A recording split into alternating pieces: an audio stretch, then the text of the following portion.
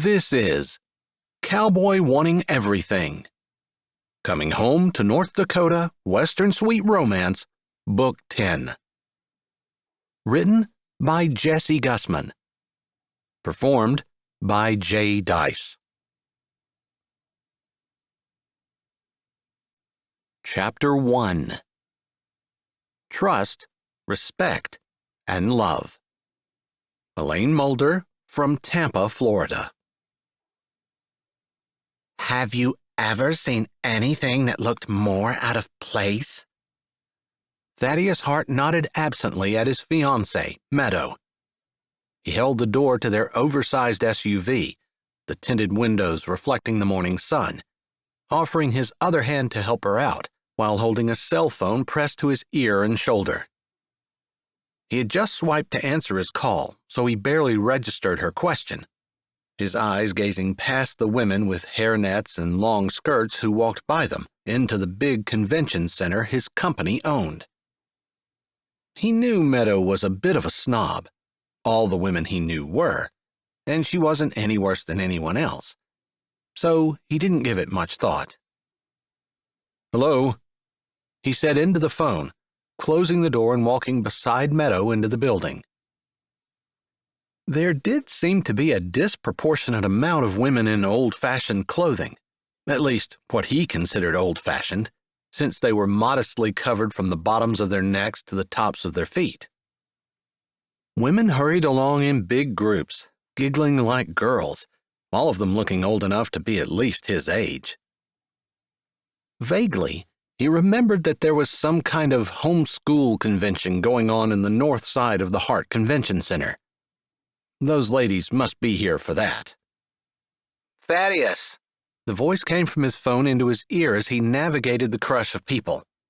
"I'm so glad I caught you. I have a great PR opportunity." "Listening." The caller was Alex Brockett, his PA. Alex screened all of his calls and only allowed the most urgent and important ones to come through. Especially today, as he and Meadow were slated to appear at a charity lunch which was also a fundraiser. He was speaking. "I have a family of 8 kids. They've been on the news. They all have the same mom but several different dads. They need a home." "Find them one." "I want you to adopt them." "What?" He almost stopped mid-stride. He didn't want kids, especially kids that weren't his. He didn't even want any kids of his own. He and Meadow had agreed on that. They would get married, but there would be no children. He didn't have time for kids. "Never mind. I didn't mean what. I meant no." He took a breath. He didn't have to do this.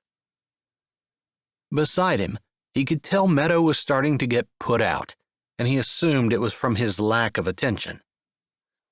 He needed Meadow's support, since her dad owned the company he was trying to partner with to go in on a professional football team investment. Part of the reason he asked Meadow to marry him was to solidify that partnership.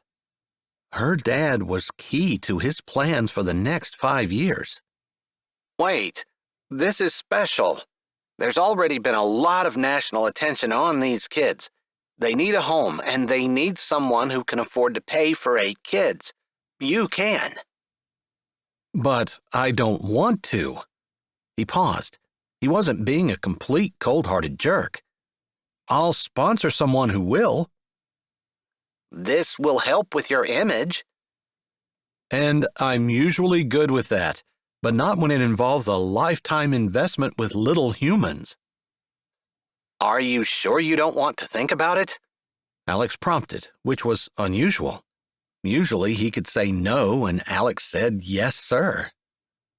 Maybe Alex was hoping that a little push might get him to change his mind. Maybe, but it didn't. It just made him more determined to get off the phone. He had to keep Meadow happy. She was already annoyed with him because she wanted to be in Florida right now and not in Minneapolis. Actually, he wouldn't mind being in Florida either.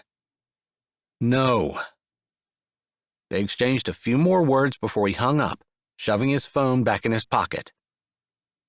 They followed the flow of the crowd inside the building, which he knew like the back of his hand. He was hands-on with everything he did, an overachiever since birth. Arguably, even his birth was an overachievement, since he'd been over 11 pounds and was 24 inches long. "You are ignoring me, and I don't appreciate it," Meadow said through gritted teeth, a fake smile pasted on her face as she spoke to him out of the corner of her mouth. "Sorry." He reached for her hand, and she allowed him to take it, although when he threaded their fingers together, her hand was limp. "Don't eat very much at the luncheon. The food's never good anyway. I'll take you to Mardell's after we get done." Her lips pressed together and her eyes narrowed, but her hand clasped his, and he knew she was softening. "You're going to shut your phone off while we're there." Of course. He wasn't a total incompetent. He did have short periods of not being connected. That was why he had Alex. He would never actually shut his phone off. He would just have Alex screen all his calls and only interrupt him if there was something of utmost importance. "Oh my goodness. I don't know what kind of thing is happening here today, but we definitely need to ban these people from this building." The snob was very evident in Meadow's voice as she spoke, her horrified eyes widening as she watched two young women ahead of them. They held a wheelchair, one of them on one side and one of them on the other, while another woman, who looked to be slightly older than they were, sat in the chair, a bag on her lap. Looking around, Thad noticed that the elevator was being worked on. A line of people in wheelchairs and others holding walkers stretched out from the elevator, while men with big tool belts hooked around their waists knelt inside. A ladder was set up in the middle. Obviously, whoever those two women were, they were helping the lady in the wheelchair get to wherever she had to be on time. Thad glanced at his watch and saw that it was just a few minutes before 9. Probably there was a session at the homeschool conference starting at 9, since one of the ladies that were carrying the wheelchair up the stairs was dressed like the other ladies he'd been seeing, with a floor-length skirt and a shirt that looked like something his grandmother might wear. The other women, what he could see of them from the angle where he stood, wore jeans and sweatshirts. The one in the skirt seemed to be holding the bulk of the wheelchair, despite navigating the stairs in her skirt. People parted in waves around them, flowing up, since the wheelchair was bulky and probably heavy, and they were taking a lot of time, going up slowly. He took another few strides. Meadow and he stepped onto the escalator, which would take them up past the ladies in the wheelchair. He supposed part of him, from somewhere deep in the recesses of his soul, wanted to help, but he wanted to get to their luncheon on time, and they would be pushing it as it was. Meadow would not be happy with him if he stopped and made them later. "It's like a train wreck. You can't pull your eyes away," Meadow whispered beside him. He didn't laugh. It was true. He was having trouble pulling his eyes away, but it was because there was something about the woman with the long skirt, the game way she was trying to help, the laughter she shared with the lady in the wheelchair, and how she didn't let what she was wearing get in the way of her doing a kind deed. A woman like that had character. Something he'd been admiring lately, although just in an abstract way. In the world he lived in, lying was accepted as okay if it was done for a good reason. That wasn't exactly the way he thought it should be. After all, if lying was okay in one instance, yet wrong in another, who was he to say in what instance it was right and in what instance it was wrong? He liked the idea of having a God with standards that he held up for everyone to obey. He'd been thinking about it more and more, maybe because as he got older, as his life unfolded, and despite all of his success, he still wasn't happy. They were halfway up the escalator and almost directly beside the two ladies hauling the wheelchair. The woman with the skirt had a handful in one hand, showing a shapely knee and slender leg as she worked to hold the wheelchair and navigate the stairs. A bag, filled with books if he had to guess, was slung over her shoulder, and she used her other side to help hold the chair and push it up. Obviously, the wheelchair was heavy for her. He could see her chest heaving in and out from where he stood, moving up with no effort on the escalator. She adjusted her grip on the back of the wheelchair, dropping her skirt at the same time she stepped up. Her foot caught on the long material. She tripped and jerked back, tilting dangerously toward the bottom of the stairs. Technically, what the ladies were doing was against the building's safety code, although there was no sign at the bottom of the stairs saying, "Don't carry wheelchairs up the stairs." As one of the owners of the building, he probably should have said something, but the thought hadn't even crossed his mind until it looked like the woman was going to fall down the stairs, losing her grip on the wheelchair, which was sure to follow, and possibly the third woman would go down as well. But even as he was thinking all of that, the woman was able to right herself. Although as she lost her balance, the bag had slipped off her shoulder, landing on the railing beside her and tipping over, dumping everything that was in it out. Papers and notebooks and pens fluttered down while books flew out, several of them sliding down the rail, as the people coming up made a wide berth around the mess. Some of them looked, but no one stopped to help until a group of ladies in long skirts and hairnets, an Amish or Mennonite sect, he supposed, hurried to gather things up. 3 of them even came over and grabbed a hold of the wheelchair, so now there were 5 ladies working on it, and by the time he got to the top of the stairs, they were once again on their way up, with other ladies picking up the mess on the stairs. "Hang on a second, I need to put a stop to this," he murmured to Meadow as they stepped off the escalator. He didn't have long to wait until the ladies stepped to the top of the stairs, setting the wheelchair down triumphantly, the lady in the seat grinning and thanking them. "What you ladies are doing is against the building policy. You can't carry a wheelchair up the stairs. That seems like common sense." The woman with the skirt who had tripped lifted her eyes to him, and he almost took a step back. They were green, deep emerald green, and held drive and determination and kindness and compassion all mixed into one package, and it hit him square in the chest. Or something. He had his mouth open, but he couldn't seem to do anything but stare into those deep green depths. "The elevator is out of order. She was going to miss her session if we didn't do anything. No harm done." The woman's tone, while kind, was also firm.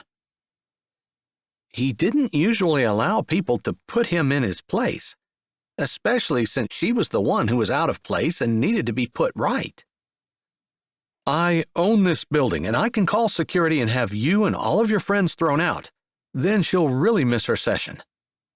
"If you own this building, maybe you could make sure that the elevator works, and that there's a proper number of elevators, so that if one is out of order, people who have a handicap are not relegated to depending on their friends' good nature in order to get them to where they need to be on time." "There's another elevator just down the hall. She could have used that." "Of course she could have, if she wanted to wait in line for 2 hours. The woman's tone was not rude, but it should have been off-putting to him. Instead, he found himself listening, taken in by her tone, by her defense of her friend, by not being willing to back down and not being intimidated when he said that he owned the building. Maybe she didn't believe him. It would have been better for her to wait in line for 2 hours than to fall down the stairs. "That's a good point. If I'd had my jeans on, that wouldn't have happened." And she could capitulate. She wasn't stubbornly refusing to abandon her viewpoint and lose an argument. He didn't often meet people like that, the ones who could admit that they were wrong. The other kind were annoying. With her capitulation, though, she'd taken the wind out of his sails. What did he say to that? He stood there for a moment, lost in her eyes again. She seemed to wait for him to acknowledge her nod to his point and maybe capitalize on her perceived weakness, admitting that she was wrong. He didn't want to do that, although he obviously didn't want a lawsuit from anyone who fell down the stairs. But something told him that this woman wasn't someone who ran to her lawyer every time she broke a fingernail. It had been a long time since he'd been around people like that. Had he ever been around people like that? He'd heard rumors that they were out there, but maybe up until now, he'd never quite believed it. He certainly didn't rub elbows with them. Thaddeus, we're going to be late. Meadow, her hands still in his, tugged, irritation lacing every word of her tone. For some reason, his throat was dry, and he found it hard to swallow.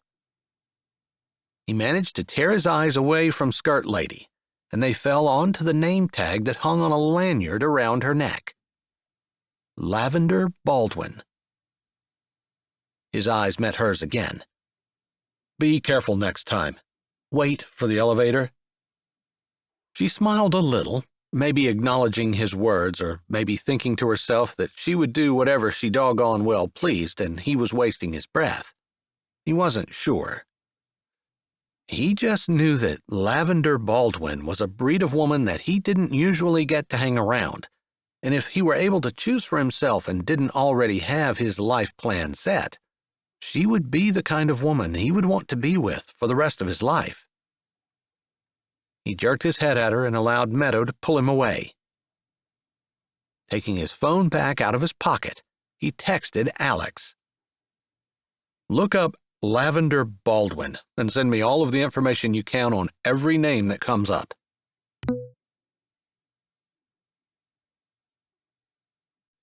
Chapter 2. Communication. Stephanie Nilsson, Little Falls, Minnesota. 5 years later. Thaddaeus Hart stood in his corner office, the big floor-to-ceiling windows allowing him to look over downtown Minneapolis and St. Paul. His arms crossed, feet braced, he didn't really see the skyline, the bright blue, almost summer sky touching down over the gray buildings below. A few puffy white clouds broke up the vast expanse of air, and in the distance he could see flat landscape, houses, streets, some trees and shrubs, and off in the distance there were farms and fields, lakes. People who made up the heartland of America lived in those buildings, the ones past the great dullness of the city. Normally he loved city life, but lately he'd been more and more disillusioned with what his life had turned into. At 35, he thought he was a little young for a midlife crisis, but that's what this felt like. His phone buzzed, and he ignored it. Meadow had left him 2 years ago. Thankfully, they didn't have kids and had an ironclad prenup. She'd been cheating on him with her trainer for a good 6 months before he found out. She'd probably still be with him if he hadn't come home early, something he'd never done in all the years he'd worked, to find them sitting on the bar stools in his kitchen, naked and sharing glasses of wine. He'd gone home early, wanting to talk to Meadow, wanting to tell her he wasn't happy with his life and wanted to scale back. Scaling back would mean stepping out of the roles that he carried for his company. He had his hands in everything, from development and marketing to acquisitions and even HR. He got to the office first every day and left last. A man didn't become a billionaire by bossing everyone else around while he played golf and enjoyed the nightlife, unlike popular perception. His phone buzzed again, but he didn't move, didn't even think about answering it. What was the point of his life? What was he really accomplishing? He had plenty of money, millions, and if one included his stocks and assets, he was a billionaire. But now that he had money, he knew common wisdom was true. Money couldn't buy happiness. He'd been married. That was a big fail. And his friends were all wrapped up in his business. If he walked out, he wouldn't have any. That was sad in a way, but it also told him that he had no true friends. Was this really how he wanted to spend his life? Emerald eyes, glowing with kindness and compassion, and just enough spitfire to make some part of him want to rise to a challenge, flashed through his mind. He wasn't sure why, but when he got really down about something, it was the thought of that woman, Lavender, those eyes, that seemed to pull him in a direction he might not have gone before. After his divorce, it was the thought of Lavender, the picture of those eyes in his head, that had made him walk into a church. There, he'd found the answers to the questions he'd been asking for a while. God had the same standard for everyone. No wonder lying had always felt so wrong to him. He was far from perfect, but that had been the start of him turning over a new leaf, becoming a new person. He supposed his discontent today was because his priorities had shifted. They'd more than shifted. The closer he grew to Jesus, the more he wanted to do what Jesus wanted, and the less important his old priorities seemed. But at the same time, he also realized that the Bible said it wasn't good for a man to be alone. Any time he thought that, Lavender's face, her eyes, stole into his mind, and he felt a longing that grew more and more familiar. She probably wasn't anything like he built her up to be in his mind. This time, when his phone started buzzing in his pocket, it indicated a call, and he pulled it out. He hadn't figured anything out, just knew he was discontent, had trouble focusing, and had trouble finding the drive that had always come so easily to him. Alex, his PA, came up on the screen. He swiped. "Hello?" "You haven't been answering my texts." "Sorry." He always made answering Alex a priority. "I've been thinking." "That's great, because I have too, about your image." "Yeah?" Alex was a great guy. He'd been loyal, hardworking, and had been able to put up with all of Thad's shifting priorities. And perhaps best of all, when Thad had started back to church 2 years ago, he'd found out that Alex was a Christian. Alex had given him a good church recommendation, one that stood on scripture and didn't just say things that tickled his ears. And now they went to church together. "I have a family, 8 kids. They need a forever home." "I'll support them. You know I will. Find a good one." Once or twice a year, Alex came up with a family of siblings who didn't want to be separated. It was hard to place more than 3 and almost impossible to place 4 or more in a forever home. Kids were a lot of work, and no one wanted that many of their own, let alone that many of someone else's, especially ones who were almost guaranteed to have problems. He funded them while Alex did the legwork of finding good homes. "Thaddeus?" Alex never used his full name. It brought Thad up short as he was turning to his desk. His eyes narrowed, and he said cautiously, "Yes?" "These kids have your name on them." "No, I'm single, remember? I know nothing about kids and have absolutely no ability to take aid in and have any idea of what I'm doing." "How about before you give me an answer, you pray about it?" "How about you give me all the information you gave me years ago on Lavender Baldwin?"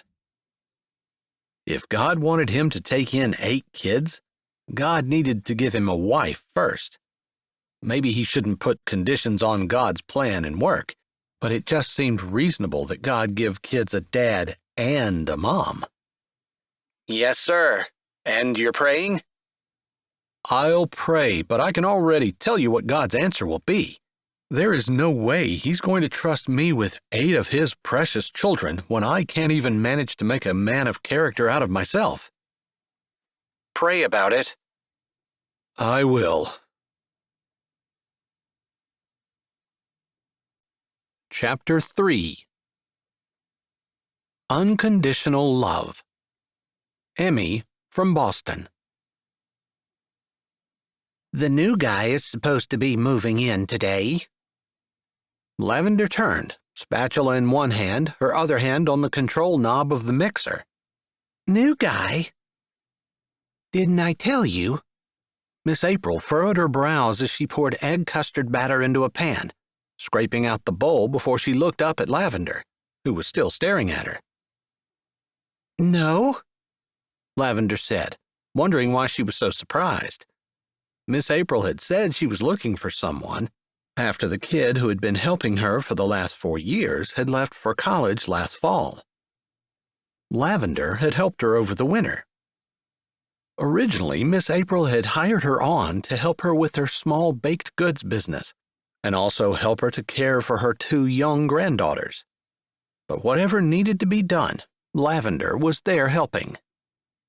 This winter, it was taking care of the stock, making sure water lines didn't freeze, and plowing snow.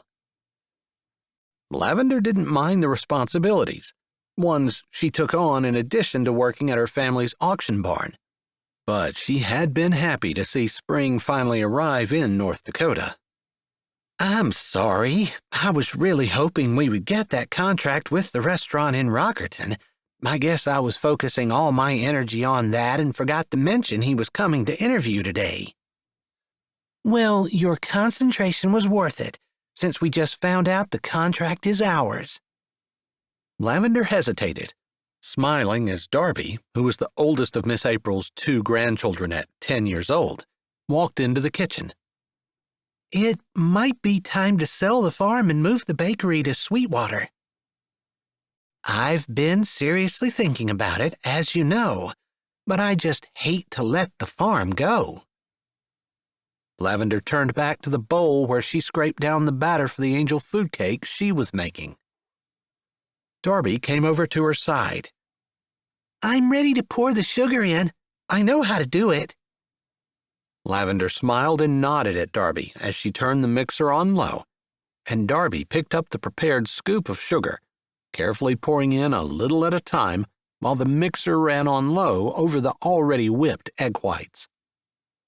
Maybe if I had someone that I knew make an offer, where I knew this old place was going to be loved and lived in, it wouldn't be so hard. Lavender would love to buy it, but she couldn't afford it. It was one of the bigger spreads in Sweetwater, with several nice outbuildings and a huge old farmhouse. There was no way she could even touch it, even if she did know what she'd do with it. One person couldn't farm it the way it was meant to be farmed. Miss April had leased most of the fields to farmers in the area, but she did run a few head of cattle on her own, although it was her baked goods business that supported her. It had been a struggle for her, especially since her daughter had dropped her kids off and basically given them to Miss April to raise while she went to California with some guy. Or something. Lavender didn't know exactly what was going on, just that Miss April had 2 little girls to take care of since last fall. Maybe if you ask around town, Lavender murmured, above the buzz of the mixer motor. I guess I could, but I already told the peacemakers and don't have anyone beating the doors down. Lavender didn't know what to say to that, understanding that Miss April didn't want to spread it too far, since she wanted someone she knew to purchase it. What do you know about the new guy? Lavender asked as she watched Darby pour the last of the sugar in. Zara, who was 8, had opened the oven door so Miss April could put the egg custard in. The peacemakers told me he was a good choice. In fact, they're the ones who contacted me. I hadn't even put an ad out. But somehow, Miss Charlene—" She straightened, nodding to Zara to shut the door. "Well, of course she knew that Rocky had gone to college. She asked me if I was interested, and she said this fellow came highly recommended." "Oh, she checked him out?" "She did. And he's worked on a ranch before." Miss Charlene kind of chuckled when I asked that. I assumed that meant yes, but it didn't really sound like it. Miss April paused in the act of setting the timer, her brows furrowed, and she looked over at Lavender, who met her gaze. They shared a look of confusion. "You mean she couldn't tell you whether he'd worked on a farm before or not?"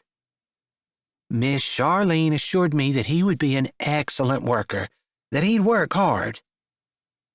"That's it?" Lavender knew it was hard to find good help.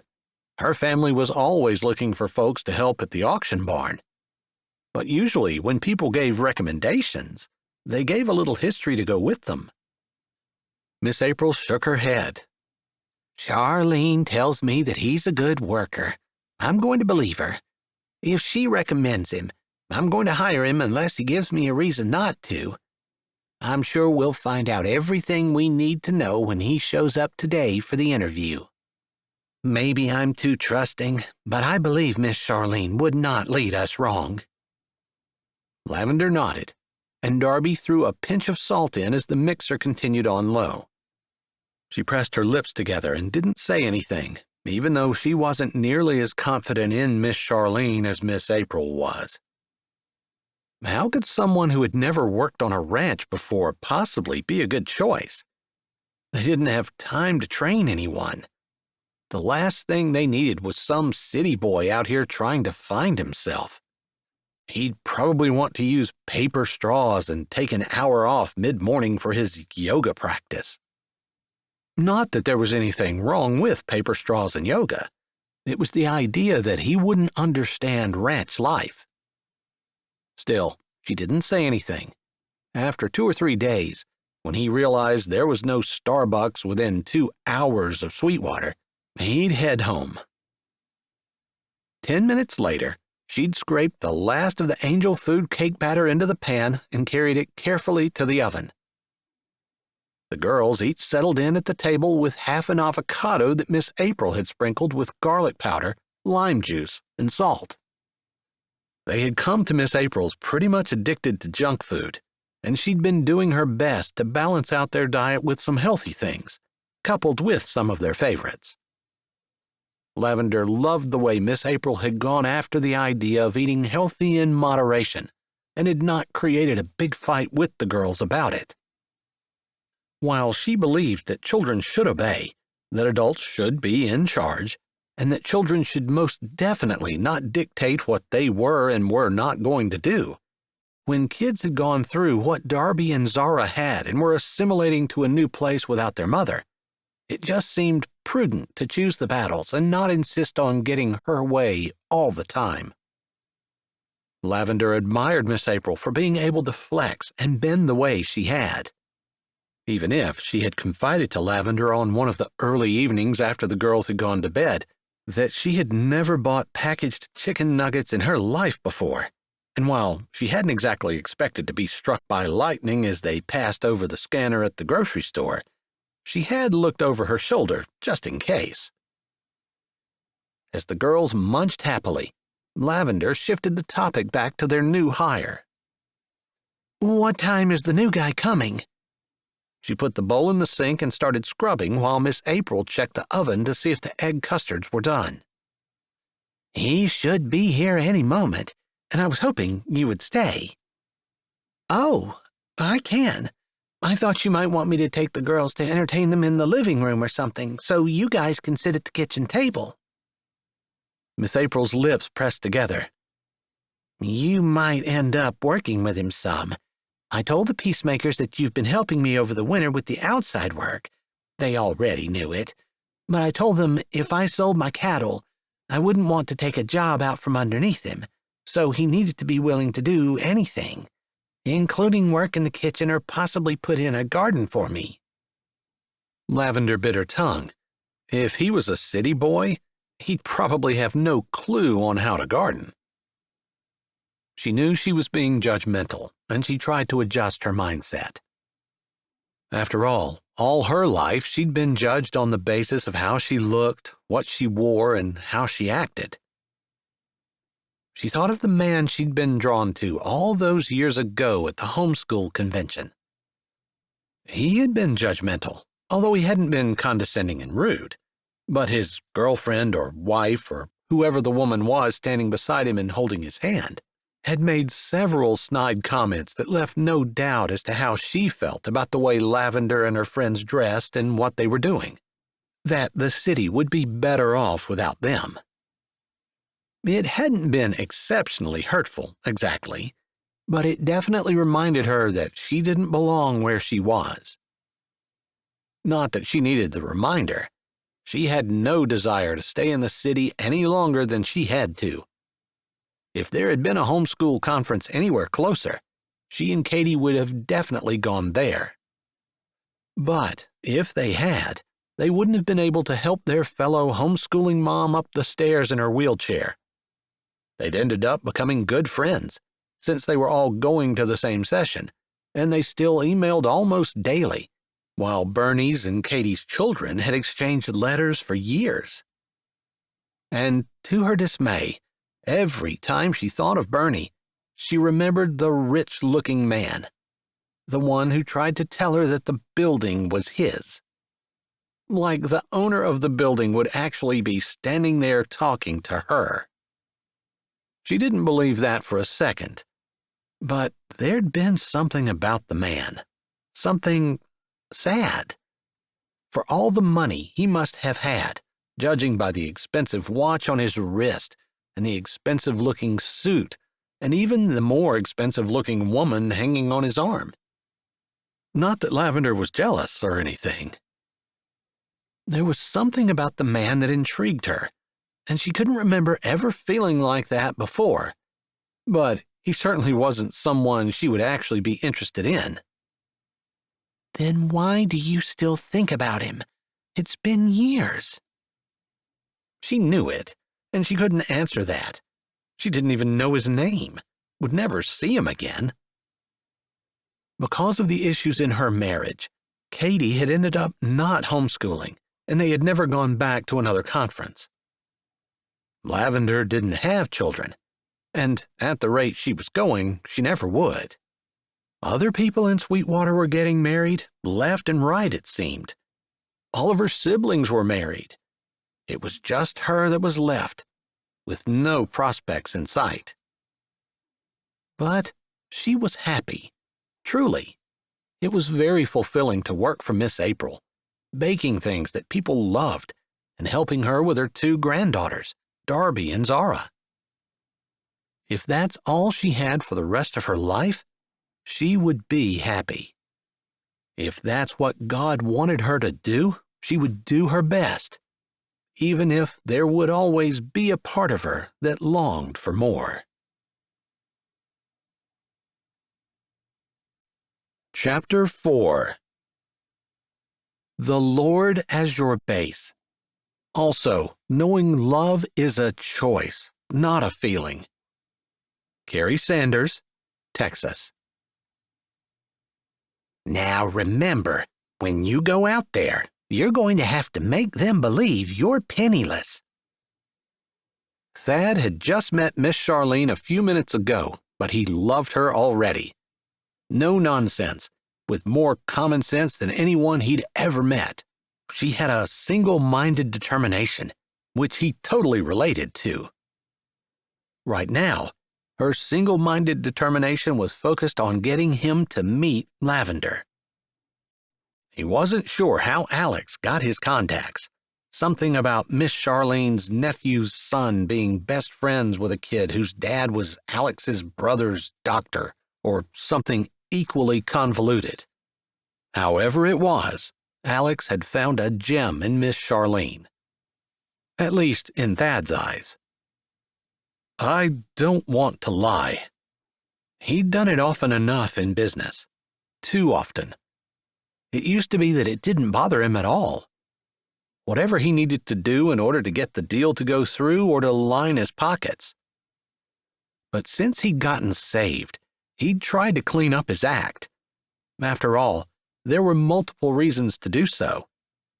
Not only did God abhor lying, but the command was to do unto others as you wanted them to do unto you. And he hated being lied to. It hurt. He hadn't been completely devastated when Meadow left, hadn't even really been surprised when she cheated, but he definitely felt betrayed because she had lied.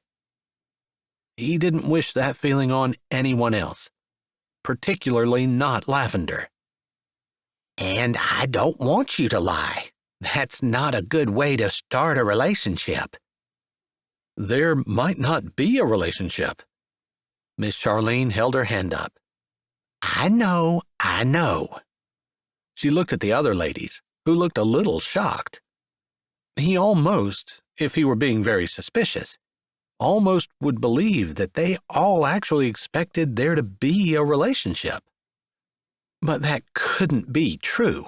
They barely knew him. They were just helping him meet Lavender and possibly look at a potential ranch to purchase. At least, that's all he had said he was interested in. He just wanted to get to know Lavender enough to convince himself that the way he put her on a pedestal in his mind wasn't what she truly was. But if you don't want her to know who you are, if you don't want anyone in town to know who you are, and if you want to be accepted as a ranch hand, you can't walk around acting like you have money. It won't make any sense for you to be hiring on as a hired hand, living in a house that they provide, and content to do manual labor if you don't need to work. He knew that. That was part of the reason he'd wanted to come anonymously, allowing his beard to grow out. He'd let his hair grow as well, a little horrified to see the white streaks in both. If they saw any recent pictures of him, they might not be fooled, but according to Miss Charlene, the folks in Sweetwater, North Dakota didn't keep up with the gossip rags. I know, and I understand how I have to come off, but I just don't want it to involve lying. He wasn't comfortable with deceit either, which technically was lying, but he didn't see any other way. Are you sure it's really not going to matter that I don't have any farm experience? That had been an issue in his head. Why would he be taking a job on a ranch when he had no ranching experience? But Miss Charlene had assured him it wouldn't matter. Of course not. You can learn anything you need to, and I know you can work hard. A man doesn't get to the level you are by slouching. Just don't be a workaholic. Thad nodded slowly, feeling a sadness in his heart. That had been a problem. Work didn't feel like work to him. It felt like fun. He loved the challenge, loved being busy and pushing himself to do more and better. The high with each new conquest. It felt like a game, a very addicting, fun game. Maybe that was why Meadow had felt she needed to cheat. Her personal trainer had given her far more attention than he ever had. I'll try. That had been something he had been working on, making sure he had time for his family and friends. Maybe that was how he figured out that he really didn't have that many friends. They were all work friends. But he hadn't visited his parents nearly like he should, nor spent time with them, although they were proud of him. They'd always pushed him to work hard and be better. There wasn't just him. He had a brother who was a doctor and one who was a lawyer, and his sister was a fighter pilot in the Air Force. They'd all worked hard and been successful, and they'd all gotten their work ethics from their parents. Yeah, his mom might not be so proud of him if she knew he was moving into a caretaker's cottage and becoming a ranch hand on a farm that was barely breaking even. You can take these 2 quilts with you. April's grandchildren moved in with her, and we never sent them any. We're making up for that now. If you wouldn't mind delivering them when you go for your interview, we'd appreciate it." He hid his smirk as he took the quilts from Charlene. This was the weirdest job he'd ever interviewed for in his life. The weirdest interview he'd ever anticipated. Normally, he sat across a boardroom table, eye to eye with the people he would be working with. And nowadays, he was the one who had veto power over new hires. For sure, though, he'd never arrived in their kitchen carrying 2 quilts and pretending to be penniless. This could get interesting. Chapter 5. A decision every single day to stay married and putting Jesus at the center of it all. Terry Roller, all over, currently Maryland. "I think that must be him now," Miss April said as they took the last angel food cake out of the oven. They had 15 already wrapped and ready to take to the restaurant in Rockerton. Once these 2 cooled, they'd be the last. "Would you like me to check and make sure that Darby and Zara have their homework done?" "I was hoping you'd let him in while I go check on them," Miss April said, her brows lifted and her mouth turning down just a bit. "I can. It's important to me that you like him and get along with him. You'll be working with him, and your family has hired hands for years. You have more experience than I do. And if there's anything that he needs to be trained to do outside, you're going to have to do it." Lavender nodded. This wasn't the way hiring was done at normal companies, but they were hardly a normal company. "Do you mind answering the door and making him feel welcome while I go get the girls settled?" Lavender almost laughed. Now she was making him feel welcome? She supposed they never really had visitors, but it felt a little odd that Miss April was asking her to let the new hire in and make him feel welcome. She didn't have time to think about it, though, because Miss April had barely disappeared when a knock sounded. She walked over, opening the door. "Hello, come on in." She managed to talk, but she'd never really had anyone take her breath away before. This man certainly did. He looked rugged in worn jeans with a scruff of beard and hair long enough to be messy, but which didn't cover his ears. He was holding a cowboy hat in his hand with a bag in his other. All of his clothes looked like they were past their prime and could use an upgrade. "I assume you're Thad Hart, the man Miss April was thinking about hiring?" The man hadn't moved. In fact, his mouth hung open, and he stared at her like she had a nose coming out of her armpit. "Are you okay?"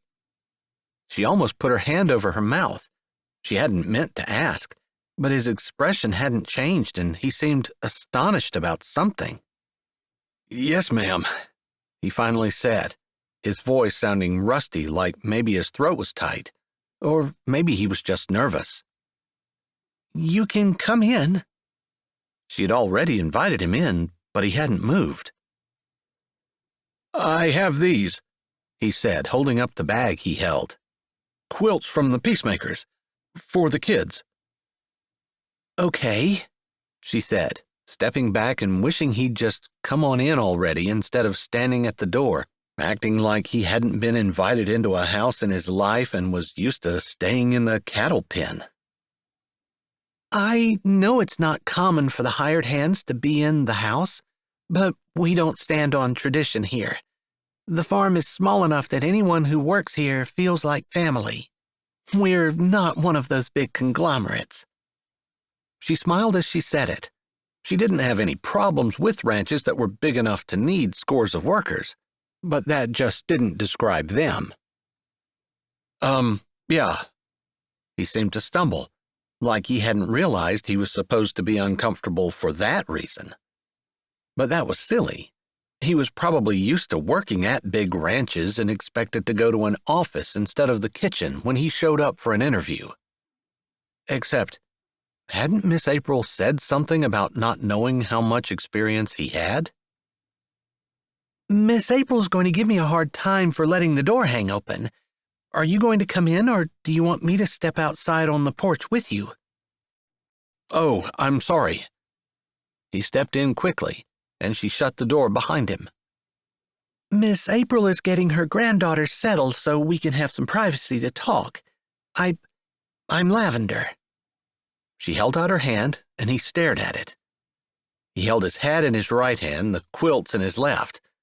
After a few seconds, he seemed to shake himself, setting his hat back down on top of his head in order to free his hand to shake hers. She was so taken by something that she couldn't name, something that felt like she knew him before, although she was sure she'd never seen him around town, and she never went anywhere, but it pulled at her so strongly she almost didn't notice how soft his hands were. Miss April hadn't known the half of it. She'd bet this man had never worked on a ranch in his life before. As soon as their hands had gone up and down twice, he dropped hers like it burned him and grabbed his hat back off his head. Holding up the bag, he said, "Here." He shoved it at her, and she grabbed it to keep it from hitting her in the stomach. He must be terribly shy. He seemed so awkward and out of place. His hands made her curious, too, since he obviously did not work on a ranch, or do any kind of manual labor, for that matter. "Smells good in here," he said after they'd stared awkwardly at each other for another minute. She shook herself. She was supposed to be making him feel at home, not staring at him and trying to figure out why he felt so familiar. We just got finished baking. 17 angel food cakes, that many egg custards, and a bunch of pies from last winter's apples. Last winter's apples? Miss April has a storm cellar she stores them in, and they stay good all winter. These were Arkansas Blacks, one of my favorites. They make good pies. I don't know how they taste, but they sure smell good. She sells them? Yeah, I've been trying to talk her into opening up a bakery in Sweetwater. Ever since Peyton got married and moved out to the farm, she hasn't been selling baked goods at all, and she only has the bookstore open a couple days a week. That's too bad. Every town should have a bakery. Everyone ought to be able to step into a kitchen and smell this. I'm glad it smells like home. And she was glad he finally walked into the house, seeming to get over whatever it was that had been holding him back earlier. You can go ahead and sit down at the table. Can I get you some coffee or something? Sure. He hesitated.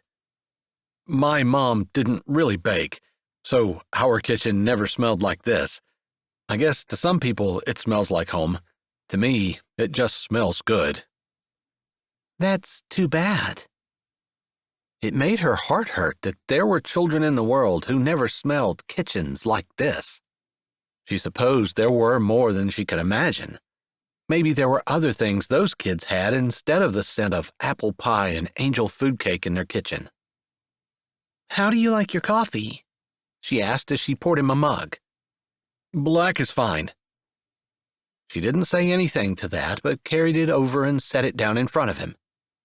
We have one angel food cake that didn't rise very well. I kind of messed up when I was beating the egg whites. We kept it back for ourselves. Would you like a piece? She felt a little sheepish offering him their imperfect goods, but she couldn't cut one that they had already committed to sell. It will taste just as good, and there's nothing wrong with it. It's fine. I'm used to eating seconds, he said, sounding like he wasn't used to anything of the kind, but wanted it to be true. Yeah, I shop at the discount store all the time, but I promise this should taste delicious. You made the angel food cakes? I did, and Miss April made the pies. She can make a crust that's so flaky you wouldn't believe it. I'll take your word for it. His eyes glinted a little, and again, she got the feeling that she had seen him somewhere before. So, do you have family in Sweetwater? No. She pulled 2 plates out of the cupboard and set them on the counter. What made you decide to move here then? I knew someone who said that there was a lady who was hiring. I figured I'd apply. What job were you doing before this? He coughed and she turned, concerned. He held his coffee in front of him and she grimaced. I'm sorry, I should have warned you it was hot. It's fine. She turned back, slicing the angel food cake and putting a piece on each plate. You were telling me where you worked before? I was a white-collar worker in Minneapolis. Worked for a company there. Oh, what'd you do? Was it a feed company? Not exactly. Agriculture? No, I don't think I'm quite having a midlife crisis, but I guess I decided I was tired of the rat race. Oh, yeah. People do that all the time. Then they come hire on as ranch hands in North Dakota. She couldn't quite keep the sarcasm out of her voice as she set the cake down in front of him. He looked up at her, surprised, then saw the smile lurking around her mouth, and he grinned.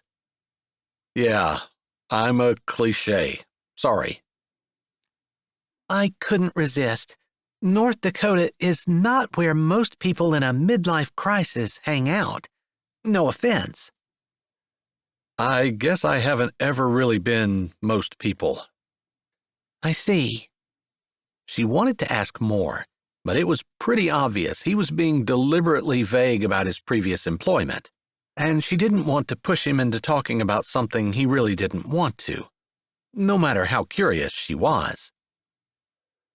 I see you two are getting cozy. I'm glad you gave him a piece of the angel food cake. Miss April bustled out into the kitchen, walking directly over to Thad and offering him her hand. I'm Miss April. Thad Hart. He pushed back away from the table and, standing, took Miss April's hand and shook it slightly more gently than he had shaken hers. He didn't drop it like it burned him, either. Maybe she'd gotten him calmed down and helped ease his nerves a little. She hoped so. That's what it seemed like, anyway. Since he seemed much more relaxed. Very nice to meet you, Thad. Miss April smiled, then pointed at his chair. Go ahead and sit back down. What do you think of the angel food cake? It's delicious. Miss April lifted her brow at Lavender. Lavender made it. She's gotten really good at them.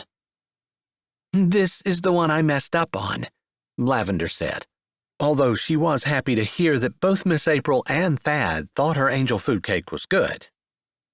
Thad brought quilts from the Peacemakers for your girls. She picked up the bag from where she'd set it earlier and held it out. Oh, I'd forgotten they were going to send them. Miss April took the bag from Lavender and set it aside, probably wanting the girls to be there when she looked at them. She turned back to Thad. If you don't mind, we'll just have an interview right here at the table, she said, pulling out a chair. She nodded at Lavender to sit back down. Lavender sat and looked between the two of them. Thad, who seemed excessively nervous again, and Miss April, who seemed calm.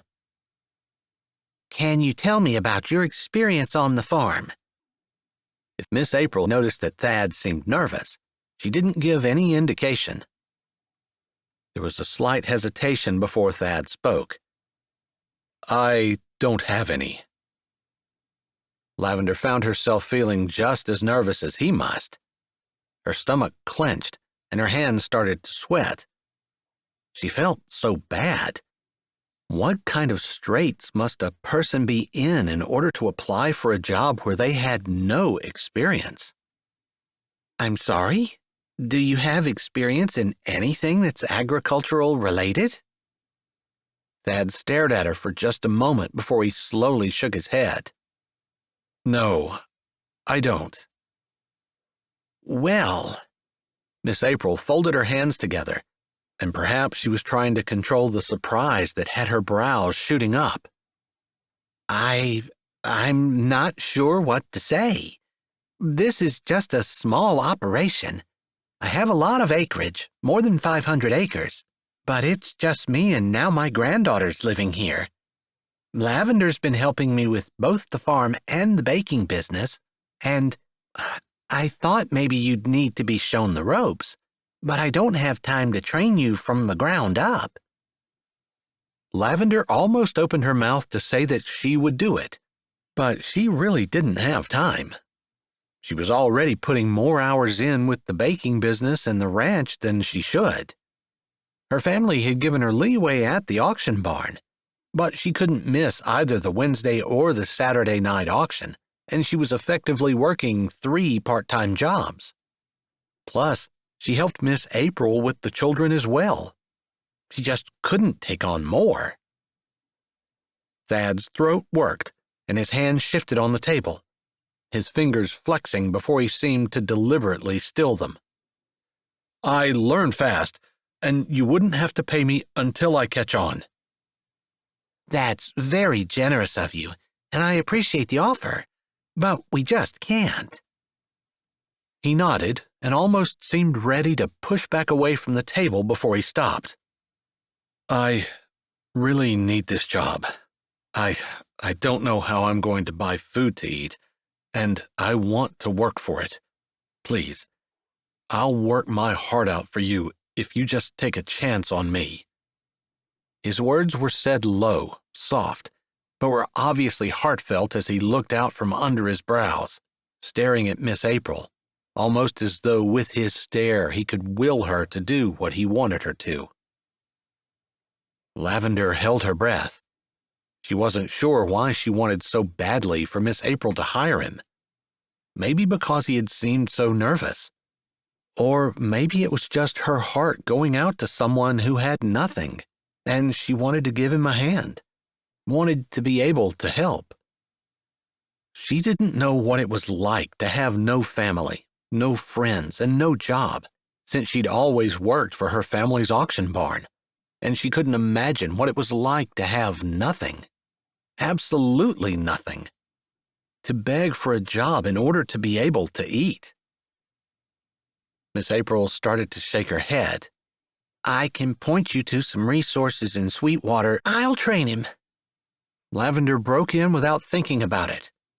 I'll train him on my off time so it doesn't cost you anything. Lavender stared at Miss April as Miss April's surprised eyes lifted, meeting hers. I'm sorry.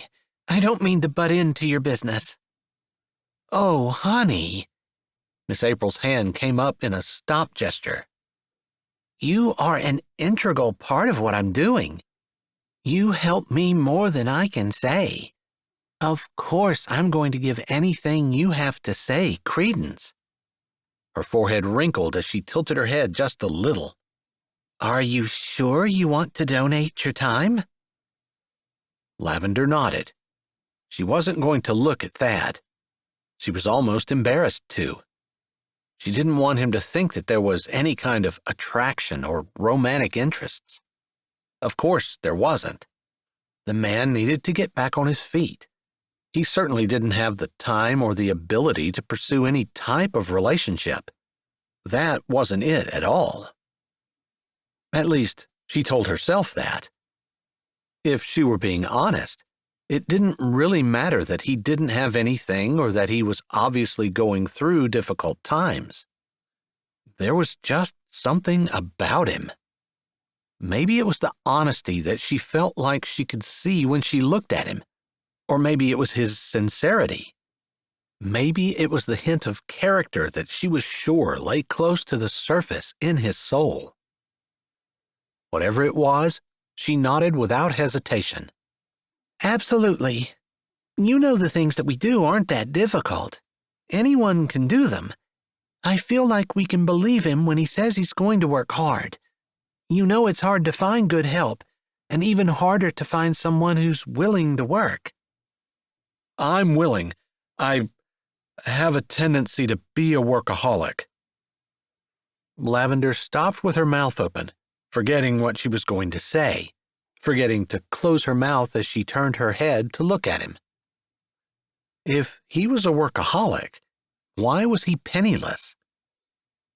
"Did you just get out of prison?" Miss April asked, with the forthright way about her that country folk often had. There wasn't as much pretense, wasn't as much show. No, I have no prison record, but you're welcome to check me out if you want to. I wouldn't know how to if I wanted to. Actually, the way I would check you out would be to go into town and talk to the peacemakers. They know everything that's going on, and they can tell me what's going on with you.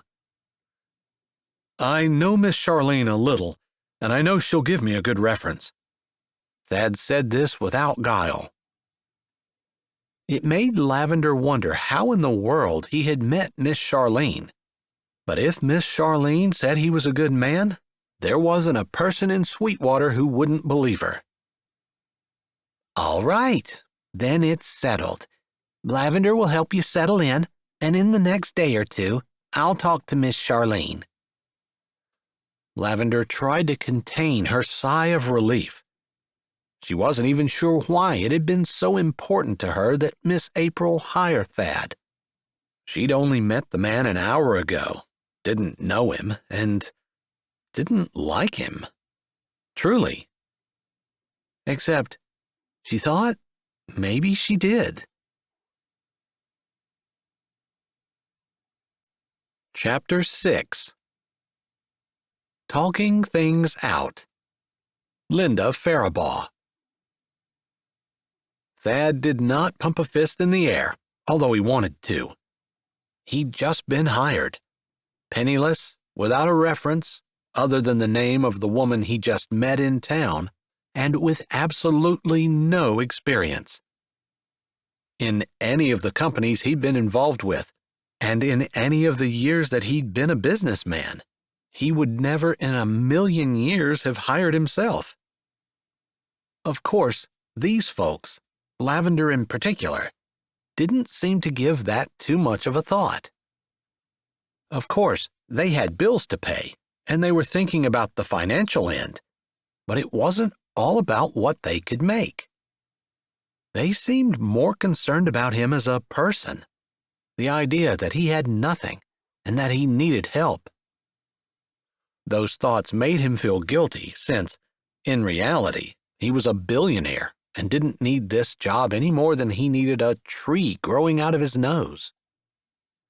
But they, Lavender, didn't know it, and while the thought warmed his heart, and it made him think that maybe what he thought he had seen all those years ago was actually more than skin deep, it also made him feel guilty. He was lying, flat out lying, and he had vowed to never lie again. When he'd become a Christian, the things he needed to give up had been obvious. Most things, anyway. There were a few things that seemed like gray areas, but lying wasn't one of them. Still, he tried to justify it and assuage his guilt by saying that eventually he would tell her the truth. He just needed to do this for now. Once he saw that she was just like everyone else, he'd find someone to take his place on the farm. After all, they were taking a chance on him they didn't need to, and he would come clean, completely clean, before he went back to his life in Minneapolis. We've just finished baking, and if it's okay with you, Miss April, I'll take him to the cabin and show him where he'll be staying. That sounds good. I have clean sheets in the cupboard in the bathroom upstairs, and I'll go get them and bring them out to you. Thank you. Lavender turned to him. I don't think it'll take you long to get settled, and if you're willing, I'll show you around the farm. He was definitely willing. He nodded, and she gave him a little smile. There was a part of him that wanted to tell her the truth, wanted her to know that he really wasn't penniless, wanted to show her that he really had worked hard all of his life, that he was successful and rich and debonair, to put his best foot forward. But that wasn't what he was here for. He just wanted to meet her and get to know her enough that he could get the thought of her out of his head. So he wasn't running around all the time constantly thinking about her, comparing every woman he met with her, and finding them lacking. Miss April had disappeared, and Lavender gathered up the cups from the table and took them to the sink. Maybe he should have done that. He was used to people coming in and cleaning up behind him. He didn't have to think about things like tea and cups and clean dishes. That was something he hadn't taken into consideration when he made the decision to do what he'd done. But it was something in the back of his mind that he had wanted to be able to do. Be normal. Live like a regular person. Not need to have 7 people taking care of his every need. Not that he didn't enjoy that. It just had begun to feel stifling. Like there had to be more to life than hiring people to wait on him. After all, everyone he worked with the possible exception of Alex, were only there as long as they were paid. The second their paycheck didn't hit the bank when it was supposed to, they would be gone. He wasn't fooling himself. He was like that too. Wasn't doing anything without getting paid for it. Which made what Lavender had volunteered to do for him even more striking. She had volunteered to help him and specifically said she would do it on her own time. He couldn't get anyone to work in his company or train a new hire on their own time. It was just unheard of. He'd never, in all his years of business, had anyone volunteer to work without pay. Never. By the time Lavender had rinsed off the dishes and wiped the table, he'd begun to feel very awkward standing there doing nothing, and was grateful when Miss April came out with sheets and some towels. "I'm sorry I didn't have time to go down and give the cabin a good cleaning like I normally would have. I hope it's not in too bad of shape." "I'm sure it will be fine." He couldn't imagine that it would be something he couldn't handle. But then again, he'd never lived in a cabin before. He glanced around. This kitchen looked rather rustic to him. The idea that the cabin might be even more so was kind of hard to imagine. "If you want to drive your vehicle down, you can. Otherwise, we can take the four-wheelers. It's not too far to walk, but it makes more sense to drive." Lavender had flattened the rag out on the counter and dried her hands on a dish towel as she spoke. "I can drive down. I'll need my car down there anyway." He tried not to show how eager he was to spend time with her. So far, she had lived up to the idea in his head, which made him more curious and intrigued. That wasn't his plan. "I'll go ahead and take a four-wheeler. We'll end up back at the barn anyway." Her look was friendly and kind. It made his thoughts seem almost underhanded, which was not his intent. She walked toward the door, and he shuffled the sheets, tucking them under his arm, and managed to get the door open for her. That wasn't something that was always appreciated in the circles he ran, a man opening the door for a woman. But he kind of thought it might be something she would like. Her smile said he'd been right. He returned it, jerking his chin at her to let her know she was to go first, and then he walked out, closing the door behind him. "Miss April must trust you a lot if she's letting you show me where to stay and what I need to do." They walked across the porch together and down the front steps. "I guess. She doesn't really have much choice. She's overwhelmed with everything she has to do, and now with her grandkids staying here, It's been extra hard for her to try to get everything done and still make sure they're doing a good job on their schoolwork, getting them up for school and church activities, the extra meals and laundry and food, and all the things that come with kids. Spring is baseball season. Do they play sports? He thought his question sounded casual, although he wasn't as interested in Miss April's grandkids as he was in her hired help. No, but they're both involved in the drama club. They're having a great time with it, and I think it's been good for them to help them acclimate. Sweetwater's pretty small. It's a tight-knit community, and sometimes it's hard for outsiders to feel welcome and included. She lifted her shoulder like there wasn't too much they could do about it, or like it wasn't their fault. So you guys are snobs? He asked easily as they stopped at his second-hand car. When he'd decided to come to Sweetwater, he knew he couldn't come as himself. He'd gone to Alex and got him to borrow the car of one of his employees.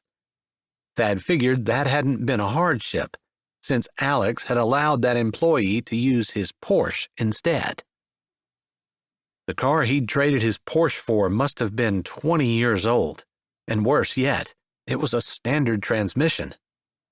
He'd never driven one before, and it had been a little touch and go getting out of Sweetwater. But he'd managed. Not snobs. I don't think anyone intends to not include people, but a lot of people who live here have been here all their lives. They have parents and grandparents and a lot of history in the area. I think it just means people who come in feel like they don't have as much in common with the locals as they'd like. It's not like a city where half the people are new and most of them don't know anyone other than their circles. Some people grew up in the city. He had. Of course, he didn't really consider himself a native. He wasn't sure what he considered himself. An urbanite. Competent and confident in traffic and large crowds of people. That's true. I guess I feel like they don't have the same sense of pride in their heritage that we do out here. Maybe it's because we depend on each other. Or maybe it's because we're closer to the land. She shook her head a little. I don't mean to say that anyone is better than anyone else. That's not what I was implying at all. I didn't think you were. Good. I wouldn't want to give you the wrong idea. She gave a little self-deprecating smile. I guess it's pretty obvious that I just love it here, and I hope you do too. I'm sure I will. They stood and stared at each other for just a moment, and he couldn't really read the expression on her face. Maybe she was laughing at herself a little for talking to him about how much she loved her state, or about the close-knit camaraderie of small towns. She was right. Neither of those things were apparent in city dwellers, and while he never really missed them, having grown up in the city, he did understand why people would feel a pride and a sense of belonging to a community. Lavender shook her head again. I'll grab the four-wheeler out of the barn while you get turned around. We'll be going in that direction, and I'll lead you. You can just see the top of the cabin in that direction. She pointed, and he could see the roof of the building off in the distance. He hoped it looked a little nicer close than it did far away. He didn't say anything. He just nodded, and she turned and walked away while he put the sheets and towels in the passenger side of the car. The interior of the car smelled worse than anything he'd ever smelled in his life before, and he made a mental note to have Alex get it detailed. Then he remembered that he wasn't supposed to have Alex, and he wasn't supposed to have any money anyway, so he wouldn't be able to afford to have it detailed. Or he'd have to do it himself. He had no idea how. He'd seen car washes along the side of the road, but surely people didn't take their car to a car wash to have the inside washed down, did they? maybe he could use the cabin's central vac to clean out the car. Although he wasn't sure how far the central vac in his mansion reached, but he was pretty sure it didn't go out the door. Maybe there was an extension. He'd have to look into it. He hadn't gotten any better at driving with a stick, and he stalled the car 3 times before he had it turned around and pointed in the right direction. Thankfully, Lavender didn't notice because she was getting the four-wheeler out of the barn. She motored ahead of him, and he stalled it twice more before he was able to get it into what he hoped was first gear, according to the pattern on the gear shift, and followed her down the road, thinking that he couldn't believe that everything had worked out exactly the way he'd hoped it would.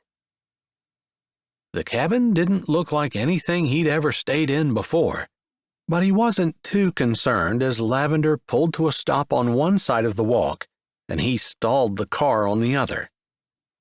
He was close enough behind her that she didn't have the four-wheeler turned off before he stalled it, and he hoped that she didn't notice that the car jumped forward a little as he pressed on the brake and forgot to depress the clutch at the same time. At the rate he was going to rip the transmission out of the car and owe whoever owned it a new one. He got out of the car as Lavender got off the ATV. He almost forgot to grab the sheets and towels. As he did so, he considered the fact that he'd never made his own bed. Surely it couldn't be that hard. Worst-case scenario, he could Google it, he supposed, although the idea of Googling how to make a bed made him snort. He was probably one of the only people in the entire world who would ever need to do such a thing. "What are you laughing at?" Lavender said as he opened the car door. He paused. He didn't want to get caught up in an elaborate web of lies. He wanted to keep it simple. He was lying about not being a billionaire. That was it. As much as he could, anyway. "I've never made a bed before. I was thinking I might have to Google some instructions." Chapter 7. Taking Care of Each Other. Emmy. "You're kidding." There was no doubt of the absolute shock and possibly a little horror in Lavender's voice. There was also humor in her eyes, like she found it funny on some level. Thad liked that humor. It made him feel like she didn't take herself and her position in the world as seriously as he was used to with the women he had dated. Sometimes it seemed like they had a serious need to get offended over everything. It was annoying. He had to walk around on eggshells making sure he didn't say anything they might take umbrage over. "Unfortunately, I'm not." "How have you managed to survive this long in life and have never made your own bed?" Something his grandfather used to say came to his mind at that point. Anytime a person tells a lie, they have to tell more lies in order to make the first lie make sense. While Thad had experienced this plenty of times before, it had never bothered him until right now. "I guess I've just done something different in order to not have to. I've heard fighting with the fitted sheet can be like aerobic exercise, and I avoid that like the plague."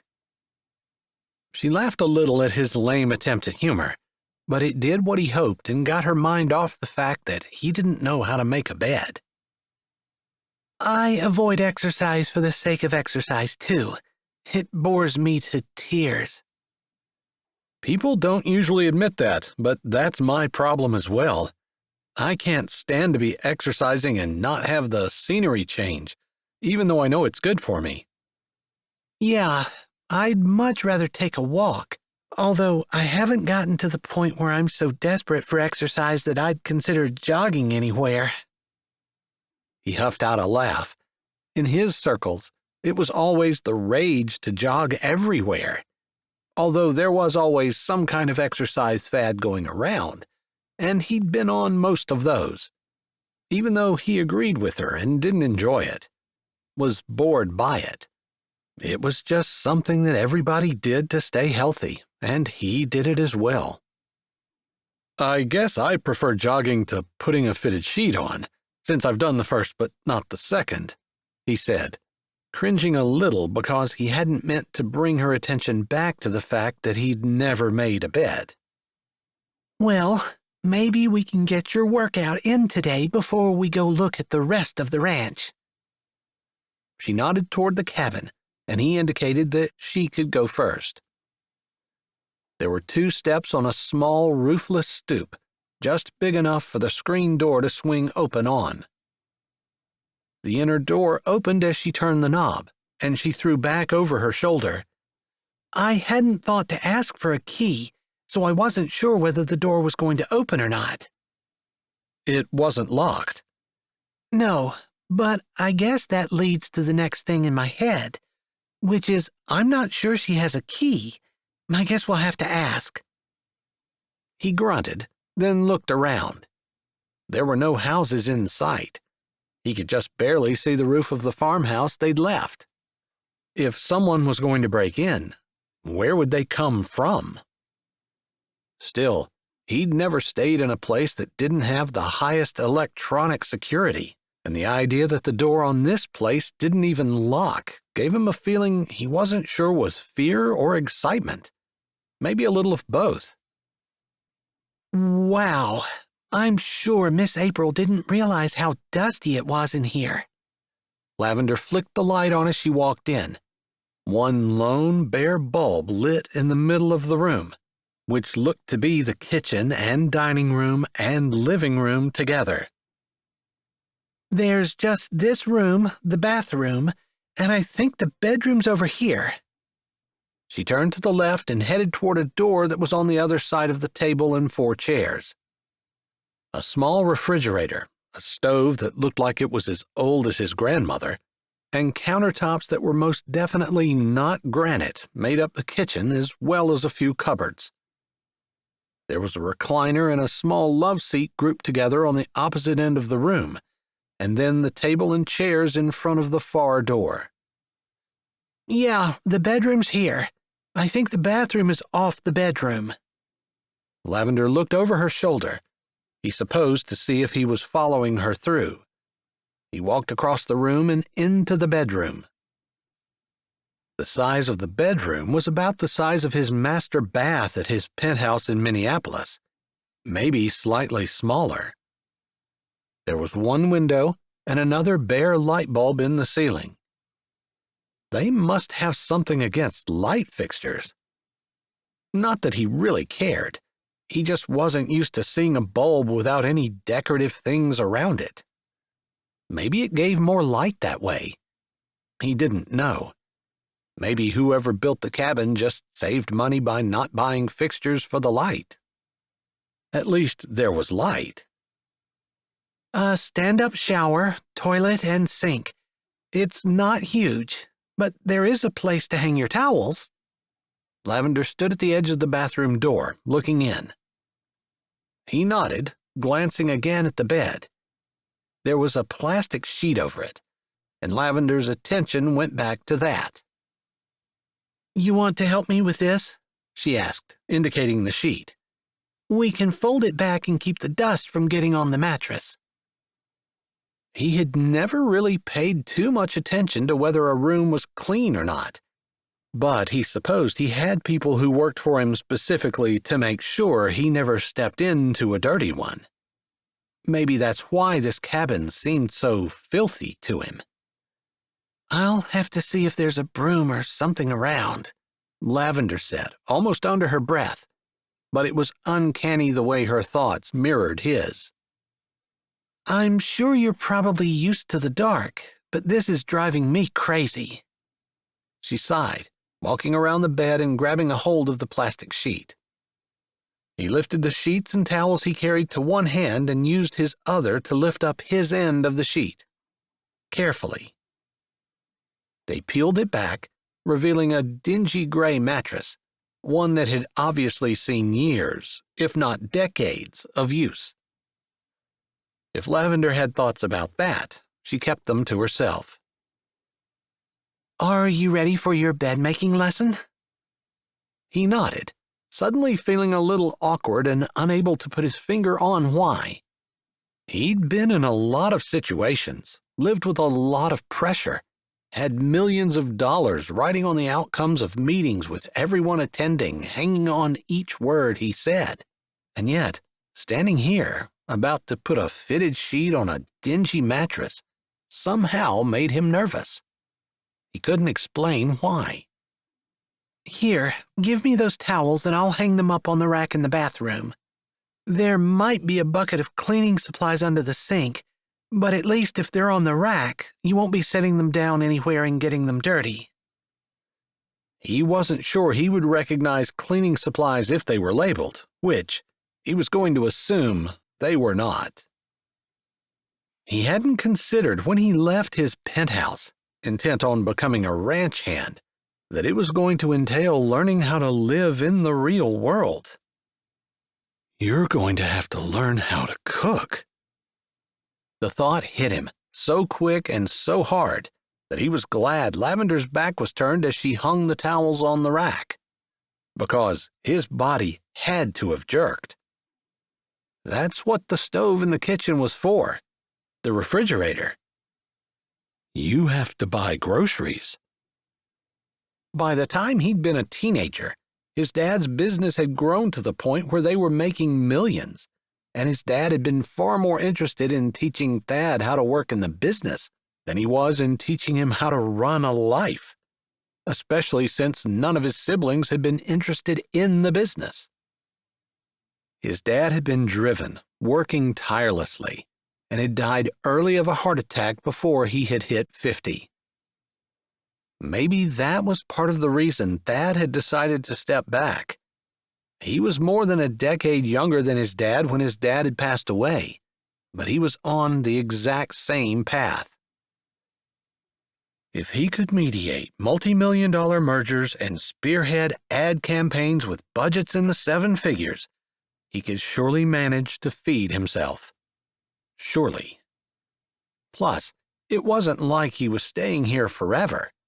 Just a few weeks, until he spent enough time with Lavender that he was sure he'd go back to his life, never thinking about her again. You can grab the fitted sheet, Lavender said as she walked back out of the bathroom. He looked at the sheets he still held in his hands. He supposed there was a way to tell which sheet was fitted, but he really had no idea. Lavender laughed, and he didn't even need to explain to her that he was truly baffled. Here, let me. She took the sheets from him. This time, her hand brushed his, and he almost moved so the contact was more than a brush. But he didn't. I'll get the pillows off the mattress, he said, meaning to say it in a confident tone, but honestly having no clue. I was going to suggest that, but there's really no clean place to put them. The dust on the nightstand is an inch thick, and the dresser's the same. I didn't see any supplies under the sink, so hopefully there are some in the kitchen. Until you can get them cleaned off, let's just leave them on the bed, and we'll move them onto the sheet once we have fitted on both corners of the bottom. Okay, he said, hoping he sounded like he understood what she said, even though he really had no clue. He felt like he was doing a good job of hiding it, though.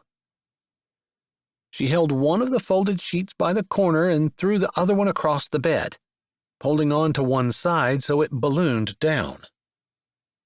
You're going to want to take your corner and tuck it under like this.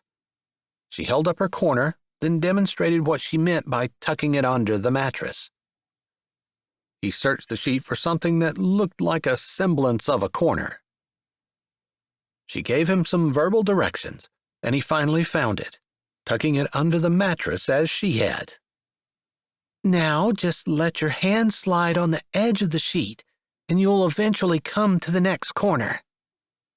Again, she demonstrated with her own hands, and he tried to follow her lead.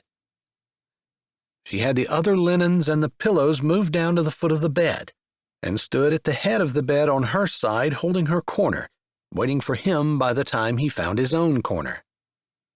Good. Now tuck it under like you did the last time. Part of him wished he would have just Googled it, and then he wouldn't have to feel so incompetent. But she didn't seem to be looking at him derisively or even laughing. Her whole demeanor showed compassion and a willingness to help him as much as he needed. Patience that he wouldn't have expected. He hoped that he had shown to other people who had been in his position the same patience and compassion. He suspected that he was often impatient when people didn't know what he thought they should, what he figured was very elementary. In fact, he could almost hear echoes of himself telling one hapless administrative assistant that if she didn't know how to type, maybe she should go back to school and not waste his time. Yeah, for a lot of years, he didn't have too much patience with people who didn't do things that he felt they should know how to do. Which made him even more grateful for the kindness that Lavender was showing to him. "You're probably going to go home and laugh about me with your family," he murmured as he got the sheet tucked under the mattress. She stopped abruptly as she leaned over the mattress, ready to tuck her end in. Why would I do that? She seemed truly baffled, like the thought had never occurred to her. "You probably never met anyone who couldn't make a bed before." I haven't, and I suppose it could be a bit of a conversation piece, but in my family, we don't usually make fun of people. I heard once that talking about ideas is a higher level of intelligence than talking about people. I don't know whether that's true or not, but I've always thought about that any time I've been tempted to talk about someone.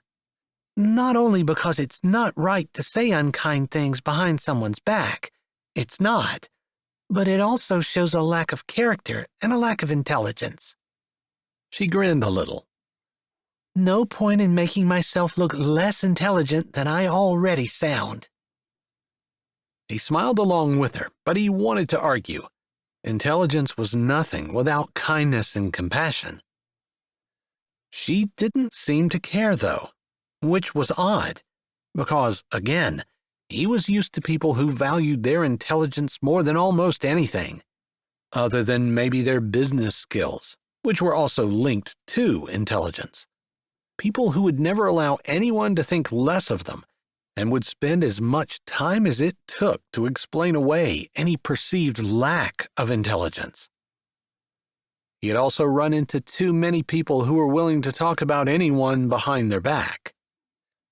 Of course, time would tell whether Lavender was being honest or not. After all, if she talked about him behind his back, she would talk about other people to him behind theirs. He had become very sensitive to that as his company had grown, and he had gotten more wealthy and became a target.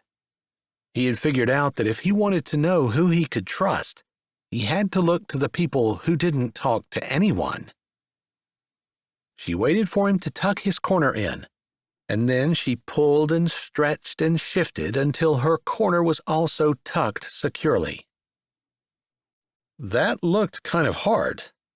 He should have gone over and helped her, and would have if he would have realized it was going to be so hard.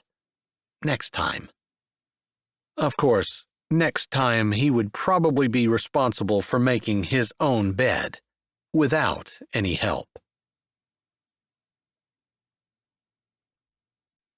Chapter 8. Having God in charge and willing to listen and compromise with each other.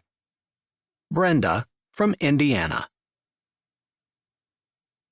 It wasn't too bad. I've done worse. Lavender grabbed a pillowcase from the top of the linens and tossed it across the bed to him, along with the pillow. Picking up the other pillow, she grabbed the other pillowcase and shook it out.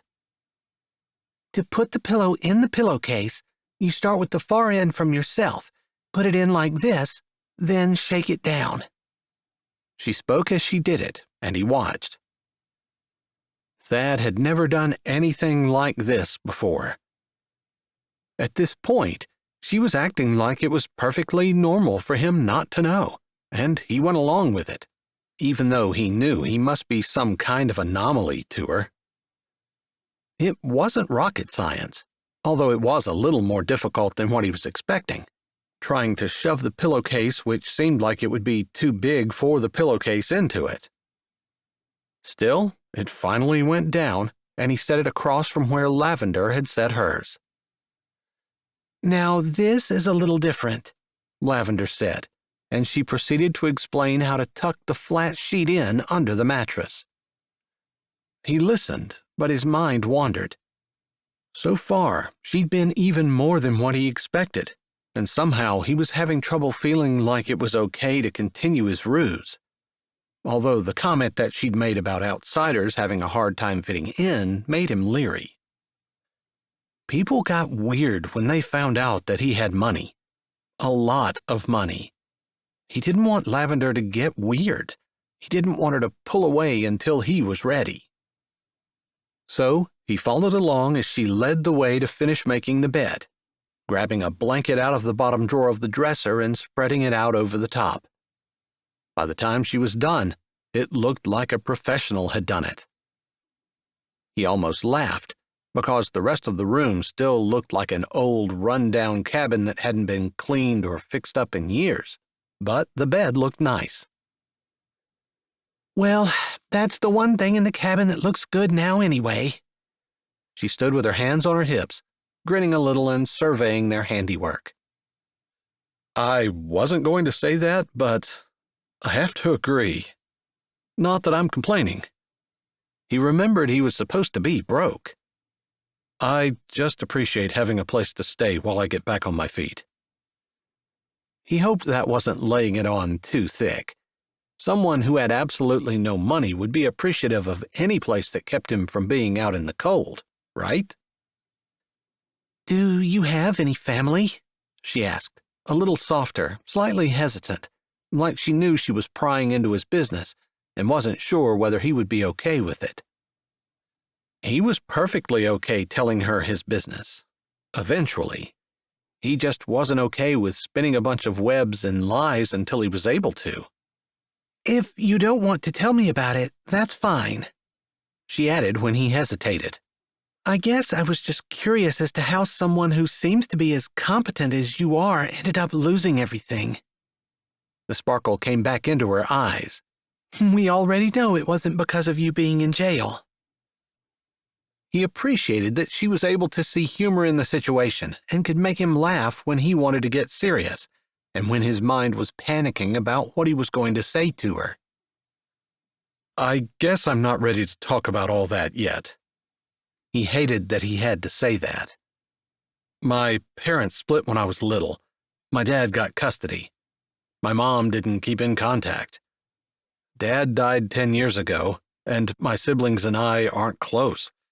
We've all been busy." "That's sad. I can't imagine not being close with my siblings. So much of my life involves the things I've done with them. It's hard to picture a life without them." "I guess for me, the shoe's on the other foot. I can't imagine a life with them. We're just not close."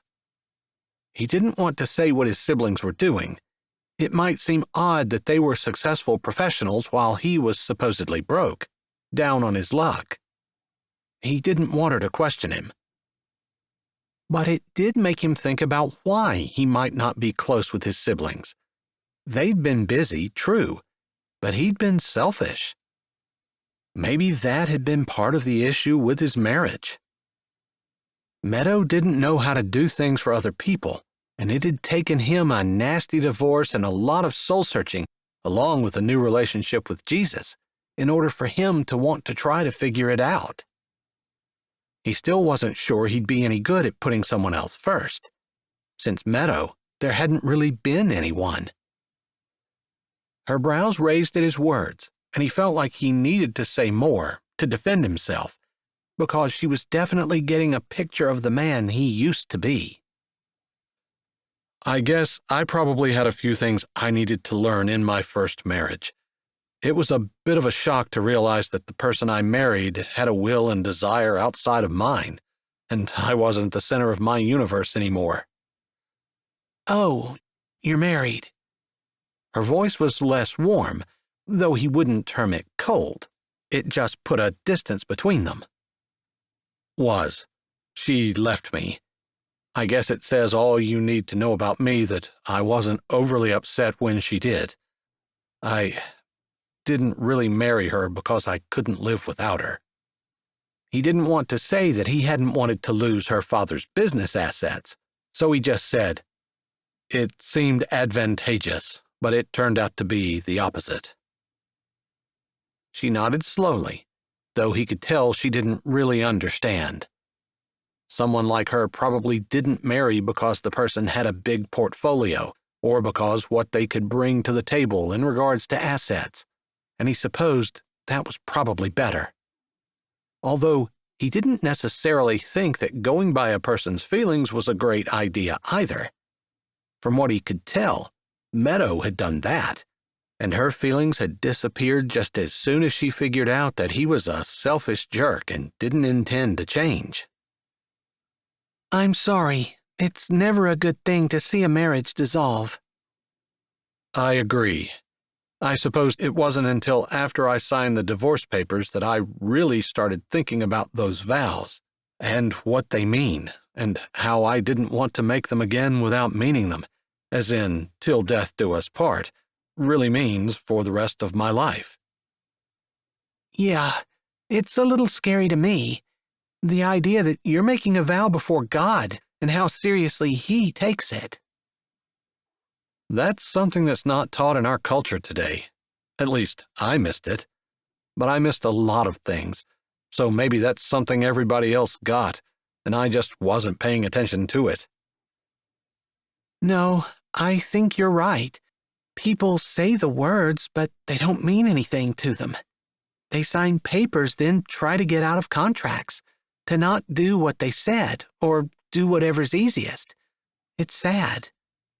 She looked back down at the bed they just made, biting her lips. Although, I guess I shouldn't talk. I've never been married, and I don't know what I'd do if I found out the person I was married to wasn't who I thought he was, you know? Like he lied or deceived me in order to get me to marry him. It would feel like a betrayal, but for now, I feel like God wants us to keep our word no matter what.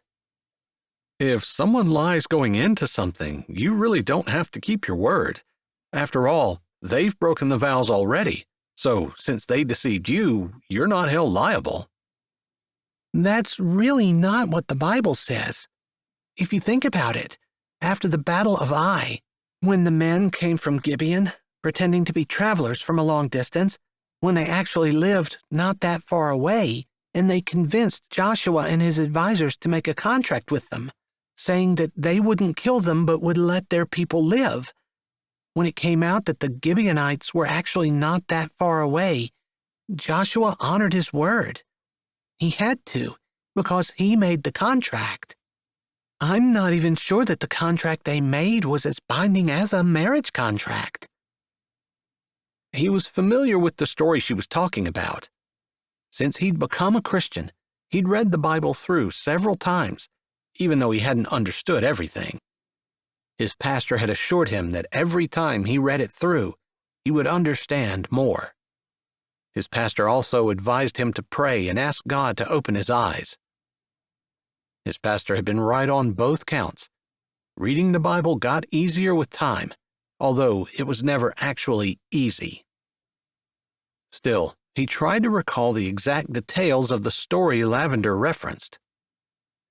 That's found in the book of Joshua, not at the beginning. I think it's chapter 9. To his surprise, Lavender pulled her phone out of her pocket and started clicking. I have a Bible app on my phone. Just give me a minute and I'll tell you exactly where it is. She was quiet for just a moment as her fingers moved over her phone, and then she said, Yeah, chapter 9. And if you go down toward the end of the chapter, once the congregation of Israel found out that they had made a league with people who lived among them, they wanted to kill them all anyway. But the leaders said, We have sworn unto them by the Lord God of Israel. Now therefore we may not touch them. This we will do to them.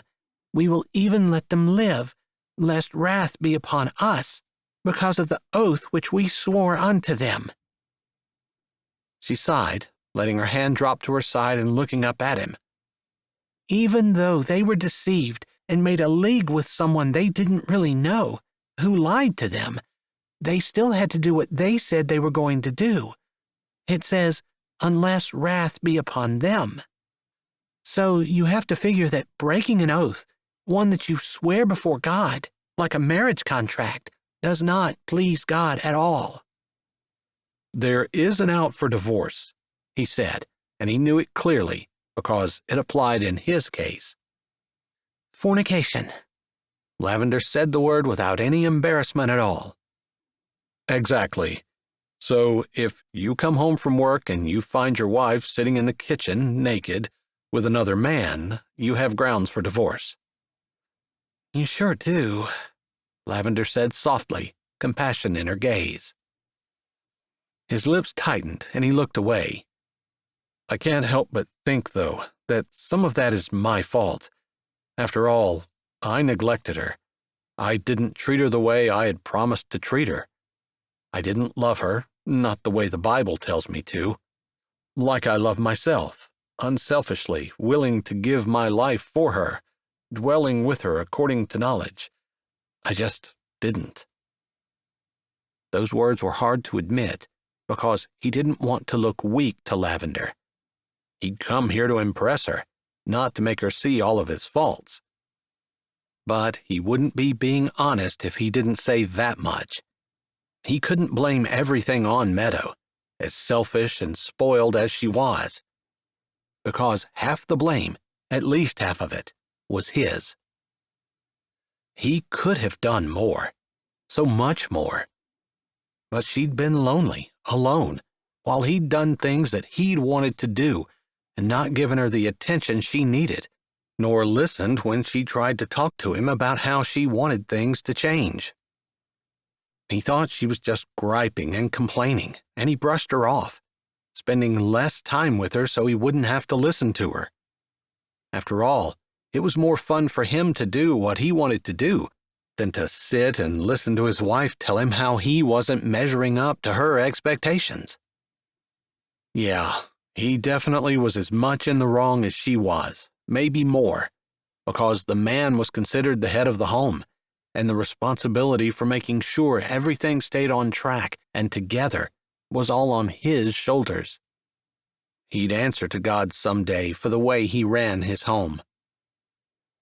All of the Christian men he knew were big on wives needing to submit, but none of them wanted to shoulder the responsibility that was rightfully theirs for everything that went on in the home, from the children to the happiness of his wife, to providing for her, and making sure the kids were brought up to love and serve Jesus. It was a pretty big responsibility, and men were not so quick to jump on the bandwagon for that, like they were to make sure that their wives submitted and obeyed. Of course. "I'm sorry, I didn't mean to make you sad." Lavender shoved her phone back in her pocket, then brushed her hands together and wiped them down her jeans. "No, it wasn't that I was so sad. I was just thinking. You know how sometimes you make mistakes, and you want to do whatever you can to not repeat those mistakes?" "Oh yeah, I definitely know what you're talking about there. I have a lot of those in my past." "I guess that's what I was thinking about. Marriage is a pretty big responsibility on a man's shoulders. It's funny how men don't want to face that responsibility and just want to tell their wives they're supposed to submit and obey, to be happy and stop griping, and act like that's the only problem in the marriage." "It sounds like you've learned something from your divorce." "It woke me up. I don't like to fail, and that felt like a failure. Even though, like I said, I wasn't as emotionally attached to my wife as I should have been." The look on her face said she was curious about that, but she didn't say anything more. The silence stretched between them, and she looked around. I suppose you've noticed that there's no washer or dryer. Normally, the hired guy either gets someone to do his laundry, or he takes it to the laundromat in town on his day off. I don't think Miss April said, but I wanted to make sure you knew. He had his mouth open to say that he would need to hire someone since he'd never run a washer or dryer before in his life, but he snapped his mouth closed just in time, thankful that Lavender was already walking past him back out to the kitchen. He'd almost slipped up again. I'll keep that in mind, knowing he had no idea what he was going to do. He could hardly hire someone. Surely someone would notice that he wasn't washing his own clothes, especially since he had to leave the house to do it. I assume you have a change of clothes, Lavender said as she walked out to the kitchen and turned back around, her brows lifted, like she dealt with people who only had one set of clothes every day. Thad couldn't even imagine. But he had made sure to bring clothes that he had Alex buy at the secondhand store, enough for 3 days, plus the outfit he was wearing. I do. I guess Miss April didn't talk about when my day off would be. He supposed he was able to say that because he knew from his employees that they were always very concerned about the time off they had. As the owner of his own company, time off was a concept he was unfamiliar with. Whenever there was a problem, day or night, he was the one who had to solve it. He worked weekends, Sundays, holidays, evenings, nights. Whatever needed to be done, he did it. That was part of the reason his marriage failed. Because, to him, work was play. He worked, yes, and then played as well, at his work. He never took time from doing what he was addicted to in order to make time for a person he saw as a whiner and a complainer and someone he didn't want to be around. So he wasn't around. I know you have Sundays off, and I imagine that Miss April will be flexible if you need more time. Normally, a ranch hand's job is 7 days a week, and they rotate a day off with someone else, because animals don't take a day off from eating. But since you're the only employee, normally I'm out here on Sundays to feed, so you can at least have that. I can do it. You don't have to be out here on Sunday. He interrupted her before she had a chance to finish. He almost laughed at himself, though, because what was he saying? He had no idea how to feed or take care of anything. He could hardly insist that she take Sundays off when he didn't have the ability to take care of the things that needed to be done. I'm sorry, I shouldn't have said that. I just realized that if you take Sundays off, there won't be anyone around who actually knows anything. She grinned a little, like she appreciated his honesty, but she shook her head at the same time. It's not rocket science. This work is hard, but it doesn't take a lot of intellectual ability. What makes the work hard is that it happens every day. Rain, shine, weekends, holidays, no matter what the weather. Whether it's an ice storm, a snowstorm, or unbearable heat. You don't get out of it just because you're sick or tired or have chills and a fever. The animals depend on you, and you have to be there for them. That's what's hard. It was a little like the unselfishness that he'd been learning ever since he saw the big flaw in himself. Dying to self, living for something else other than himself. That sounds like a job that teaches character. It really is. Although, I think there's a point where you can take such pride in what you do that any gains that you have in character are negated by the holes that you develop right along with them. He nodded, understanding how that could go. He was a man, after all, and rather proud of the things he had done and accomplished, and he could see that that was a trait that the general population of men probably shared, no matter what their job was. There was something about pitting oneself against something and winning, whether it was another company, a merger, or the weather. You will learn, trust me. Are you ready to go? She looked at the door, her brows lifted, her head tilted. She'd made him think a lot and deeply since they'd walked in, and far from feeling like she was just the same as everyone else, he was getting the feeling that he'd found someone who was truly different, and quite possibly someone he could grow to not want to live without. Chapter 9. Communication, communication, communication. I took a Christian marriage and family course in college at the beginning of my marriage. I was 21, and it was the best thing for starting my marriage off on the right foot. My husband and I have now been married for 26 years, and we are in constant communication with each other about everything. We don't keep secrets from each other, and even discuss big purchases before making them. Melissa Haber. These are all the cattle Miss April has, and we have them in the nearest pasture because they're all bred and due to freshen within the next 2 months. Freshen. When a cow has a calf, we say she came fresh. We also say she calved, which I should have done, and I'm sorry. No, I want to learn the lingo. She grinned a little over his use of the word lingo, like farmers had their own language. Although she supposed in some ways they really did. Every area of work, and even some areas of play, had their own language, words that were unique to just them, phrases that people who worked and played in those disciplines understood. I'll try to be sure that I teach it to you then. Sometimes you use words and phrases that you don't realize the rest of the world doesn't know what you're talking about. Although, if I take 2 seconds to think about it, it would make sense that you wouldn't know what we call a cow who's having a calf. Hey, it's okay. Don't beat yourself up over it. She was kind of impressed that he knew she was frustrated with herself. She hadn't meant to come across as condescending or as deliberately trying to make him not understand. Thanks for saying it wasn't on purpose. That was pretty obvious to me. You're not a vindictive or unkind person. Anyone who has spent 2 seconds with you will know that. She laughed a little and at his repeat of her choice of phrase from just a bit ago. Thanks for your honesty. I appreciate it. That's something I highly value. He winced, almost imperceptibly, but it was still there. She wondered about that. Had his ex accused him of being a liar?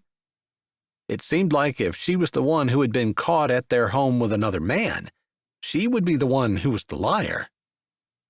Although, in Lavender's experience, often people who were guilty of something accused other people of the very thing they themselves were guilty of. She wasn't sure whether it was to take suspicion off them, or whether it was because they thought everyone else was like them and had the same sins. We'll want to keep an eye on these, although Angus are known for being easy calfers, and I'm not expecting any problems out of any of them except for maybe the 2 or 3 heifers that we have. Heifers. She shook her head at herself. I'm sorry.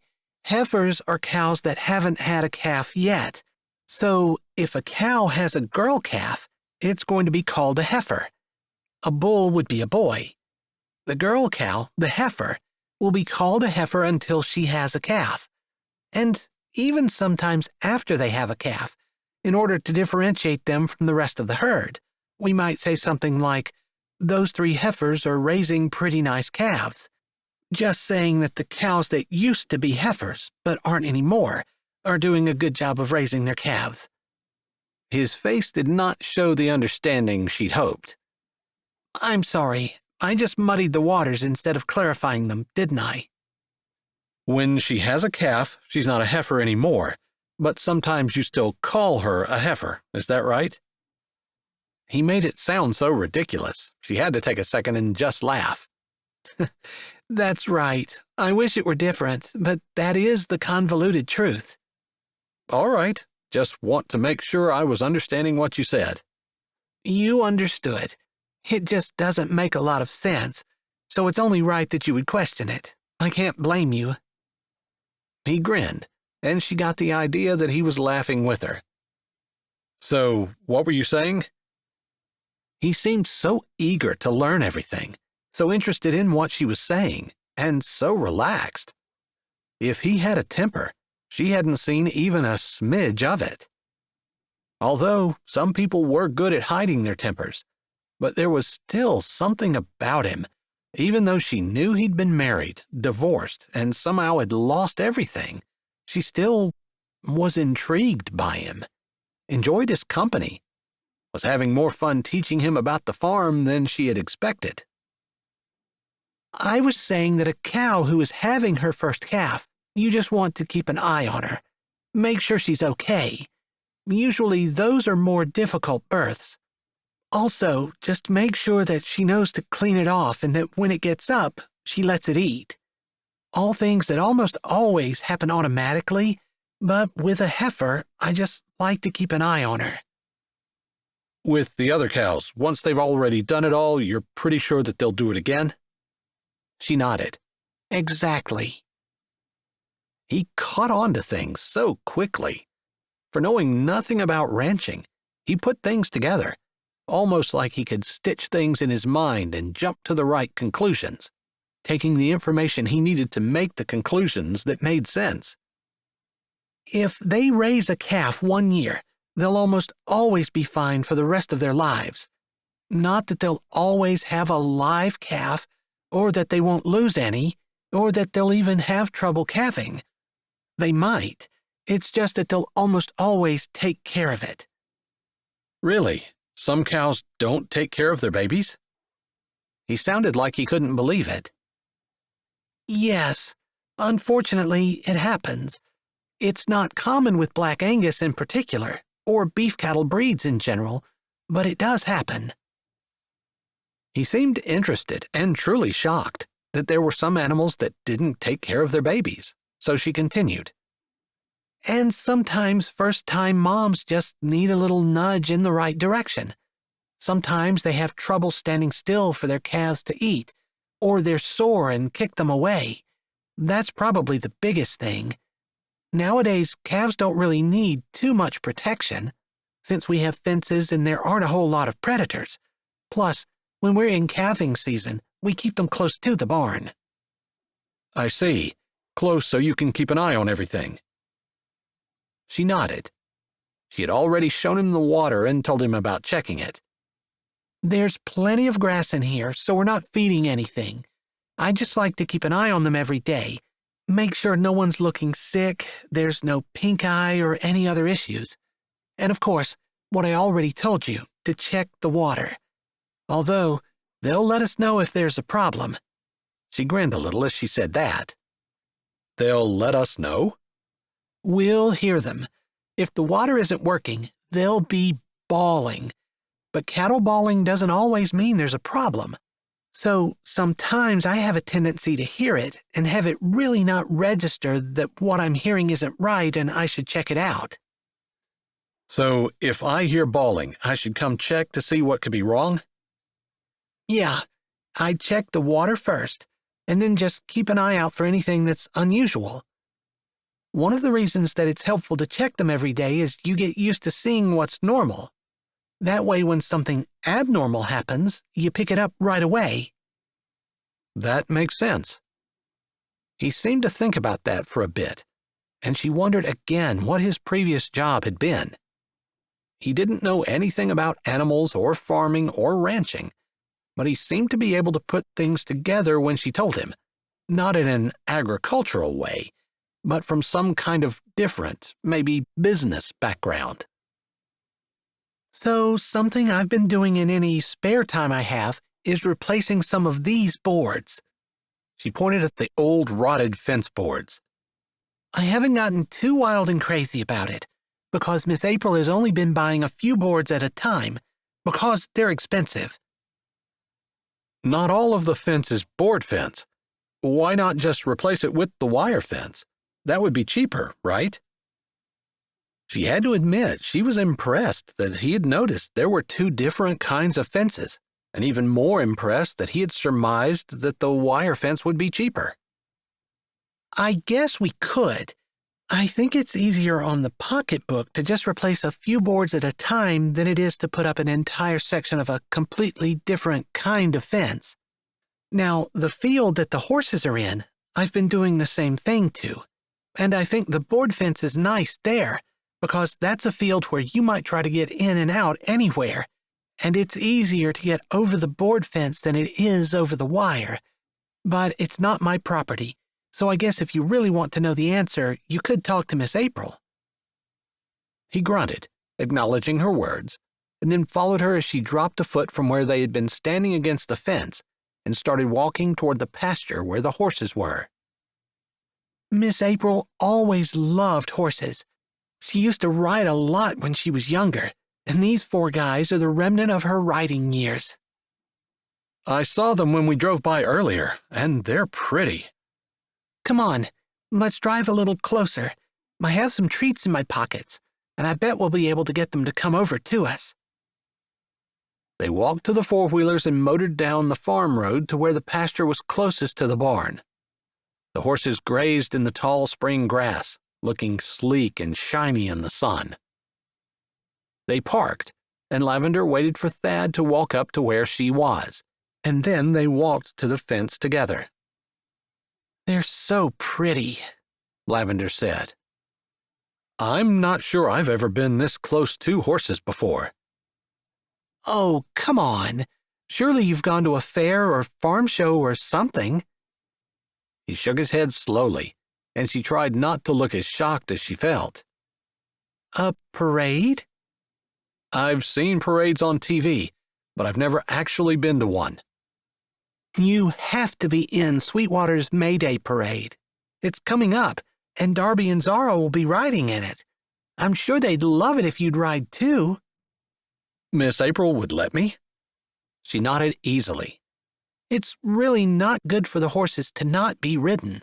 They get rusty, same way people do when we don't use our skills. I see. So I'd be doing her a favor. Pretty much. I'll talk to her about it just to be sure, but I'm sure she'll be fine. I've never ridden a horse before. She laughed. I guess I assumed if you've never touched a horse or been close to one, you've never ridden one either. I guess I was just thinking a parade might not be the best place for me to start. I agree with that. We probably should do a lot of practicing between now and then. She gave him a friendly smile. Definitely his circumstances of being destitute pulled at her heartstrings, but he seemed intelligent and articulate, and always had a little bit of humor in his words. And he also seemed eager to learn. All of those things made her eager to help him. Not that she normally didn't like to help people, she did. She just felt a special affinity toward him in some way she couldn't explain. How long are you expecting to stay here? She wasn't even sure where that question came from, but it seemed like a good one once it was out and hovering in the air between them. His mouth opened and closed a few times, and then he said, I'm not sure. I guess I just wanted this job so badly I never even gave a thought to the future. She nodded, seeing how that could be true. So it's not your dream job. You just needed a job so badly you didn't care what it was. Maybe when something better opens up, you'll take that. Maybe the questions were to protect herself. She didn't want to get so invested in him that she couldn't disentangle herself when he decided to move on. Of course, she supposed he could always lie and just say that he intended to stay. People said things that they didn't mean all the time. She knew she had a tendency to lead with her heart and invest her soul, and it was hurtful when other people didn't go all in the way she did. She knew this about herself, and still, she couldn't imagine living any other way. How did someone only give a part of themselves? How did they take a job and not do their very best? How did they start something and only give a token amount of effort? It just wasn't in her makeup to not put everything she had into whatever she was doing. But, from experience, she knew it was a dangerous and often painful way to live. I guess something like that. She nodded, figuring she probably knew the answer before he even said it. And now, she reminded herself to be cautious, even though she knew the reminder was useless. She couldn't not help someone who needed it. She couldn't not invest herself in a situation when it called for investment. Why? Does the length of time I stay have to do with how willing you are to teach me how to ride a horse? There was a little bit of humor in his voice, like he knew that she wouldn't turn him down for any reason. And the thought crossed her mind that it was weird that he knew that about her from the little bit of time they'd spent together. Of course not. Maybe I just wanted to know if you were going to be here for the parade. It's a month away. It wasn't exactly what she meant, but it did make sense. I'll be here. He nodded a little, as though confirming his words to himself. She noticed that he didn't say that he would be here for the summer or for years. Maybe she wanted more of a commitment out of him than he was willing to give.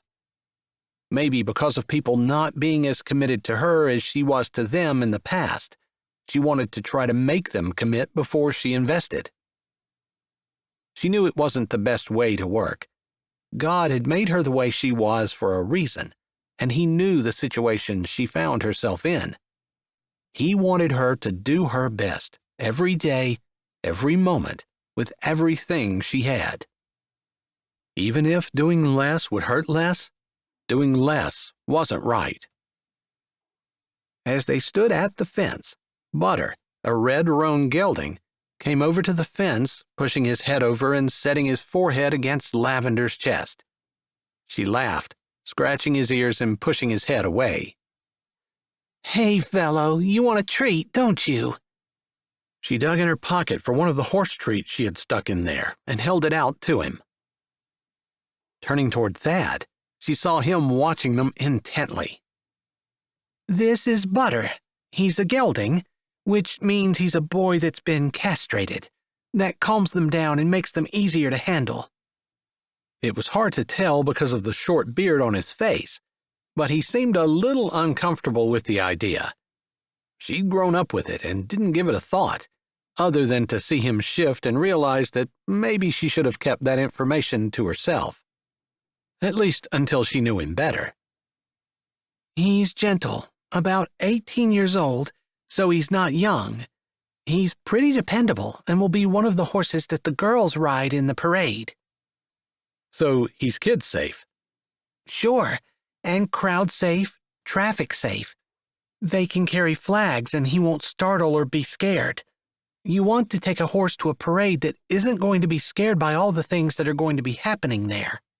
Here in the pasture, they never have any of those things going on, so they never get used to them. Horses have a hard time adjusting to things. I think anything does. We have a tendency to be scared of things we've never seen or aren't used to or don't understand, don't we? He nodded slowly. Like fixing fences. You said that very casually, like you just stick a board on, but I've never done anything like that before. Oh, I'm sorry. I never even thought. I'll show you how. You have to say something when I do something like that. I'm sure, wherever you come from, you know things I don't, but you probably don't realize that I don't know, which makes it hard. I suppose. His response was non-committal, and for the first time, she wondered if he might be hiding something. He promised he had no prison record, but he could be lying. The thought was one she didn't want to entertain. After all, she felt drawn to him in a way she'd never felt before, and she didn't want to be drawn to a liar or to someone who was skilled in pulling the wool over people's eyes. She pushed those thoughts away. She couldn't go around being suspicious of everyone. Chapter 10. My husband is my best friend as well as the love of my life. Even though we have our arguments, we never go to bed mad at each other. We've been married 45 beautiful years. Joe Jones, born in Minnesota, retired in Tennessee. You can pet him. Doesn't he bite? No, none of our horses do. I'm not saying that horses don't, because I've been bitten. But all of ours are friendly and well-mannered. Lavender spoke with confidence, because she'd spent a lot of time with the horses since Darby and Zara had come out. Up until that point, they'd been mostly something she cared for but didn't put any extra effort into. But she felt like she'd found her calling with them. "Do you have horses at home?" Thad asked as his hand came up and slowly ran down Butter's forehead. No, my family owns the auction barn. We don't really have a ranch, although we're deep into the agricultural business. The thing is, my brother, Coleman, has always loved horses. Just in the last few years, he's gotten some, and I found that I really love them. "You're kind of a late bloomer in the equine world?" She laughed. The way he spoke sometimes made her think that there was more to him than a low-wage manual labor man. Not that there was anything wrong with that. He just felt like someone who either was very well read or wasn't what he seemed. Was more than what he seemed. Yeah, I don't really know how to ride, not more than a walk. And I don't know how to do much of anything other than brush them and give them treats. And feed them. Yeah, you actually have to be careful when you're feeding horses, since they can't burp. We can't change their feed too suddenly, and you can't give them anything that's moldy or fermented. Just dry hay in the winter, although grass is fine in the summer. I didn't really understand any of what you just said, but I guess I'll only feed what you tell me to. She laughed again, loving that he didn't hesitate to say he didn't understand and was confused, but that he trusted her. I think Butter likes you, she said, watching as Thad scratched up his forehead and around the base of his ears. "We had a dog when I was younger. He always liked his ears scratched." I think horses like that. Under their halters is a good spot because they can't always get to that themselves. But their ears and under their mane are usually favorite spots as well. It's funny that we weren't tempted to pet the cows, but horses are different. I think I might be more of a cow lover myself, although, like I said, I am kind of falling in love with horses. But cows enjoy being scratched. They're just as friendly, but I don't know. I don't know what it is about horses that really seems to attract people. Yeah, I can't really put my finger on it either. I guess I think they're prettier and maybe more noble in a way. They just have a different way about them.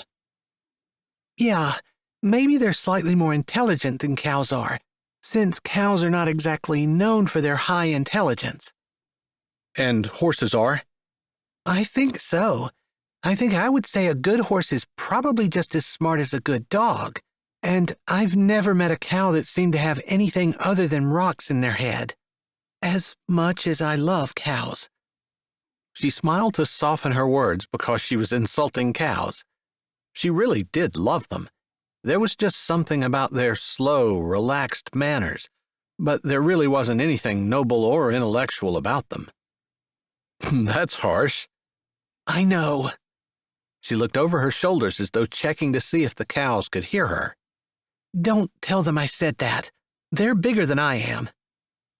He grunted a laugh. Farm humor? She lifted her shoulder. She supposed it was. That horse is pretty. He nodded his head at the palomino walking over to them. That's Power. He's a little younger than Butter, but just as steady. Even maybe more so. He's a good boy. I'm getting the feeling you don't have a bad thing to say about them. She picked a treat out of her pocket and held it up with her eyebrows raised. He looked at it for a moment, then held out his hand. She set the treat in it, noticing again that his hands were quite soft, obviously the hands of someone who worked in an office or behind a desk. If you hold it flat in your hand, they can't take your fingers with it. although none of these horses would do that. She hurried to reassure him when he lifted a brow at her first words. Thanks, I think. I'm pretty attached to my fingers. I wouldn't lead you wrong. Not on purpose anyway. Sometimes I do get a little confused. That's not reassuring. Not about horses. There was a smile on his face as he held the treat out to Power, who took a sniff and then used his lips to pull up the treat. They're soft. Yeah, a horse's muzzle is really soft. I don't really think too many of them like to have it petted, though, as much as I like to run my hands over it. Interesting. She introduced him to Marcus and Brutus, who wandered over last. They weren't quite as friendly, although Miss April had well-trained horses, and they were all calm and good with people. Interesting that horses are a lot like people. Some are friendly and outgoing, and others hang back. His voice murmured, almost as though he was thinking as he spoke. That's true. A good point. It probably points to a common creator. He tilted his head and looked at her with his brows furrowed as he thought about her words. Then he smiled a little. And someone who believes in evolution would say that it points to common ancestry. And neither one of us can prove with physical proof our theories. But my theory makes just as much sense as theirs does. Just like an artist has common themes that runs throughout their paintings, or a writer's works are all similar, or an architect has certain characteristics in their designs, or you can almost always recognize a composer's music. It makes sense that God has the same themes running throughout creation, putting his stamp on his work, so to speak. He nodded slowly. I've never thought of it that way. Most people don't. That's not what we're taught in school. And what we're taught in school is presented as fact, even though it's not. It doesn't leave any room for an alternate view, even one that makes as much sense and has been believed for millennia as God in creation. It's really the only thing that makes sense. Even if it didn't make sense, I'd believe it still, just because God tells us to. She said those words firmly, although the tone of her voice didn't change. There weren't too many things where she was stubbornly persistent, but that was one of them. If God said it, she would be doing, believing, living it to the very best of her ability. Childlike faith, Thad murmured, his expression serious and thoughtful. She looked back at the horses. Power and Butter still had their heads over the fence, but Marcus and Brutus had lost interest and gone back to grazing. That kind of faith hasn't been easy for me. I question things. I want to ask why. I want God to answer for some of the things that have happened in the world. Why, when he's capable of doing anything at any time, he's allowed them to happen? Why did he put bad people in power? Why does he allow good people to suffer? Why do children get cancer and die? Why do people who lie and cheat and steal get ahead? And why do people who do what's right, and especially if they're humble and help other people, get shoved to the back of the pack? Maybe the things that they're striving for, or the things that they're not getting, aren't important after all. Maybe the back of the pack is actually the best place to be. She phrased it as a question, even though she was sure it was true. As she suspected, Thad didn't agree with her right away, but as he'd been doing, he listened to her and seemed to be chewing on her words in his brain. So, in business, when someone lies or double-crosses someone or steals info or ideas, and they end up getting the merger or the promotion or the corner office in the high-rise, and someone else who is honest and upright, who does all the jobs that are delegated to them, who works hard but isn't totally out for himself but instead compliments and helps others, doesn't. You think that's okay with God? You think that's right? You think that's somehow fair? I think that honor and riches in this world aren't as important as we make them out to be. I think having the character to be kind and humble and honest makes a man richer than being number one. Whatever that means and whatever business he's in, whether it's a sports team, politics, or business, or whether they're vying to be Employee of the Month at the local C-store. But a man has to make a living. Does not getting a promotion keep someone from making a living? Not being first might. It might even keep an athlete from being drafted. It might keep a business person from being kept on when a merger happens. Maybe not being drafted is the best thing. Maybe they'll be missing out on a lot of sin and wickedness if they're not a popular professional athlete. His lips pressed together, but he didn't argue. Maybe what they want isn't what God wants them to have. She was guilty of this. Sometimes we strive and push and work hard, struggle and stress for goals that really aren't worth the effort we're putting into them. We're working for money, for mammon, for the applause of men, for the accolades, rather than working for God, which is loving other people and helping them, and not always getting the honor and attention we deserve. All right, so what you're saying is that it's really not unfair when the person who cheats actually gets the award, because that's not what we're supposed to be living for? I'm not saying that it's not unfair, but I'm saying that the person who's honest and kind and humble ends up with more, even if it looks like they end up with less to the world who's watching, because the things of God are often contrary to the things the world thinks we should have. All right, I can kind of see what you're talking about. Although I know you're right, it's a hard thing to wrap your head around. I get that the important things aren't always the things that we're striving for. That's a lesson I've had to learn. Me too, sometimes several times. I can be a slow learner. I guess I am too. It took me a while to figure it out, but... He stroked his beard thoughtfully. This still doesn't answer why bad things happen to good people, why children die of cancer, why there are natural disasters in the world, wars and volcanoes, hurricanes where people are tragically killed. Why? God could stop all of that if he wanted to. Why doesn't he? Butter put his head against her chest. She put both hands on his fur, scratching under his cheeks, wanting to weigh her words and say just the right thing. She figured honesty was probably the best policy. I'm not a theologian. I can't say for sure why, but I can give you my thoughts. That's fair. He created Adam and Eve, and everything was perfect.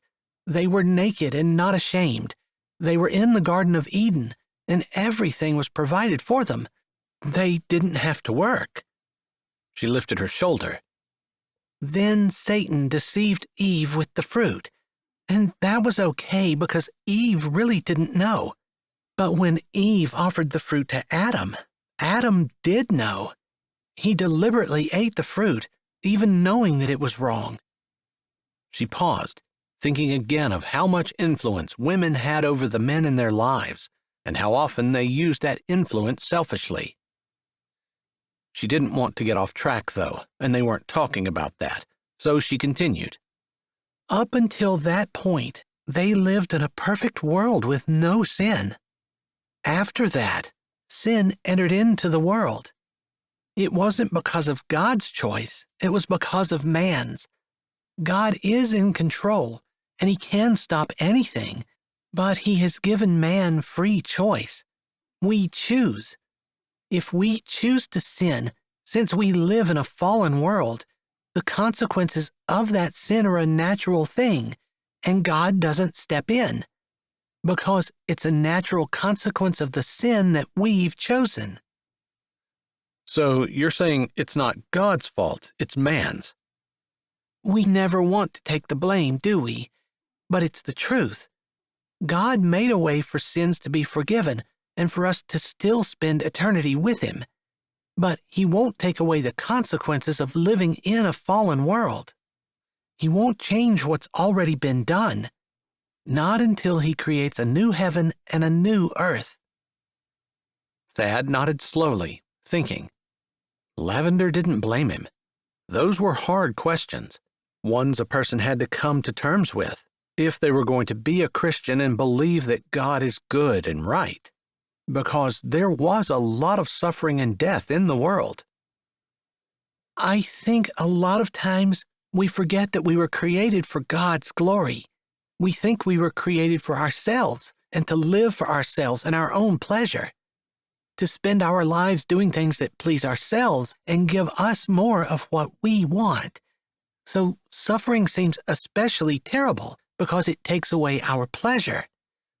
But when suffering is handled correctly, it doesn't take away from God's glory, it adds to it. She gave a sheepish smile. I hate talking about that, though, because it's one thing to talk about something in theory. It's another thing to live through suffering all the while thinking that life isn't about my ease and pleasure, but about God's glory and God's will being done. I don't know if I can live through suffering like that. I really like to complain and whine and struggle to get out of anything that's uncomfortable for me. He laughed a little with her and then agreed. That's me too. So, while I maybe don't understand why God can't just put a stop to everything, I do understand that He wants us to choose Him out of our own free will. He didn't create little machines to worship Him. He created people who get to choose what they want, and when they choose Him, that means something, especially when they choose Him over themselves, over their own pleasure, over their own glory and gratification. Somehow, that gives glory to God when we choose to take what He's given us, life, and give it back to Him in the form of dedicating everything we do to Him and submitting to His will for our lives, even if it means we go in a completely different direction than what we want to. I've never had a pastor explain it quite to me like that before, but I see that. He shoved his hands in his pockets as Butter backed away from the fence and casually put his head down and started grazing. They stood watching the horses together, each quiet. Lavender had never had such a deep conversation with someone she'd not known very long before, but everything about Thad made her feel comfortable and at ease. We better get back. I've shown you pretty much everything, and it's a lot to take in. She gave Power one last pet before she backed away from the fence, and they walked slowly to the four-wheelers. Saturday mornings are usually when the girls work on writing. I'll talk to Miss April and see what she says, but if you're seriously interested in learning, I'm sure she'll be okay with it. Sounds good. I guess I'm still a little cloudy on some of the things I'm supposed to do, but I'm sure it'll all get clear. I'll be here tomorrow. Miss April will be leaving before the girls get up to go to the farmer's market in Rockerton. So once the girls get on the bus, I'll give you a hand, and you'll just go through my routine with me. I promise, it's not hard. All right. Sounds good. Chapter 11. Putting Christ first and keeping the lines of communication open always. Learning each other's love language, too. Elaine, from County Antrim, Northern Ireland, UK. At the barn, Thad said goodbye to Lavender and shoved his hands in his pockets, walking slowly toward his cabin. Lavender had given him a lot to think about, not just about the farm, or the information that he got rattled around in his head, some of it not making any sense at all, but about life.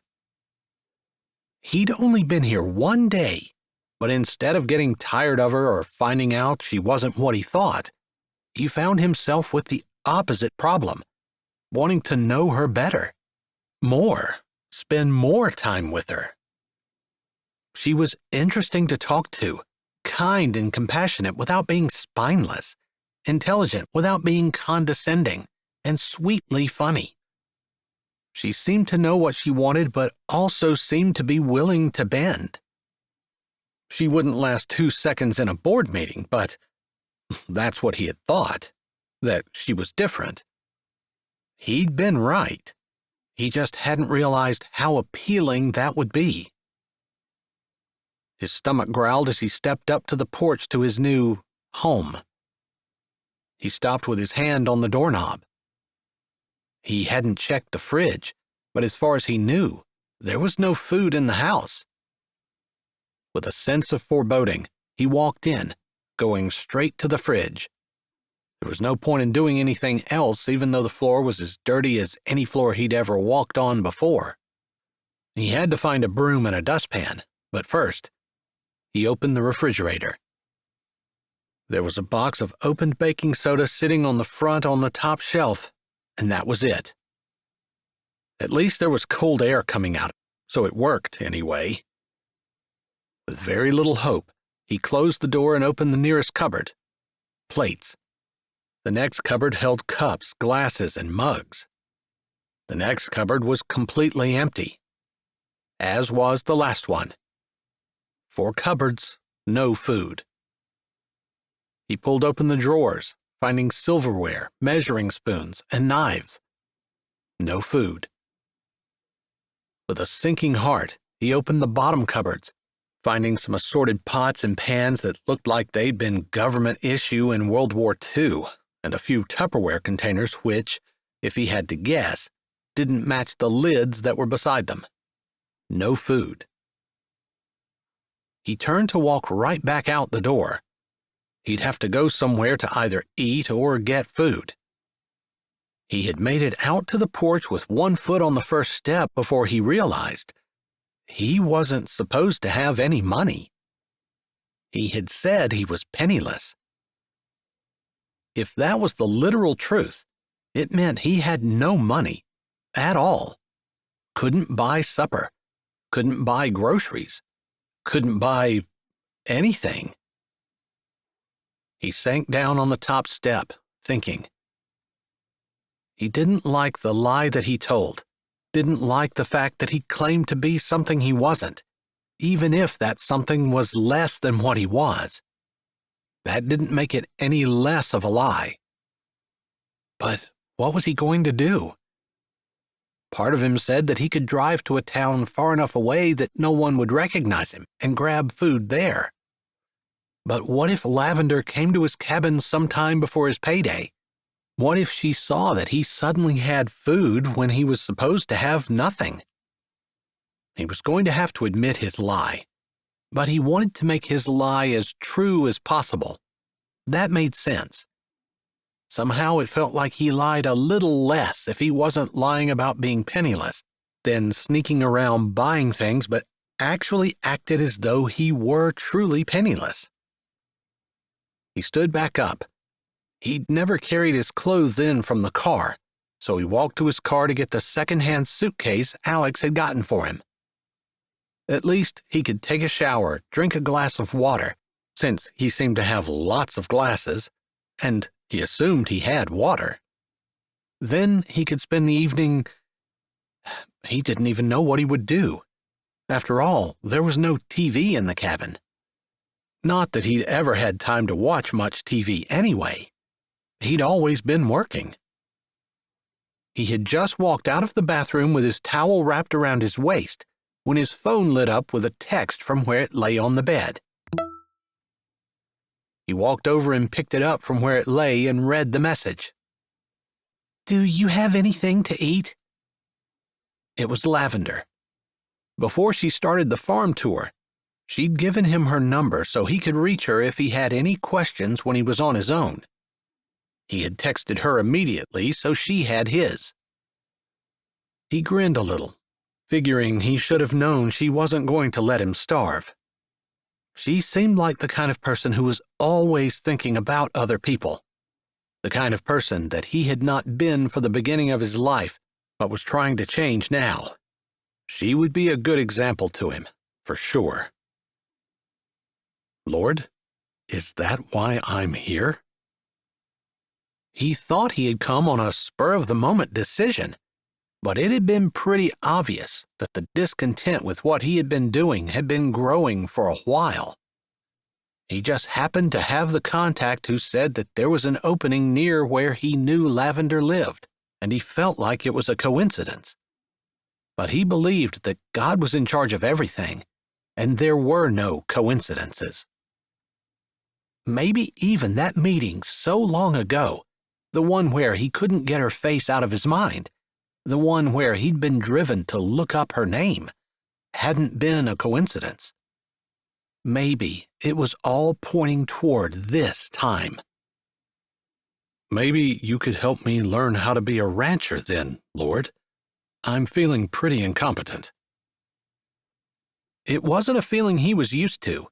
He was used to being in charge of his kingdom as the owner of his own company. Maybe that was a part of the reason he was here too, for God to let him know that it was okay for him not to be in charge of everything. An interesting thought. It galled him to do so, to have to admit the weakness, but he texted back, "No, I'm starving." There aren't any fast food restaurants in Sweetwater, but I'll grab a few groceries and bring them out. Thanks. He would pay her back every cent when he was able to do so. Why not just tell her now? Why are you keeping up the ruse? He didn't want to answer those questions. Didn't want to admit he was a billionaire and change the way she related to him and acted around him. The idea that he was broke, the idea that he needed help, the idea that she had to teach him how to work on the ranch, all of those things would disappear, and Lavender, while he doubted she would hate him, would look at him with distrust. He couldn't stand the thought. That wasn't why he was here. Although he knew that dragging out a lie seldom made it easier to come clean, he decided that in this instance, it would be different. It would be easier for him to tell the truth later. He was dressed and sitting in the recliner with his Bible open in his lap when he heard her car pull in. Dusk had fallen, and he turned on the bare bulb overhead before he opened the door as she pulled to a stop in front of his porch. He was at her door, opening it, before she had her car shut off. She smiled up at him. "Thank you." Her tone said that she was surprised. "My pleasure," he said, and he meant it. It was always a joy to do things for people who appreciated them. The grind came from doing things for people who did not. But he supposed that's where the test of faith came in. Tests of character came in. Whether he would just do things when he was appreciated, or do them all the time and make it a part of who he was. He hoped he became that kind of man, although he had to say he wasn't there yet. "I have some groceries in the back. I hope you're not too picky of an eater, although I mostly got meat and ingredients for a couple of recipes." Right now, my stomach is saying I would eat pretty much anything. "We're not that desperate." She spoke dryly, and it made him wonder what in the world he might be forced to eat at some point. There was something in him that wanted to rise to the challenge, but he didn't say anything. Rather, he reached in and grabbed the heaviest-looking bags of groceries. She had 2 bags left to get. Then she walked around to the front seat and pulled out some kind of long glass pan. He wasn't sure what it was, having never seen one, which made sense since he'd never cooked for himself. "You're looking at this like it might explode. It's a glass cake pan. You have seen a cake pan before, correct?" I have now. "You're kidding." He shook his head slowly, waiting for her to go up the steps first. Both of them had their hands full, but they managed to get the door open and walk in. "Oh, I forgot. I grabbed a broom and dustpan too, and a bag of rags. That won't do as well as a whole supply closet of cleaning supplies, but it will get us started." I was kind of getting used to the dirt. Honestly, it didn't really bother him. He could kind of close his mind off to it, but he'd never been exceptionally particular about being neat and clean. "Please tell me you're kidding about that too." He shook his head. Do you ever joke about anything? She asked, and it sounded like a rhetorical question. I guess I'm kind of learning to, but no, not really. That wasn't a very good answer, and the look on her face told him she wasn't impressed. I'm trying, he amended. It's okay. You are what you are. I'm trying to be better than what I am. Every day is a chance to be better. Wow, that's deep. Not in an unfathomable way, but in a simple advice you can grab a hold of immediately kind of way. It's the truth. I can't change yesterday, but I can change today, which will hopefully change tomorrow. She tilted her head, then set her bags down on the table. All right, so we're going to change some things about you. First of all, you're going to learn to cook. She left the bags on the table and pulled her phone out of her pocket, sending him a link. His phone buzzed, and he pulled it out.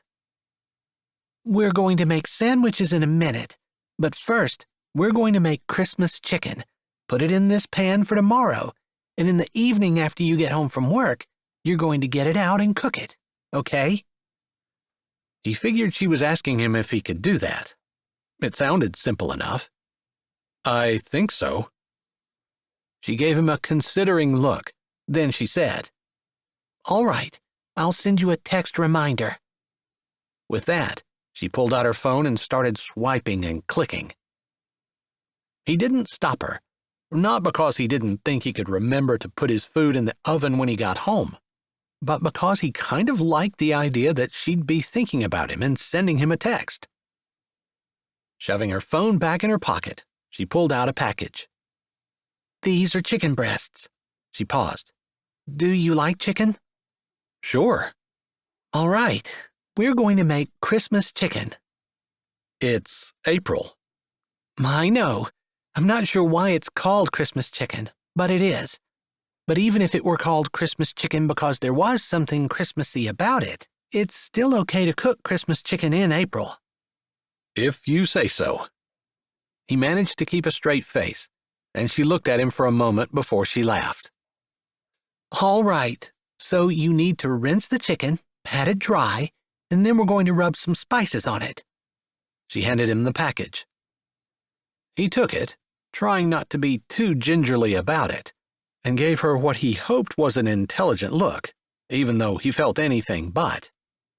You take it out of the package and put it underwater? She laughed and nodded. You don't need to make it harder than what it is. Cooking is usually very simple. If you say so, he mumbled, and she chuckled as he intended. Did you wash the dishes that were in your cupboards? She asked. I didn't even think about it. All right, we'll just rinse the ones we're going to use, just in case, and you can set the chicken on one. I'll grab some paper towels. She opened the package of paper towels that she had brought and laid them on a plate. He assumed that's where he was supposed to put the chicken. Since you're helping me with this, you're coming to eat tomorrow night, right? Well, I wasn't really planning on it. I was only hoping you would have food to eat. More because I didn't want you to starve to death. It would really ruin my morning if you didn't show up for work and I came down here and found a dead body in your cabin. Yeah, that would stink. Hopefully we'd take care of you before you started to stink. He kept his head down, focusing on the chicken, but laughed to himself. He didn't think any other woman he knew could joke about dead bodies and stinking. He liked it. He liked that she had things she could talk about that didn't involve clothes and celebrities and politics. Even the news got old. Lavender seemed to live in a completely different universe than he did, and he had to admit he found it fascinating. I'm heating up the skillet because once we get the spices rubbed into the chicken, we're going to dip it in flour, and then we're going to fry it before we put it on the plate. I see. So we're still going to put it in the oven even though we put it in the skillet first? Yes. Frying kind of sears it and seals the juices inside. In theory, anyway. You don't believe it does? I think it needs to be done right, but it does give it a nice little crust. She seemed to realize that she probably wasn't being very helpful. I don't question the recipe. I just do what it says. And in this case, the idea is not to cook the chicken through. It's just to give it a crust on the outside and seal the juices in. All right. Keep it simple for me. This is my first time. You can do it. She paused, then took a breath, keeping her head down as she spoke. I'm curious as to what you did before you came here, because you catch on to things pretty quickly, and I'm sure this is not going to be hard for you. I would have just brought you sandwich fixings if I thought you couldn't handle it. I can make a sandwich. At least, he thought he could. All right, I hear you. I need to teach you how to do that too. Isn't there anything that you need to know that I can teach you? Chapter 12. Love, trust, honesty, communication, me time for both, attraction, and date night. I've been married almost 22 years, and I believe you get married because you're in love. And when things start to cause stress, which stop the communication and date nights, you start fussing and taking more me time, which starts the not trusting your partner. Or you lie to just not fuss about bills, etc., and the attraction may be there, but you don't show it. But love is always there, just being blurred. So yes, those 7 things make a marriage last. I also wish people would, if you need help, talk to a marriage counselor. If things start changing, don't wait until you don't know how to show each other that love. Brandy France, from Tennessee. Lavender paused, her hand on a bag of what maybe was flour as she looked up at him. You know, why don't you tell me? She had Thad there. She couldn't get him to teach her anything because she didn't know what he knew, because he wouldn't talk about his past. I can't talk about that right now. I will, I promise. But not now.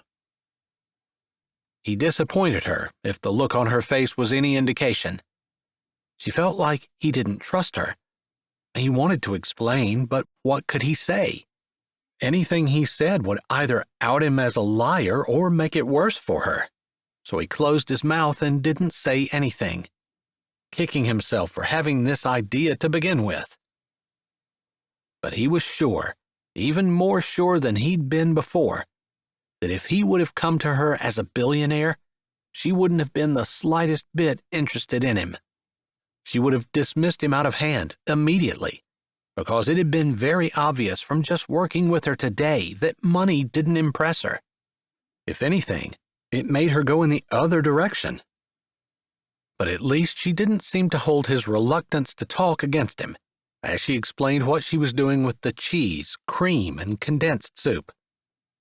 He took the spices she had shown him and sprinkled them over the chicken like he'd seen in the video, then rubbed them in. Okay, this feels a little weird, but it's more fun than I thought it was going to be. Cooking is all about the company, Lavender quipped, and he had to laugh. I suppose working on a ranch is all about the company, too. Of course. She smirked and he laughed, but he figured it was true. He worked with a lot of people who made going to work every day drudgery. Whether it was because they were grumpy or never saw the good in anything, or whether it was because they were never satisfied, always looking for mistakes so they could point them out, almost as though pointing out mistakes made themselves look better. Not that he didn't like to have mistakes corrected. Some people just made a bigger deal about them than what they needed to. Like embarrassing the person who made them was more important than actually correcting the mistake. In the world that he came from, it was almost a competition to see who could cut the most people down, because the last person left standing was, by default, head and shoulders above the rest. Lavender wasn't like that at all. It was obvious that she was more about lifting others up than she was about putting them down. It wasn't because she called herself a Christian. He'd worked with plenty of people who assigned that title to themselves, but it seemed that Christians had lost their way and become more like the world than like Jesus. Maybe because it was considered radical and extreme to work to be like him. That looks good. Now you can dip it in the flour, and the skillet's ready for the chicken. You're not actually going to trust me with the hot skillet, are you? For the first time, he felt a pang of fear. He had never actually been around a hot stove. Of course. You have to be able to make this yourself whenever you're done. He'd have to figure out how to get the groceries from the store first. When he needed something from a store, he had people go get it for him, or he ordered it online. This probably was not the time to admit that. Would there be rural grocery delivery in North Dakota? Somehow he doubted it. How long does it take a person to starve? He quipped, and she chuckled. You know we're not going to let that happen to you. I was kind of getting that feeling, but I was also getting the feeling that you expect me to be able to learn to take care of myself. Yes, you didn't have groceries, so I brought some. But I have to admit, I'm kind of surprised that you don't know how to cook either. I don't know too many people who don't know what a cake pan is. Man, without meaning for them to, hints of his past were coming out. He needed to be more careful. Unless you tell her. He shoved the voice aside. They'd already had that argument, and he won. All right, you put one side of the chicken into the flour, then the other side, trying to get flour all over it like you saw in the video. Right. He focused, putting one breast in the flour, patting it down, and making sure it was all covered. Obviously, you don't want to touch the skillet because it's hot, although I don't have the heat turned up real high. Now, you're going to want to lay it in the pan, you're not going to touch the pan, and you're going to move your hand away. Not super quick, but the oil sometimes snaps and pops, and you want to have your hand out of the way. It's not going to kill you, but it will be hot and will burn you. All right. He watched, concentrating as she showed him. I think I can do that. I'll keep an eye on you, but I'm going to cut this onion up while I do. He felt a little like someone had just taken the training wheels off his bicycle and then told him they were going to stand aside. But he found that he was worried for nothing. Setting the chicken in the skillet wasn't much different than setting it on the plate and patting it dry. He could feel the heat, and once the grease did pop and land on him. It burned, but it wasn't an unbearable pain. By the time he'd gotten all the pieces floured and put them in the skillet, he almost felt like a pro. I think it's about time for you to turn them. She reached in a drawer and pulled out tongs. You can use these. She waved them and used them to flip one piece of chicken over. You have to be careful you don't drop it, because if there's any grease puddled in the pan, it'll splash up on you, okay? Got it. Basically, he'd just set them back down the way he'd set them down to begin with. It was as simple as he thought it was, and he was kind of proud of himself once he had all the pieces turned. He finished browning chicken, and she poured the onions in right away, giving him a spatula to stir them with. It wasn't any time at all, and they had the pieces of chicken sitting in the casserole dish, covered with onions and the cheese sauce mixture. Now we cover it with aluminum foil, put it in the refrigerator, and when you get home from work, you'll cook it and have supper. She gave him a smile, one that said she was pleased with what he had done. It made him feel like the top student in the class, like he would do pretty much anything to get her to look at him like that again. He just stared at her for a bit, enjoying her smile and loving the feeling that came with it. The moment held, and whatever thoughts he had in his brain flew out, and he caught himself just staring, wanting to move closer, his fingers curling, wanting to reach out. She shook her head first, and he couldn't shake the feeling of disappointment when she moved her eyes and fumbled with the aluminum foil she held in her hand. I'll just cover this. and then put it in the fridge. He should be focusing more on what she had done for him and not what he wanted to do. He tried to shift his brain.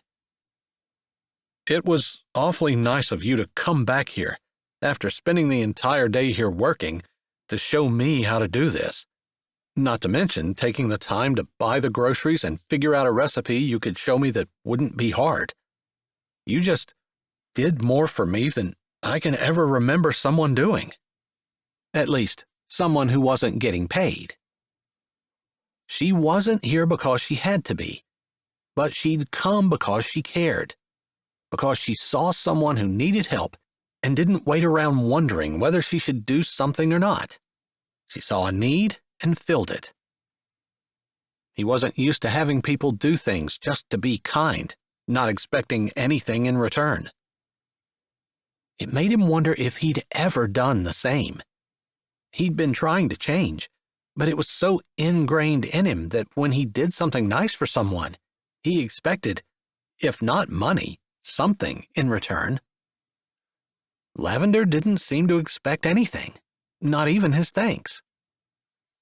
I can't believe I didn't think of it earlier, but as I was driving home thinking about supper and what I was going to have, I remembered showing you through here, and it hit me that you had no food at all and no money. He cringed a little.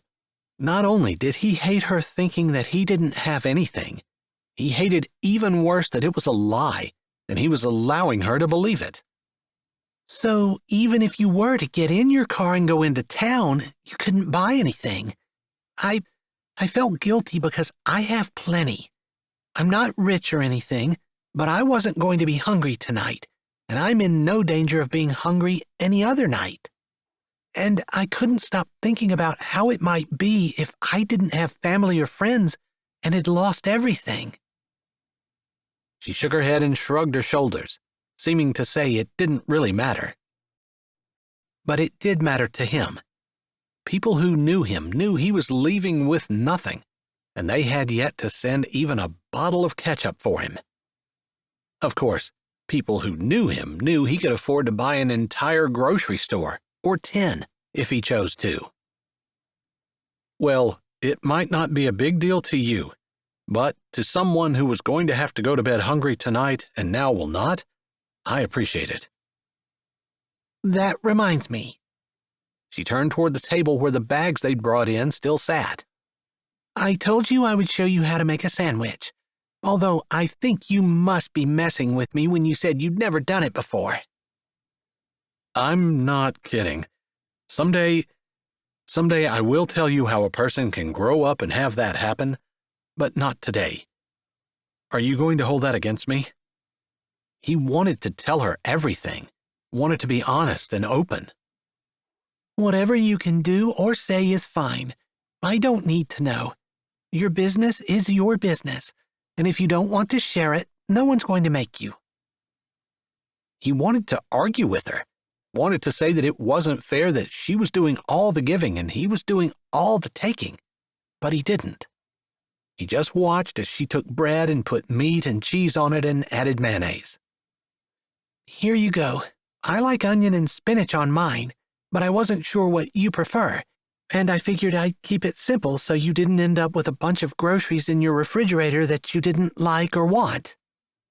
I guess I like mine with onions and spinach, although I suppose I can't really say for sure. He had eaten plenty of sandwiches, and he knew exactly what he liked, but they usually weren't simple. To his surprise, he found he liked simple. How about you make yourself one, and we can eat them together at the table? She shook her head immediately, and he got the feeling that maybe he'd scared her with his intense stare and offer of spending more time, because that's what he'd been thinking, that he wanted to lean closer and put his arms around her and never let her go. Considering that he was penniless and couldn't tell her anything about his past, that was expecting an awful lot of trust for someone to allow him to do that. And she must have figured it out, because she shook her head again and put her hands up, backing away. No, I bought all of this for you. I have my own groceries at home, and I have some things I need to do this evening anyway. Served him right for wanting more when he wasn't giving anything. I appreciate everything you've done for me today. From not laughing at me when I didn't know the simplest things, to being patient with my questions, to thinking about me and making sure I ate. I don't know that I have another friend like you. We are friends, right? She nodded immediately, like being friends was an easy thing to admit. And maybe he did that on purpose a little, to try to negate that short moment in time just a little bit ago when he had been thinking about more. So much more. Please text me if you need anything. I tried to think of anything you might need while I was in the grocery store. And maybe it's just me, but food was the most important. You have towels and sheets, and I figured that was everything that you really needed. As long as I have food, I can probably get along without the towels and sheets, although I have to say I appreciate them. He'd never gotten along with anything less and was used to having a lot more, but he didn't say that. The idea of being simple hadn't really been one he thought about when he decided to do this, but the more he'd been thinking about it, the more he liked the idea. His normal life was so full of things that seemed important and clamored for his attention, but as he thought about it, he really didn't need them, and didn't really want them either. Could certainly live without most of them. Even if things didn't go the way he wanted them to with Lavender, and he wasn't even sure anymore what that was, at least he was learning some unexpected things from his trip to North Dakota. Chapter 13. After 34 years, I have learned that honesty, friendship, and trust helps everything else to fall in place. Looking forward to another 34 years with my hubby. Michelle Bloodworth, Las Vegas, Nevada. Lavender, good to see you. I'd heard that things were pretty busy on the farm, and I thought you might not make our Thursday afternoon date. Katie Dedinger held the door open as one of her best friends in the world, Lavender Baldwin, walked in. They had a standing Thursday afternoon date, and for years it had been at Katie's house, since she had small children at home and afternoon was their nap time. She couldn't leave, but she could host her friends. Often, Orchid and Daphne came too, but as the years had gone on after Katie's kids had all gotten old enough to be in school, their Thursday afternoons had gotten more sporadic, especially since Katie had gotten a job as a waitress at the diner, and her hours were unpredictable. I hate when I miss it. I feel like I'm missing something important when I don't get to talk to you. Lavender's smile slipped just a little. Especially now. Katie lifted a shoulder and turned around, thankful her eyes didn't fill with tears. Her husband cheating on her had been a huge, unexpected blow. Dealing with the fallout of becoming a single mom, hearing her children cry and ask her where their daddy was, having her husband tell her that he didn't love her and never had, seeing him around their small town being so happy with someone else, struggling to try to make it on a waitress's salary and the little bit of child support the judge had granted, since her husband hadn't wanted to pay anything. It had been by far the hardest, worst thing that had ever happened to her. Her husband claimed that he had supported her, and she owed him. He wanted the house, the car, everything he could get. The whole experience had left her feeling like she was worthless in so many ways. Yeah, if there were tears filling her eyes, it wasn't because of the idea that she still loved her husband. It was because it just reminded her of what a failure she had been. It's kind of you to think of me. She picked up 2 cups of tea and set them on the table. I'm doing fine. You don't have to interrupt your life and come here when you have better things to do. I don't have anything better to do than visit a friend. Lavender's words were easy, but her gaze was sincere, and Katie gave a wobbly smile. The idea that someone still loved her and thought she was worth caring about and loving was almost overwhelming. You have handled things beautifully. I admire you. Lavender smiled, and Katie knew she meant it, even if she didn't understand what she might have seen in her to admire. And she definitely didn't feel like there was anything in her worth admiring. But her wobbly smile grew a little more solid as she sat down with her tea. I don't really feel like there's anything to admire, but I can say I've definitely grown closer to the Lord through all the things that happened. I couldn't have done it on my own. I still can't. That was putting it mildly. She cried herself to sleep a lot of nights, and again, not because she missed her cheating husband, although she missed the ideal that she had had for so many years. Friendship, someone to depend on, someone she thought she had partnered with for life. Someone to sit on the porch with and laugh and talk with, share her hopes and dreams and fears with, grow closer to Jesus with. Someone to raise her children with. Someone to help with school and play and discipline and the problems of life. Now she was facing them alone. With God.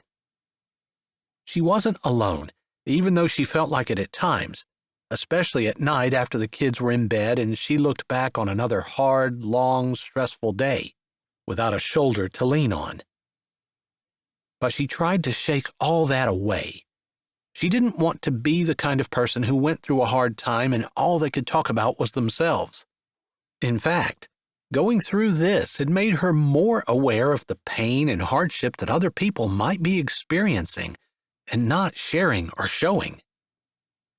I heard Miss April hired a new hand. I heard, although I can't confirm because I haven't seen him, that he is rather mysterious. She stirred a little bit of sugar into her tea. You know how small towns are. They know everything about everyone, and all the conversation in the diner is about how no one knows anything about him. People are so curious. Lavender lifted her hands and shook her head. I'm curious too, and he won't talk, which maybe he knows how small towns are, and he knows that anything he says will probably be making its rounds around town within the hour. Katie snorted, and she hoped it was a good snort. There had been so many rumors about her divorce, her cheating husband, and what she might have done to cause him to be unhappy and to leave her. Like it was her fault. Like it was a character issue on her part rather than his. Maybe she had done things wrong. She hoped she was open-minded enough not to put all the blame on him and never look at herself to see what she might have done to save her marriage. But at the same time, some people just couldn't keep their word, couldn't resist temptation, never put boundaries around themselves to keep them from falling into sin. Her husband was one of those, as well as a professional liar. She felt bad, truly she did, for the woman he'd left her for. After all, if he'd leave Katie, he'd leave her too, and lie to her as well. I heard he never worked on a ranch before, but I figured that was just small-town gossip. No, it's true. He told me that. And even if he hadn't, I would have known it. He has soft hands. Katie nodded, knowing what the phrase meant. But he has such a willingness to work, and I've never had anyone listen to me so intently as I explain to them what to do. A man who listens? Katie said with exaggerated surprise. They laughed together. They didn't mean anything unkind by it. It was just a running joke that men often tuned them out because the things that were important to them really weren't important to men. I know, right? And he puts things together in his head, figures things out. You know how some people just kind of stare at you and wait for you to tell them exactly what to do? Yes, like a child. Right. They never grow out of that, never develop the ability to think for themselves. Or, I don't know, maybe they just don't have a grasp of how to do it. But it's almost like he's been in business or something, because he can understand things and see why they're important. Like he's thinking about the bottom line. Interesting. It's hard to find someone who not just does their job well, but takes an interest in it too. I know. He's just different. Even though he says he's completely penniless and he doesn't want to tell me why. He said he can explain it sometime eventually, but there's definitely a mystery there. Like he doesn't have anything? That's what he said. A week ago, on his first day, I actually went to the store and bought groceries for him, and came back and taught him how to make Christmas chicken, and bought him things to make sandwiches with as well. Had he ever cooked before? Not even sandwiches. He didn't know how to make a sandwich? He claimed he never made one. You gotta be curious to know someone who grew up without knowing how to put two pieces of bread together with some meat between them. Maybe he grew up in an Asian country where they eat rice and ginger with chopsticks. Yeah, he doesn't have an accent, though. I mean, he's from the Northeast, I think. That's the way he sounds anyway. Well, I've heard at the diner that he's a hard worker.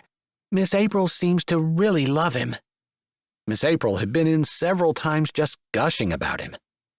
The peacemakers have given their stamp of approval too, which surprised me. Yeah, I hadn't heard that. I guess we've been working pretty hard. Miss April has gotten some new orders, and it's really all we can do to keep up with the baking. She should move to town and open a bakery. People love everything she makes. She does have a special gift, but she also loves the farm, and I think the idea of selling it is just overwhelming. Because she doesn't want to give it up? I think because she feels like there's so much that needs to be fixed up and taken care of before she could list it. You know, putting your best foot forward. She just doesn't have time. Yeah, everyone's always demanding that she cook more and produce more. I suppose the farm is taking a second place. It is, and with taking care of her grandkids, she's just so overwhelmed. Don't you help with that? I try to lend a hand wherever she needs it. And having Thad out there has been a real blessing. Even in the short week he's been there, he's learned a lot. The calves haven't started coming yet, and he hasn't worked with any cattle other than feeding them a bit of hay and filling up their minerals. But he's fixed a lot of fence, and he's cleaned up some junk, and I think that's what Miss April is working toward, having him get things ready so she can put it on the market. We are always striving to make things easier, and then something else hits us and we still don't have enough time. That does seem to be the way it goes. We're overwhelmed with things to do, or we're overwhelmed with nothing to do. That happy middle ground is so elusive. Katie nodded. She wasn't sure, but maybe it was the idea of unmet expectations, because what Lavender said reminded her of how her whole life had shifted. I know this doesn't seem to have too much to do with what you just said, but talking about that perfect place being elusive, it just reminded me of how when my husband left, everything I thought about myself had to change. I thought about myself as someone who is married, someone who would celebrate a golden anniversary, someone who'd defy the odds and have a marriage that lasted a lifetime. That my children would grow up in a two-parent home. That I would make my marriage work no matter what. Her voice broke a little on that last sentence, because she hadn't really had a chance to make her marriage work. Her husband had cheated, and when she found out, he hadn't even considered staying. It just precipitated the decision he already seemed to have made, which was that he wanted the other woman more than he wanted her. I feel so helpless and angry. I don't understand why someone would stand up and make those kind of vows and then not keep them. And I know there's nothing I can do to fix what you're going through. I wish there was. It's okay. I shouldn't have turned the conversation back to myself. I've been making an effort not to sit around and talk about myself all the time. Because, like you said, there's nothing we can do. He made his choice, and I have to live with it. You're right.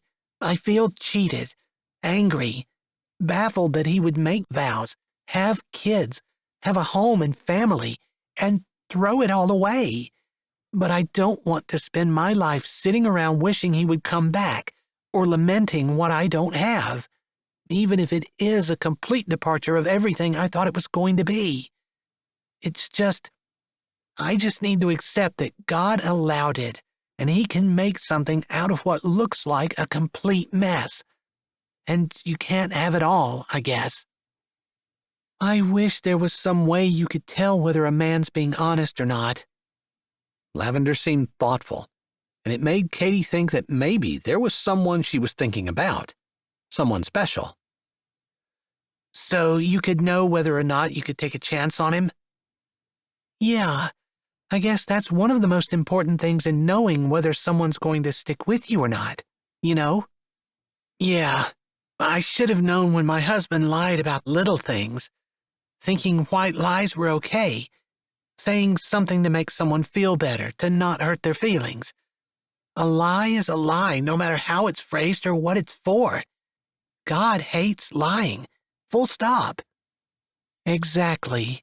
And if you're going to take a chance on someone, you want to know that when they say something, they mean it. It's not just lip service to make you feel good, or to get you to do something for them, or to get you to react in a certain way. I feel like maybe you have someone special you're thinking about, but you're not sure that they're an honest person. Lavender smiled, maybe a little bit embarrassed. Am I being that obvious? Maybe. Katie had finally gotten to the point where she could smile without feeling forced, and she grinned a little at her friend. Are you going to tell me? Lavender turned her teacup, staring at the liquid inside as it moved. Well, I kind of hinted about it earlier. There's something compelling about the new hired guy, Thad. He doesn't act like anyone I've ever met, but I don't know anything at all about him. He won't talk about himself, but I guess I'm attracted to him. Or maybe it just feels like he has character and integrity, and I'm reacting to that. But you can't confirm it, and you're scared, especially because no one knows anything about him, and you're afraid to trust your instincts. I love it when a friend knows exactly what's going on in your head and is able to put it into words in a way that you can't. Lavender's hand came down over the top of Katie's, and she squeezed. There was something beautiful about a friend who'd been a friend for years and knew you from the inside out and still loved you and supported you, in spite of your imperfections and the times you'd messed things up. Isn't it funny, as we get older, we become more and more battle-scarred, but somehow rather than making us harder, it makes us softer. Isn't that odd? I think it's what you allow, because it's natural for us to get harder as we go through painful things, but it takes a certain mindset and a certain determination to allow those hard things to turn you into someone soft and compassionate, considerate and better. Sometimes you amaze me with your wisdom. You're the same age I am, and yet you seem so much wiser. And you seem wiser to me. Maybe we just don't give ourselves credit for things we already know and allow ourselves to be amazed at the things that are new. Make sense? Yeah, I get it. It's not wisdom if I think I already know it, but it's amazing when someone says something I hadn't thought about before. See, there you go again, being wise. They laughed together and started talking about Katie's kids, with Lavender offering to take them out to the farm and have a picnic with Miss April's grandchildren. Katie appreciated the offer because she could work an extra shift at the diner and make a little extra money. She wasn't going to burden Lavender with her problems, but she was 3 months behind on her house payment and didn't know how she was going to scrape enough together to get even one payment paid, let alone to catch up. She knew exactly how Miss April felt about getting the house together enough to list. Plus, she had the additional problem of not knowing where in the world she would move to when she did sell her house. What was she going to be able to afford? Prices were so high and wages so low, especially for someone who had gotten married right out of high school and thought she was going to have a traditional family, with a husband who supported her while she raised the children and supported him in everything he did. Lord, if you wanted me to be a homemaker, why did you allow him to leave? I thought I was doing what you wanted, and yet I ended up alone, scared about the future and not knowing how I'm going to keep feeding my kids. Katie swallowed, nodding at Lavender as she talked about how much the kids loved the last picnic they'd gone on, and how Thad was trying to learn to ride horses so he could ride with the girls in the parade. While she was listening, she tried to hide the anxiety that cramped her stomach and pinched her chest. You don't need to be scared of the future, because I'm there. The thought, slipping slowly across her consciousness, didn't take all of her fear and anxiety away, but it relaxed her some, and she determined anew to just trust the Lord and allow Him to work things out while she stopped trying to manipulate the situation and just waited for God to work. Chapter 14. Keep quiet and don't argue, even if you're right. I was married 54 years, and this worked. Barbara Field, Arizona. That's right. Keep your heels down, toes out, and loosen your grip on the reins just a little. Thad tried to remember not to grip the reins. That was one of the things he had a hard time with. After all, when a person was nervous or scared, they automatically wanted to try to hold on to something as tightly as they could. Keeping his heels down and toes out was something new for him too, but that was just a new position, not a whole new way of trying to handle his anxiety and fear. The position of his feet had something to do with the way the horse was trained and the signals it was used to receiving. Lavender had explained it some to him, but she specifically said she wasn't going to go into great detail because she didn't want to overwhelm him with too much information. Just wanted to give him what he needed in order to be able to get the fundamentals down. The girls had ridden double with the daughters of Lavender's friend Katie, and Lavender had Raymond, Katie's youngest child, on her horse with her. Thad was the only one who didn't have a partner, and he supposed it was for the best, since, while he was a much better rider than he had been 2 weeks ago when they first started riding, he still wasn't great. You're going to do fantastic in the parade, Lavender said with a smile as they stopped their horses beside the girls' horses, which were already ground-tied while the girls had gone down to the edge of the pond to play. It was too cold to swim. Lavender had already told him that. But she said the kids were allowed to look for salamanders and frogs and other aquatic life at the edge of the pond. I'm a little nervous. I think I can sit on the horse without falling off as long as the horse doesn't decide to do anything other than walk. Power isn't going to do anything other than walk. You can trust me on that. He's a good boy. Lavender nodded at him, as though to confirm her point, before she murmured softly to Raymond and helped him down. Butter stood still, as though he knew his little charge needed a steady hand to regain his feet. Raymond ran off to join the girls while Lavender dismounted and dropped her reins to ground-tie Butter. He did the same, then reached behind his saddle for the things they brought. Everyone else was riding double, so they packed the picnic things on his horse. Lavender's face appeared on the other side of the saddle, and his heart stuttered. He'd spent a lot of time with her in the last 3 weeks, and she always seemed to be in a good mood.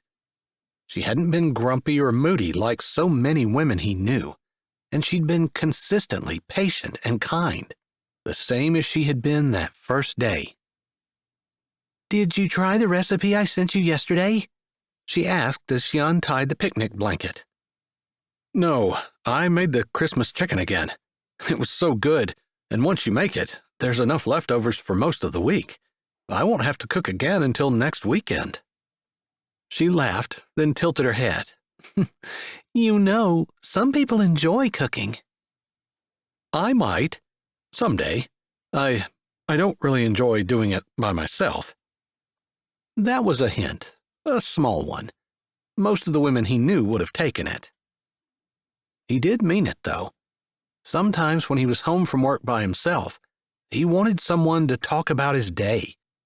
Tell them the fun things that happened. Talk about the things he'd been thinking. Just be able to throw ideas out and have someone who could look at them from a different angle and throw them back better. Someone he trusted. He had plenty of people to bounce ideas off at his job, but he had to be careful who he shared them with, because some people were just as likely to steal them and use them as they were to help him with them. With that thought aside, the last 3 weeks had been some of the best weeks of his life. He hadn't been constantly thinking about plans and mergers and enemies and his competitors' next moves, how much something was going to cost, or how much he was going to make off of it, and wasn't constantly reminding himself that he was supposed to be living a different kind of life and that his goals and values had changed. He knew it, he wanted it, but it had been a struggle. After all, his whole life he had been conditioned to make money no matter what the cost. Out here, it was different. Slower, for one, although always busy. They had had to fit their horseback riding lessons in the cracks between work and more work. But the emphasis on the bottom line was more for survival and less for greed. There was a camaraderie, a communing with nature, an acceptance that whatever God gave them for the day was what they would deal with, a dependence on God's grace, a feeling of being blessed and wanting to share that with others. Even though there wasn't a lot of money or possessions, there always seemed to be enough for everyone and some to share. All of those things were missing from his previous life, and he wasn't sure whether it was the rural life in general or Lavender in particular. Cooking for one is hard. Her comment was casual, bringing him back to reality as he pulled the cooler that held the food from the rope that tied it to the saddle. They walked side by side over to a flat spot at the edge of the pond where they could watch the children easily. She spread out the blanket, and he grabbed a corner and helped her. If his co-workers could see him now, beside a deserted pond in the middle of the North Dakota emptiness, sitting on dry dirt, where a bunch of children played in the mud, and a simple farm girl smiled beside him, they would think he was crazy. Maybe they would be right, since he couldn't remember ever being happier. They settled down on the edge of the blanket, sitting side by side with plenty of room between them, the cooler and the jug of water behind them while the kids played. It's too bad you have to go back. Yeah, that's pretty much been the story of my life. Saturday mornings are mostly free, although they sometimes get busy. But Saturday afternoons, we have to be at the auction. People are bringing livestock in, and we need everyone to lend a hand so the line to get in doesn't get too long. She spoke like it was just common knowledge and a fact of life that she worked on Saturdays. Don't you ever want to have the weekend off? He worked Saturdays, Sundays, and holidays, but that was because he owned the company. A man didn't become a billionaire by sitting around on his tush bossing people, but by rolling up his sleeves and getting to work. It was a common misconception that billionaires sat around as money just floated down from the sky and landed in their laps. That's not how it worked. Although, looking back, he didn't really regret the work, but he did regret the way he had done it. He hadn't been a kind person. Not really. I don't know. I can't imagine having a whole day stretching out in front of me with nothing to do. That would just be weird. Sometimes busyness is an emotional crutch, something to make you feel important. She laughed, like the idea wasn't new, but like it wasn't the slightest bit true either. He loved how she didn't get offended. He'd noticed that about her, too. I suppose maybe it is. After all, I do like to be busy. I like to feel needed. I like to have a purpose and feel like I've been a blessing to people.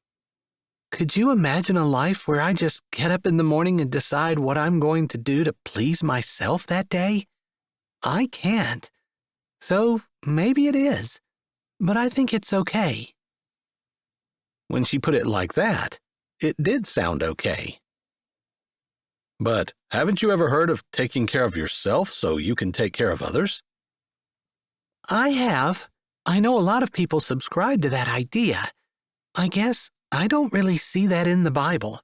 The Bible says that God will take care of me. Now, with that said, we are commanded to get alone with God and to refill ourselves spiritually. And I think that would be through prayer, through the Bible, and through church and fellowship with other believers. Not a day at the spa or anything like that. He wouldn't have thought she would even think of such a thing, but he supposed that sometimes he didn't give her enough credit, considering her isolated and cut off. "Surely you want to be pampered," he finally said, because he never really met a woman who didn't. But again, that might just have been the circles he ran in. And men could be like that too. They needed their me time, the time they spent golfing or boating or whatever it was that men did to relax and have fun. Most men he knew wouldn't consider giving that up any more than women would consider giving up their pedicures and their shopping and their massages. Well, the Bible says that there's a time for everything. The wisest man who ever lived, Solomon, said that. But while I do believe God wants us to not be rushed, He doesn't want us to live frantic, busy lives, but it's more because He wants us to take time to stop and really give ourselves to paying attention to our friends and our neighbors and our family, but not necessarily because we need to pamper ourselves. I don't see that in Scripture at all. Jesus wasn't pampered, but He was close to the Father, and He did take time away by Himself, but always to pray, always to commune with God, never to make Himself feel good. Does that make sense? I've read the Bible through several times since I got saved, but I don't know it well enough to be able to answer your question, other than to say, you're right, I don't recall reading about God telling us to pamper ourselves. So I guess I have to agree with you. Something tells me that if I were to pull my phone out right now and search my Bible app for the word pampered, I wouldn't find anything. She laughed, and he laughed along with her. You could probably add self-care, me time, vacation, and retirement along with that. Probably. I just always feel like now's the time to work. Now's the time to reach people for Christ. Now's the time to be a blessing. We have a tendency to put off the work in favor of play dates. But God promised us eternal rest in heaven, and it's contingent on us working while we're here on earth. But God also says to have balance. What's the verse? Do everything in moderation? That's definitely something I need to work on. Me too. I suppose everyone struggles with that in some area of their life. Whether it's eating too much, working too much, playing too much, or doing good without taking a break. God made us to need some downtime. And if that downtime involves pampering, then so be it. He lifted his brows at her, wanting her to admit that pampering was okay. He wanted to see someone take care of her.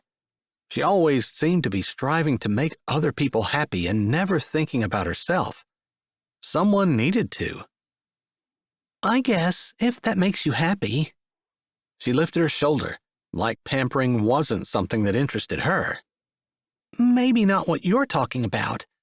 I picture myself lying on a table with a skimpy towel and cucumbers over my eyes and some kind of weird, slimy cream on my face. I don't really want that kind of pampering.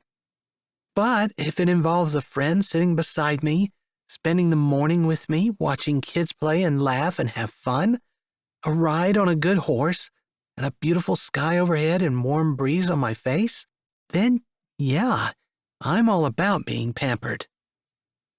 So I'm pampering you right now, he asked, the corners of his mouth lifting up and something warm spilling out through his chest. It was easy to see that she was happy, content where she was, shining with an inner joy that he'd only read about in the Bible, but never actually seen on display in a human before. It was attractive. And maybe, deep down, there was a part of him that had wanted to do something in return, but had thought that that something would require money and the kind of things he thought about when he thought about giving someone a beautiful gift. He should have known better. You are. I can't think of anything I'd rather do right now. Maybe get muddy with the kids? Actually, you wouldn't have to ask me twice. I really love taking my shoes off and squishing my feet in mud. Really? He couldn't keep the disbelief out of his voice. You have done that, right? That's like a normal part of everyone's childhood. She spoke like everyone did it. Well, never mind. You've never cooked before, never made a sandwich. I kind of feel like you must have grown up on a different planet. Except, surely I would have seen you in the news if that were true. The words made a shot of fear go through him. She might have seen him on the news, multiple times. He certainly had made the news at various times in his life. Not because of being from a different planet, though. He wanted to get off that subject, didn't want to take a chance of triggering any memories that she might have of someone who looked like him, minus a beard and with shorter hair. He reached down to take his boots off. This had better be as good as you claim it is. Chapter 15. Communication, Honesty, Loyalty. Marianne Pasek, Pennsylvania. Seriously? Lavender watched him for just a moment. Then she pulled first one boot off, then the other. I'm dead serious. I don't want to miss out of any of the fun stuff of life. Well, then you better get ready, because this is the most fun you've ever had in your life before. It didn't take her any time to slip her boots off, her socks sliding off and landing beside them. You might want to roll your pant legs up a little, unless you don't mind wet and muddy jeans on the inside. That does not sound fun. As I've gotten older, the thing that holds me back from doing fun things is what comes after, either the cleanup or the sore muscles, or the fact that I know I'm going to be exhausted. In other words, you can know enough to know the consequences aren't always worth it. That does imply a certain level of maturity which I seem to lack in my younger days. He shook his head. No matter what he said, she just rolled with it. There were women that he'd been with who would have been offended 100 times over so far today, and yet here she was, rolling up her pant legs and heading down to play in the mud with him. She was up first, but she waited on him. Maybe he shouldn't have, but he grabbed her hand as he picked his way through the grass and onto the cracked mud and down to the edge of the pond. As they got closer, the mud got softer and wetter, until it squished between his toes in what he had to admit was a silky, luxurious way, and felt really good. I think you might have been right about this. You mean you doubted me? She grinned, and he had to return it. They didn't really have a chance to talk, though, because the kids spotted them, and maybe it was something about adults coming to play with them, or maybe it was the idea of the adults in the mud. But whatever it was, they came around laughing and yelling and talking about all the things they had been doing, while grabbing Thad's hand and pulling him toward a salamander, then showing him a water skeeter and a school of minnows, and another puddle that brimmed and seethed with tadpoles. He hadn't realized there was so much to see at the edge of a pond, and he had to admit that he was just as enthralled as the kids were. And just as dirty. By the time they were done, his pants were wet from kneeling, covered in mud, as well as his lower legs, and somehow his t-shirt had gotten smears of mud all over it, possibly from Raymond, who had been trying to catch tadpoles and then had wanted him to pick him up because he'd been scared of the salamander when it touched his foot.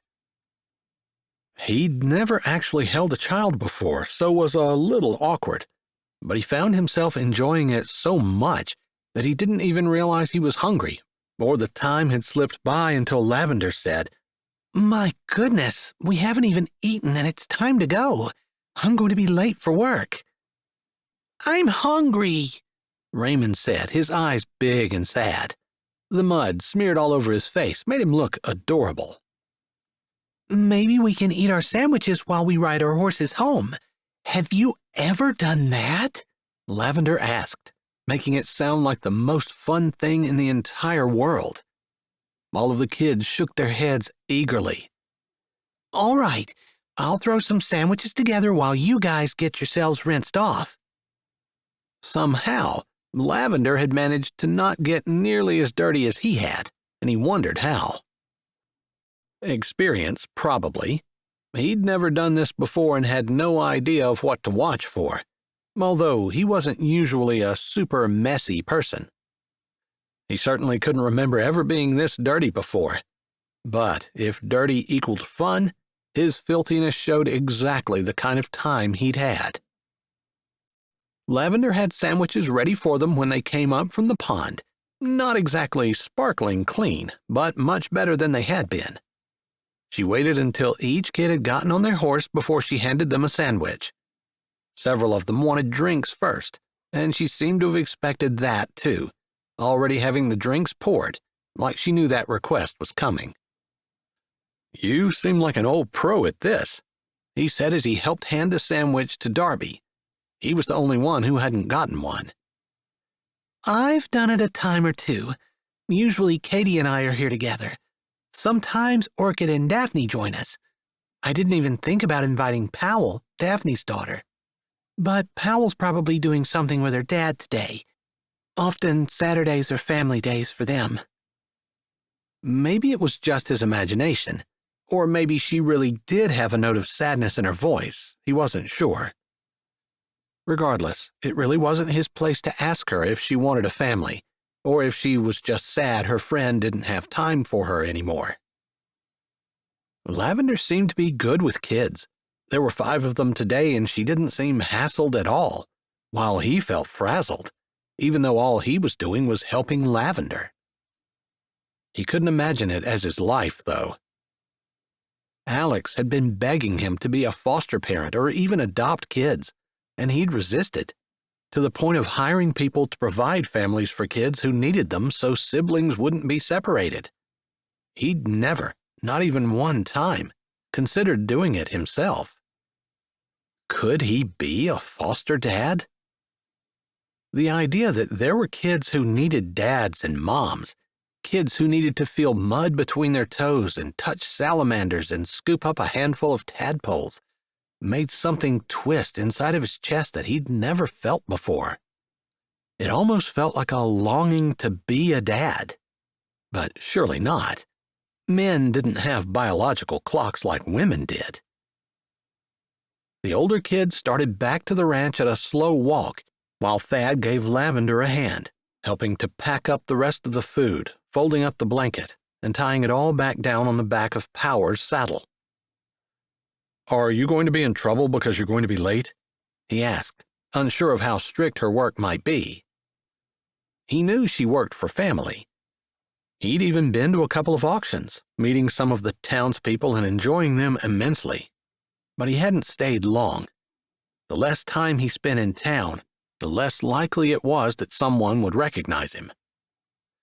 He hadn't liked the way a couple of people looked at him, although it might have just been the way people looked at someone who's new and unfamiliar and they wonder about him. He couldn't tell, but didn't want his identity to come out until he was ready.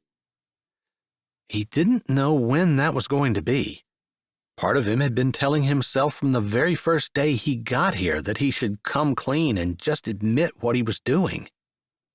But he just wanted to be a normal person for a little bit. For Lavender. Have fun as a regular man. And so far, he'd been able to do that. Earn enough money to not only buy groceries, but with his next paycheck, he should have enough to take Lavender out. Maybe he'd tell her then, but he wanted her to like him for who he was and not dislike him for what he had been. There was a lie between them, and he hated that. That discomfort pushed him to be honest. They had everything packed up, and he lifted Raymond onto the saddle before Lavender got up behind. No one's going to be upset. It's just my family depends on me. We actually don't have a specific time we have to be there. We just all know that there's work to do and we go and do it. If someone doesn't show up, that means all the people who do show have extra work to do. I wouldn't want my siblings to do that to me, and I try hard not to do that to them. What a way to run a business. Have people just show up and depend on their sense of the golden rule in order to get them to come when they knew they were needed. I can't believe that works. He stepped up and settled down on his horse. You know what? Never mind. I can believe that works. But it takes people with the right mindset in order to make it happen. I suppose you're right. I guess there are a certain subgroup of people who would take advantage of anyone who would do things for them. You know, people who take all the time and don't give. That was him. At least, it had been. He was quiet. He had taken advantage of the people around him for a long time, expecting them to serve him, like he deserved it or something. That's a Christian mindset. His comment was arbitrary, but she seemed to understand. Sure is. It has to be given. It can't be forced. That's why socialism doesn't work. He didn't really want to talk politics, but he understood what she was saying, that some people would say the Christian model of living was unsustainable. It had to happen at the individual level, not a government level. A government wasn't a person. It was something a country put in place in order to protect their borders and deal with foreign entities. It wasn't supposed to take the place of God. She laughed a little. I'm sorry. I didn't mean to make things awkward by bringing politics into it. No, I agree with what you're saying, and I was just thinking that government isn't God, and that's why socialism doesn't work. She nodded and didn't say anything more. They finally started chatting about the work they were doing on the ranch and their plans for next week. Easy conversation that included some laughter. When they got back to the ranch, Katie was there to pick up her kids, and Miss April had gotten back from making her deliveries. To Thad's surprise, Katie wasn't the slightest bit upset to see her children muddy and dirty with big, happy white smiles. Miss April didn't seem upset either. He didn't know any women who wouldn't have freaked out upon seeing their kids the way these were and wanting to squirt them down with disinfectant. I can put the horses away if you need to go, he said to Lavender as Katie walked to the car with her kids after saying a quick goodbye. That would be a huge help. I appreciate it. It was the least I could do, after you introduced me to the fun of playing in the mud and the joys of all the slimy creatures that live in a pond. We didn't even scratch the surface of all the creatures, but we did meet some slimy ones for sure. Seriously, thank you. I had a great time, and I would never have done it if I hadn't met you. Oh, you never know. If God wanted you to learn about pond life, He would have made sure someone came along to take you. She said it easily, like it wasn't a big deal and there wasn't anything special about her. He didn't say anything more, but he disagreed. Except he definitely thought God had brought Lavender into his life for a reason. Chapter 16. Always keep God in your marriage, listen more than you speak, and keep humor in your lives. Fern Pena from San Diego, California. The cows are out. Lavender looked at her phone, still smiling from the fun morning they'd had by the pond. It had been a long time since she'd taken her shoes off and played with the kids. Years, not since they were old enough to do it themselves without any danger of falling into the pond and drowning. She had a lot of fun, and she knew from experience that while she enjoyed playing with the kids, Thad was the reason that everything had been so amazing. It had been fun to watch his face as his feet touched the mud for the first time, and he'd been so interested in caring with the kids as they talked to him. He was a natural with them. Lavender had to admire that. Even Coleman, as good as he was, had a bit of an awkward way with kids, but Thad just seemed to get them. Maybe because he was a kid at heart. She wasn't sure, but whatever it was, she admired the way he seemed just as excited as they did about the salamander and the tadpoles and making mud pies. Being serious about it like it really mattered how much water to use and how thick the mud was as they designed their various bowls. He hadn't even flinched when Raymond had whined to be picked up after touching the slimy salamander, even though it meant he got completely filthy. There weren't a whole lot of people, let alone men, who would have done what Thad did today, with as much aplomb as he had. She wished she knew more about him, wished she knew she could trust him, wished she knew his backstory and whatever it was he was hiding, because it was obvious he was hiding something. He had been there for 3 weeks, and although she had given him plenty of openings, he hadn't said a word about his old life, the reason for him losing everything, or even why he was still there. Surely by now, he could have found a job in whatever industry in which he'd lost everything. It wasn't like it was a tight hiring market. There were jobs everywhere. Things just didn't add up, and while she had enjoyed holding his hand, had loved the feel of his fingers against hers, had loved the camaraderie they shared, enjoyed laughing with him, and admired him the way she admired very few people, she just couldn't let her guard down because there was too much she didn't know about him. She probably should put more distance between them. She didn't want to fall for someone she didn't know, and she definitely didn't want to fall for someone she couldn't trust. Regardless, she had a different problem right now, and her fingers flew over her phone. I'll be right back out. I just need to tell Coleman I'm leaving.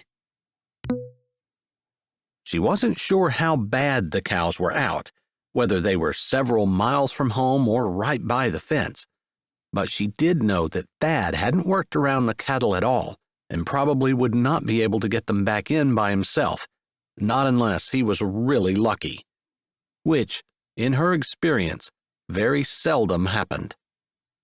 Luck seldom showed up when a person was working with cattle, unless it was bad luck. She told Orchid, whom she had been working with, that she had cows out at Miss April's. Orchid was no stranger to animals getting out and just nodded and waved her off. She texted Coleman as she walked out the door, and his reply held the same tone as Orchid's attitude. Fine. Everyone knew when cows were out, it superseded almost anything else other than possibly a fire. Getting them back in was always easier the sooner one did it. The further they were away from where they needed to go, the harder it was to round them up. It took her 15 minutes to get back out to the farm, and she hopped out of the car when it was barely parked in front of the barn. She had been going to text and ask where he was, but she could see the cows. Thad was on foot trying to herd them, and it looked to her like he was scattering them more than he was herding, but she didn't say anything. Marcus was the best horse to use to round up cattle. He and Brutus were both used to working them, but Brutus was more of a cutting horse. Marcus would herd better. She didn't bother with the saddle, but she did grab a lead rope which she hooked to both sides of his halter for reins. It was faster than a bridle. Marcus was well trained and wouldn't need the extra control. The time she saved would be worth what she sacrificed in stability if they were able to get the cows in immediately.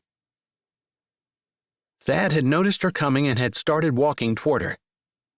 She didn't miss the surprise on his face when she started out bareback after opening the corral and hopping on Marcus's back. But he didn't say anything about that when she stopped next to him. "I'm sorry. You can see where they pushed through the fence. Then, when I tried to get them to go back through, they ran right by the opening like they couldn't even see it. Hypocrites." Thad wasn't upset, but he did spit out the word hypocrites with enough force to make it sound real. That made Lavender laugh. "They're cows. I honestly don't think they're deliberately deceiving you." She shuddered, exaggerating it just as he had. "Now that would be terrible. Deceivers are nasty." He didn't have quite the reaction she expected. Maybe he was more upset than what she thought. Maybe there was something else wrong with him. She would have sworn that he would be just as frustrated with people who lie as she was, but maybe not. The nagging thing that always seemed to irritate her at the oddest times when she was around Thad reared its head again. There was so much to love about him, but even more she didn't know.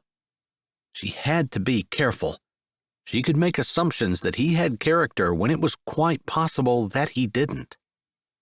"I think I can get them rounded up. If you can go down and open the bottom gate, I think it'll be easier to get them to go through there. Open it so it stands perpendicular to the fence, and that will serve as a bit of a funnel if I can get them to come around the corner, okay?" He watched where she pointed as she ran her thumb and finger along the fence line in the distance and showed how she would get the cows to turn the corner. "Got it." He jerked his head at Marcus. "I never thought of using the horses." "Well, honestly, it might be kind of hard to stay on Marcus if I had to do too much herding with these guys. But they're not wild, so I think I'll be okay." "He'll buck you off?" "No, he'll run after the cows on his own, and once he figures out where I'm taking them, he'll do it without too much direction from me. If I have a saddle, I can grab the horn and just hold on, but bareback is a little harder, especially since he's trained for leg cues as well as reins, and I can't really use my legs to hold on." She could tell by the look on his face that he didn't really understand what she was saying, but he nodded anyway. She hadn't taught him any more than the absolute basics of riding, so he surprised her when he said, "That's why you told me to keep my toes pointed out and my heels pointed down." "That's right." She grinned, then nudged Marcus into a canter before the cows wandered out of sight. Marcus was a pro, part of the reason Miss April had gotten him a decade ago, and he had the cows rounded up in no time. Thad had the gate open, and they all lumbered through while she pulled Marcus up and waited while Thad closed the gate. "Wow, you made that look easy." "He's a good horse. My job was just to stay on." "Well, you did something I couldn't do anyway." "If you stick around long enough, you'll learn. Although, Miss April really does need to sell. She's so busy and she just can't keep up." "I know. I've been fixing the fence as fast as I can, but she has me doing so many other things too. There just isn't enough time." "No, it's not your fault. Probably the cows got to pushing each other around, like they do at times, and one of them just stumbled into it. I doubt they pushed it on purpose, and even if they had, it's still not your fault." There were plenty of rotted boards in the fence, and all it would take would be for a cow to accidentally lean on one, which they typically didn't do, but sometimes they liked to scratch themselves on the boards. Will you be okay fixing that gap if I head back to the sale barn? Yeah, I really appreciate you coming out. No problem. Getting them in quickly makes the job a lot easier versus having to round them up and bring them back from a couple of miles away. If you can find them. He laughed. Maybe I'll make it in tonight. It would be nice to see you. Maybe she said that a little bit too fast. She did enjoy working with him, talking with him, the way he picked up on things and seemed to be interested in everything. It's probably too late for tonight, once you get that fence fixed, but maybe on Wednesday you can come in and give us a hand if you want. She felt stupid after saying that.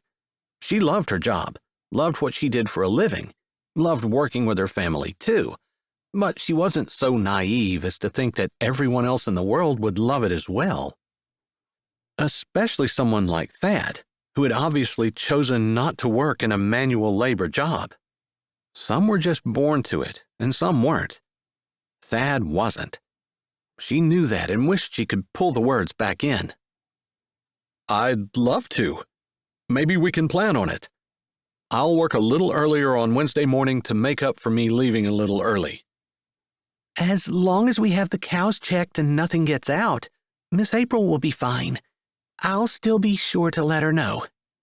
He nodded, and she hesitated before she said, Do you want me to give you a ride back to the barn? His brows went up, and he looked at Marcus before he looked back at her. Do you think he'll carry us both? Sure, he won't have a problem if you can get up. He grimaced like he wasn't sure and kind of looked around.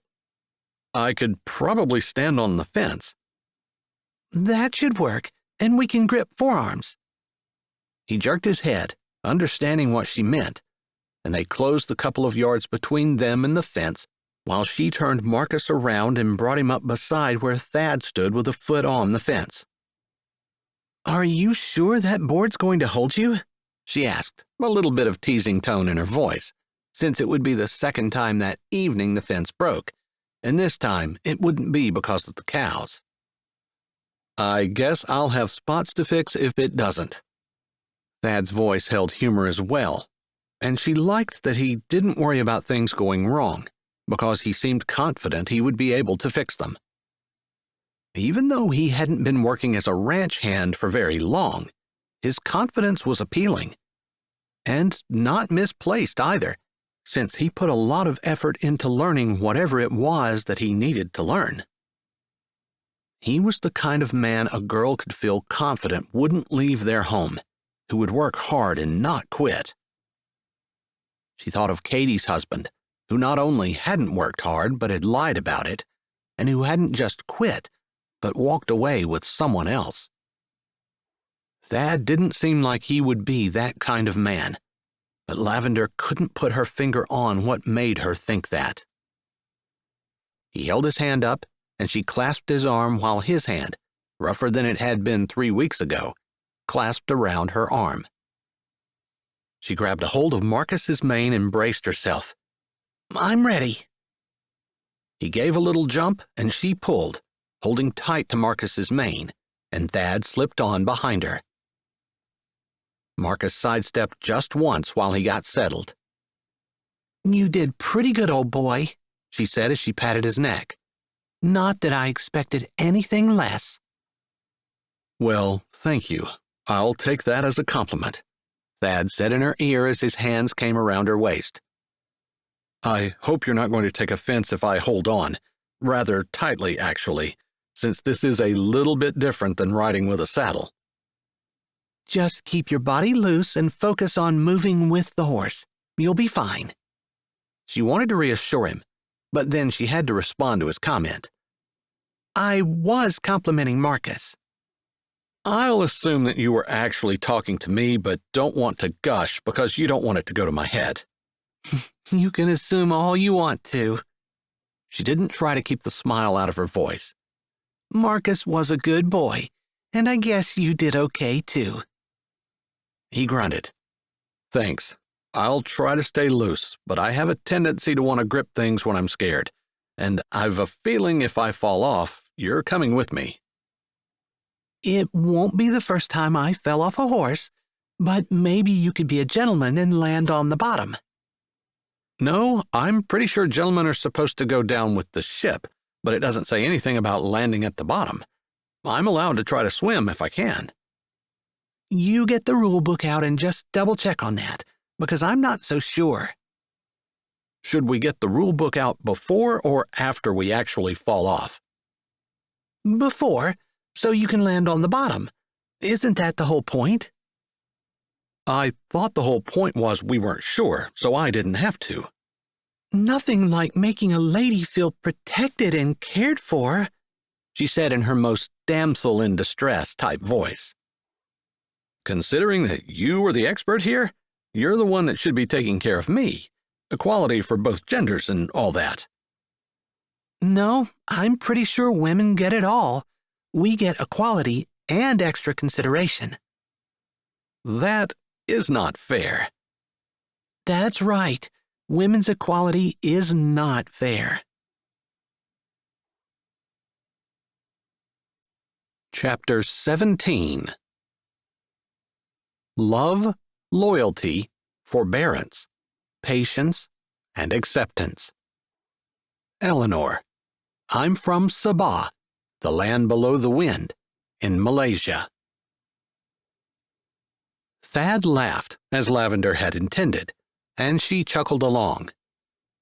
She certainly wasn't expecting him to land on the bottom. When a person was falling off a horse, she supposed the most important thing was to not get stepped on. At least, that's what she would be thinking about. They arrived at the barn, and she stopped Marcus beside the back of the old pickup that they used to mount the horses when they practiced riding. Can you get off, or do you need me to go in and see if I can get the skid loader? I think you just insulted me, in a country girl kind of way. She laughed. You catch on quicker than you're supposed to. A fellow knows when a girl's laughing at him. I'm sorry. I really was just kidding. I know. I was too. He slid off and hopped easily down from the back of the truck. Marcus never moved a muscle. He really is a good horse. He's put up with my sorry butt, and that's saying something. Everyone has to start somewhere. I did. She leaned forward, throwing one leg over and sliding off the horse without using the back of the truck. I can take him in if you have to go. I really should. Orchid was working, but she wasn't feeling very well. I hate to dump everything on her any longer than I have to. I'm sorry to hear that. Yeah, I think it's just a stomach bug or something, and there might be someone there who will lend a hand. That's the nice thing about small towns. People know everything, and there's usually someone around to help out. I can't hardly put off fixing the fence, or I would. No, you're right. If you came in, the cows would almost certainly be out again, and that would stink. She wanted to say more. It was one of those rare, quiet times when there was no one else around, and she really wanted to ask him the questions that she most wanted answers to. Next Friday, when I get paid, if nothing happens, I'll have enough money to take you out. I was hoping you'd go. He laughed a little and shook his head, looking down. That is the absolute worst line I've ever used on someone. I'll have enough money? Man, I'm an idiot. She had thought it was kind of sweet, although she wasn't sure if he was taking her out because he wanted to be with her or because he felt he owed her. That was her trouble. She put a hand on his arm. That wasn't a terrible line at all. I just... Don't really like me? No, that's not it. I don't have anything, and I should probably work on building something before I think about taking anyone out and starting a relationship. Well, that's probably a good idea, but that wasn't what I was thinking either. Do you want to keep guessing, or do you want me to tell you? He laughed. I want to put the words in your mouth, don't I? I think you're nervous. You're exactly right. It's like I've never asked anyone out before. Then I flubbed up so badly, and now I can't get my mouth to stop moving. I wasn't sure whether you wanted to go out because you like me, or because you feel like you owe me. He grimaced, like hearing that made him feel like he had messed up worse than he thought. I didn't handle that very well, if you don't know that I like you. A lot. I know I owe you, but I want to take you out because I want to spend time with you. I want to treat you the way you deserve to be treated. Give you a break. Let someone take care of you for a little bit, since it always seems to be like you're taking care of everyone else, including me. He waved a hand around, indicating the cows and the horse and the fence and how she had come to his rescue, yet again. His words caused her stomach to do flips, and her heart fluttered. She wasn't used to someone looking at her and seeing someone who needed to be protected and taken care of. But it made her feel good. Not that she thought he thought any less of her, but that he saw her as someone who was always helping and could use some help herself. Not necessarily because she needed it, but because he wanted to do it for her. There was something gallant in that, and it made her heart smile. Even though her brain was telling her that she might want to be more cautious, she smiled and nodded. In that case, I'd love to. Part of her felt a little sad that he was saving money just to take her out, but another part of her appreciated that he worked hard and wanted to spend his hard-earned money on her, that she was worth that sacrifice. Again, not something that anyone else had ever done. All right, then. I'll plan on being at the auction on Wednesday and helping if I can. Thursday is the parade, and Friday we go out. I'm looking forward to a good week.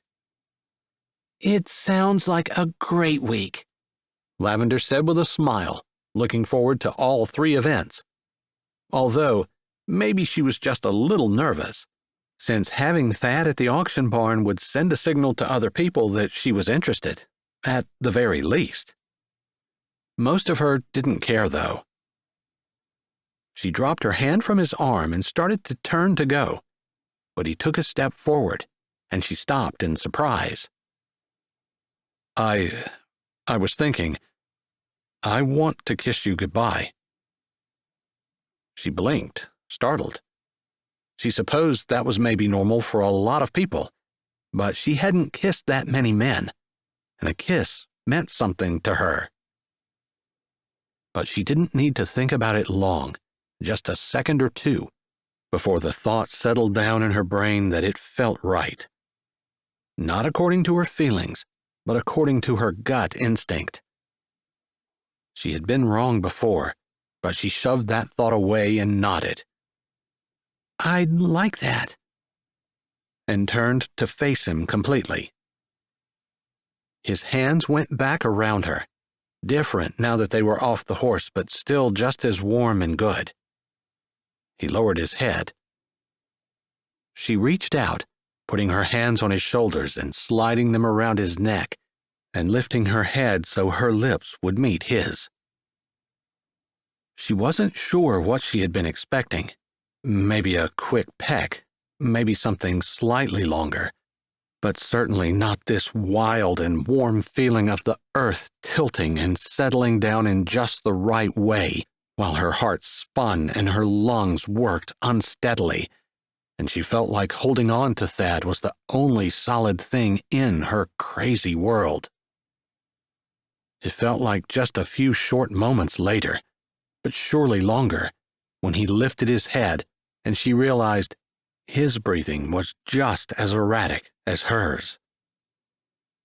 Maybe his fingers were tingling too, and his chest felt tight, and hot and warm and good, all at the same time. Maybe, but she didn't ask, could hardly get her brain to remember her own name. That was more beautiful than I thought it would be. His voice was raspy and low, and if she had been thinking straight, she might have smiled at the idea that no one had ever described kissing her as beautiful, and she kind of liked it. I've never been kissed like that before. Maybe not a compliment, but she meant it like one. She just didn't have the words to say what she was feeling. Maybe she didn't even know for sure what she was feeling. Hot and cold and excited and scared, and like she was skating on the edges of something really dangerous, but having such a good time she didn't want to pay attention to the cracks in the ice. That wasn't quite the way to explain it, but it did feel like there were cracks, and she needed to be honest. I'm scared because I don't know anything about you, and I think I'm falling for you, and I'm afraid that it's going to be too late for me if you turn out to be something other than what I think you are. Maybe that was too honest, too open, but she just couldn't be any other way. Honesty was a part of her nature, and she couldn't expect him to be vulnerable if she wasn't. Maybe he would take her words and the little piece of her heart that she had just offered and cherish it. Or maybe he wouldn't understand. I need to tell you. I need to tell you everything. He closed his eyes and sighed.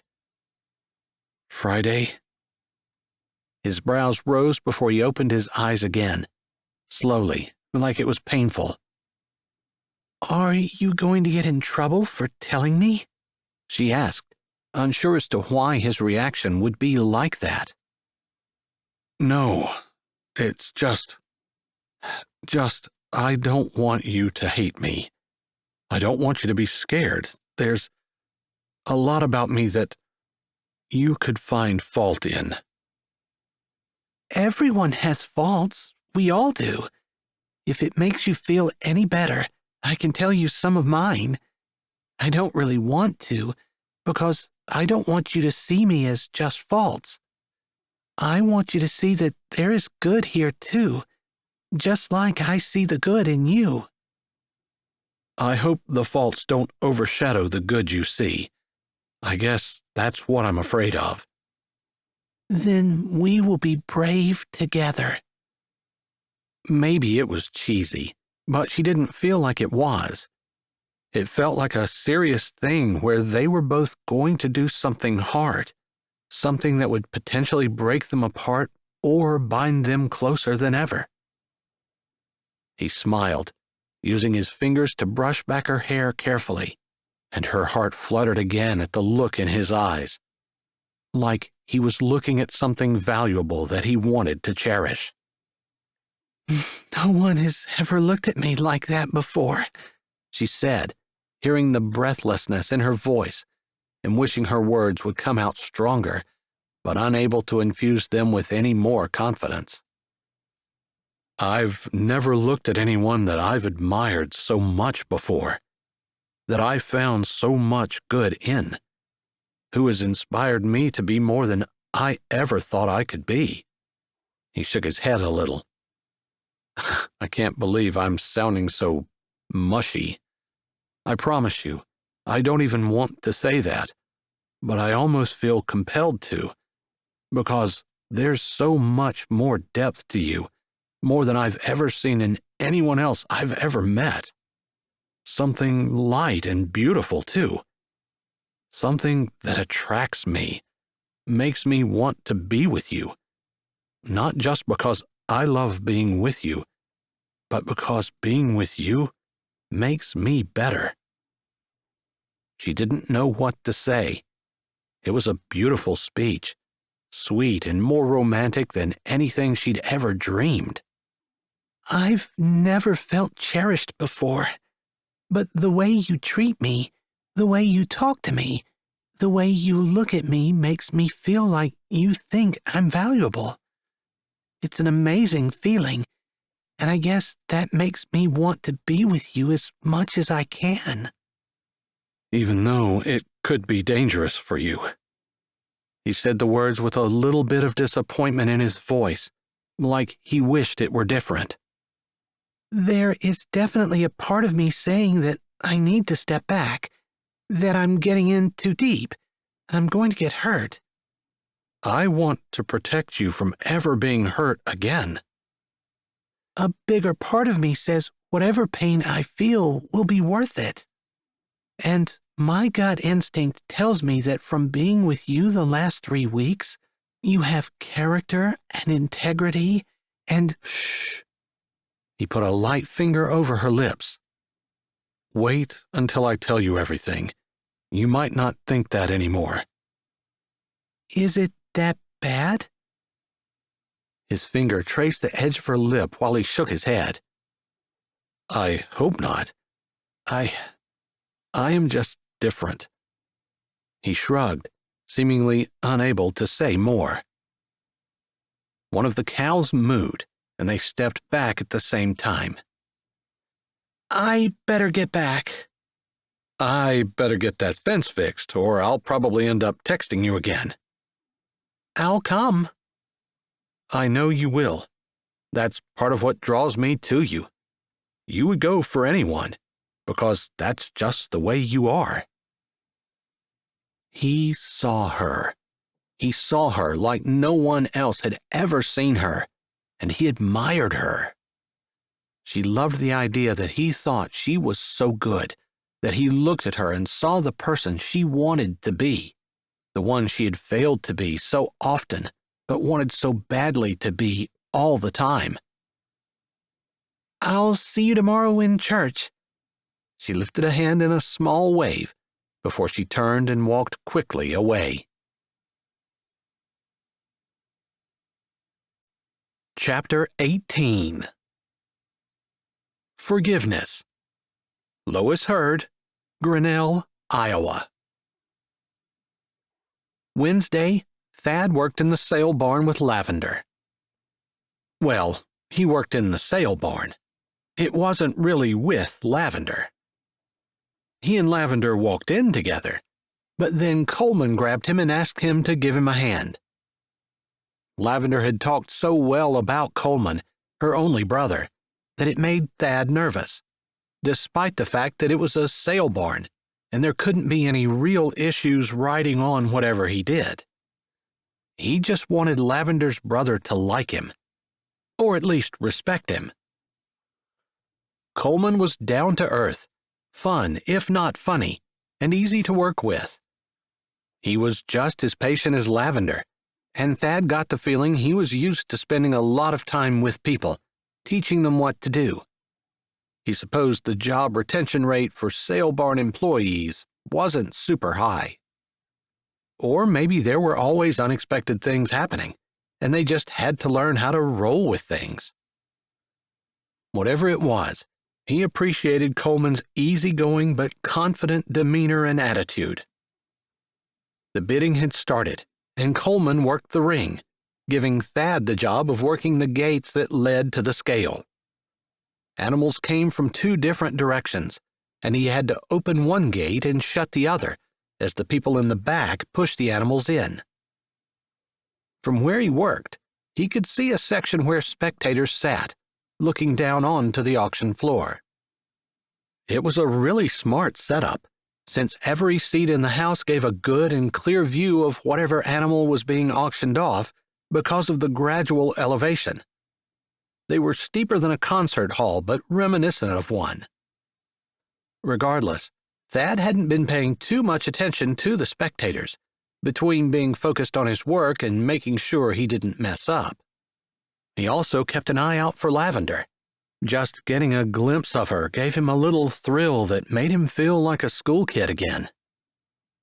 Maybe feelings of love were the same at any age. He was old enough at this point to know that those feelings didn't last. but the admiration and respect that he had for her, and the character that she displayed, would. He only hoped that when he came clean to her, his good would outweigh his bad. He hated to phrase it like that, because it was almost the way some people viewed salvation, like their good works would outweigh their bad works, and they would end up in heaven.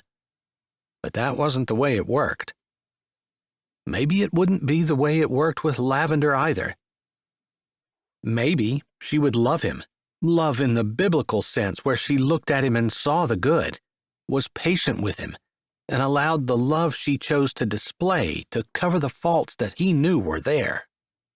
After all, the Bible said love covered a multitude of sins. Maybe it wouldn't be enough for her to decide to take a chance on him, though.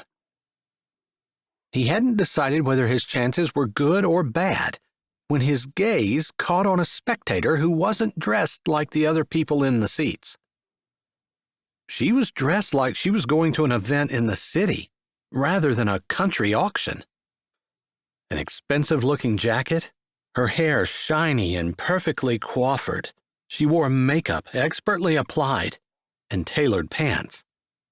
She did not wear cowboy boots, and she carried her phone like it was a part of her. None of that was what caught his eye. She just looked familiar. It wasn't until she sat down and lifted her phone, the bracelets on her wrist shining in the light of the bare bulbs overhead, and her long fingernails glinting bright red, that he remembered who she was. He ducked, forgetting about the gate he held open and turning around, disoriented. "Are you okay?" Coleman's head popped over the side of the scale as the kid who was bringing the steer to the scale yelled when the gate shut in front of the animal. Thad took a deep breath and forced his voice to remain calm, the same kind of calm he used in front of the boardroom when he was presenting a $1 million idea and he needed their support. "Yeah, I'm fine. Sorry. I know it's not rocket science, but I got confused there for a minute." "It's okay. Just wanted to make sure you weren't dizzy or anything. It looked like you lost your balance." "No, I'm fine." Coleman's head disappeared, and Thad swung the gate open, waiting a few minutes until the kid was able to get the steer turned around and headed in the right direction again. What was Tiffany doing here? Tiffany had followed his ex-wife, Meadow, around a good bit during the 2 years of their marriage. Of course, Tiffany hadn't reported on the fact that Meadow was cheating on him. Not until the story broke, anyway. But she'd written multiple stories about life with a billionaire and given the gossip rags plenty of information and things to talk about, fueled by Meadow, who loved the attention. He wasn't sure whether Meadow and Tiffany were actually friends, or if it was just a mutually beneficial relationship between a billionaire's wife and a member of the press, feeding stories to readers eager to hear what being married to a billionaire was like. Thad hadn't particularly cared for her, because she always made the stories seem like Meadow was oppressed, and he was, if not the bad guy, at least the one creating all the problems, while Meadow was long-suffering, sweet, kind, and gracious. Thad had to admit he had a lot of faults, many that he'd been working on, but Meadow had been nowhere near the person that Tiffany had made her out to be. And now, Tiffany was here. Why? He could only think of one answer to that question, and it made his heart hammer in his throat. Someone must have figured out that he was there, and Tiffany wanted to get the scoop. "Hey, man, need the gate opened!" Someone shouted from the back, and Thad jumped to attention. The last, very last thing he needed was to draw a bunch of unwelcomed attention to himself. The evening was busy. Coleman told him at one point that it was the most animals they'd ever run through the auction in one night, and Thad had very little time to think about Tiffany. He certainly didn't have the opportunity to get away. She couldn't see him as well as he could see her, since the stands were well lit, while the area behind the auction wasn't nearly as bright. But he was too busy to try to keep an eye on her, and some time before the pigs were sold, she disappeared. By the time the auction was over, he was doubting himself. Maybe it wasn't Tiffany. Maybe he was wrong. He never got a good look at her face. It could have been someone from Fargo or some other big city newspaper, since Sweetwater was rather proud of the fact that their auction barn was the largest in the state. Lavender looked exhausted by the time the last animal had been sold, and Coleman and Thad walked out to the area where trailers were being loaded. "Hey, kid, you had a big night. How about you head on home? You look like you could use some rest." Coleman put his arm around his sister and hugged her to his side. Thad was not jealous, although he did wish that he had the right to do that, to hold her to him and tell her to go take a break. "If you don't mind, I think I will. Orchid ended up going home. I hope she's okay." "I'm sure she will be, and her husband will take care of her anyway. That's his job. You, on the other hand, have to take care of yourself, so go on home and get that done." Thad noticed the slight dimming of Lavender's smile, like Coleman's casual reminder that she didn't have a spouse, or anyone who really cared whether she made it home, had hurt, or at least reminded her that she was alone, and maybe she felt a little like that meant there was some kind of problem with her. "Do you mind if I walk her out? The parking lot is dark." Thad stepped forward as Coleman dropped his hand from around Lavender's shoulders. Some humor entered his eyes, and Thad figured that Lavender walked through the dark parking lot twice a week after each auction without anyone taking the time to walk her to her car, for years, most likely. But Coleman jerked his head. "Go on, but the reason I'm sending her home is because I figured I would have you." "Got it. I'll be right back." Thad took 3 steps beside Lavender before he decided that he would take his chances and went ahead and put his arm around her, pulling her close but not tight, and feeling gratified when she pressed into him a little, as though taking some of his strength for herself. "What a night! I don't recall ever being that busy." Lavender spoke as they walked out into the cool night air. "Coleman told me that you've never had that many animals run through the barn before." "That's what I heard too. Not from Coleman, so I wasn't sure whether it was true or not." "That's what he said." "I heard there was a big league reporter from the city here as well." "I think I saw her." "Really? What was she wearing?" Lavender looked up at him, curiosity in her gaze, which he could see even though the light was dim from a few scattered pole lights. "I'm a man. I don't notice those things." "Something tells me you actually do." Lavender narrowed her eyes at him. He laughed. "She wore bracelets, and she had long fingernails which were painted bright red. Her hair was shiny." "And I suppose it was down around her shoulders, too?" Lavender said, like somehow having her hair in a ponytail made her less than. She just looked a lot different than everyone else around her. Different, not in a good way. He didn't want her to feel like he admired that or that it meant something to him. He noticed clothes, appreciated nice ones, always had. But that didn't mean he didn't appreciate the fact that Lavender looked beautiful, just because of her inner glow and not because she wore expensive material on her body. He had been learning, for the first time in his life, that it really didn't matter what a person wore. But just because he'd been learning didn't mean he didn't still notice quality and appreciate it. Still, she didn't say anything as they finished walking to her car. It might not mean anything, but you're 100 times more beautiful than she was. Not that I even thought that she was beautiful, but just because you have a glow about you. a joy, an inner peace, laughter and fun. I don't care what you're wearing. I don't care what your hair looks like. I care about you and what's in here." He pointed to his own chest where his heart was, and she looked up in his face, searching his eyes as though wanting to be sure he was telling her the truth and he wasn't just feeding her a line. He wished at that very moment that he'd never said anything to her that wasn't true. He couldn't wait for Friday, and if she weren't so tired, he would probably tell her everything tonight. "Thanks." She still seemed sad, though, and his hand came out, cupping her cheek. "Take care of yourself, okay? You look exhausted, and I hate that."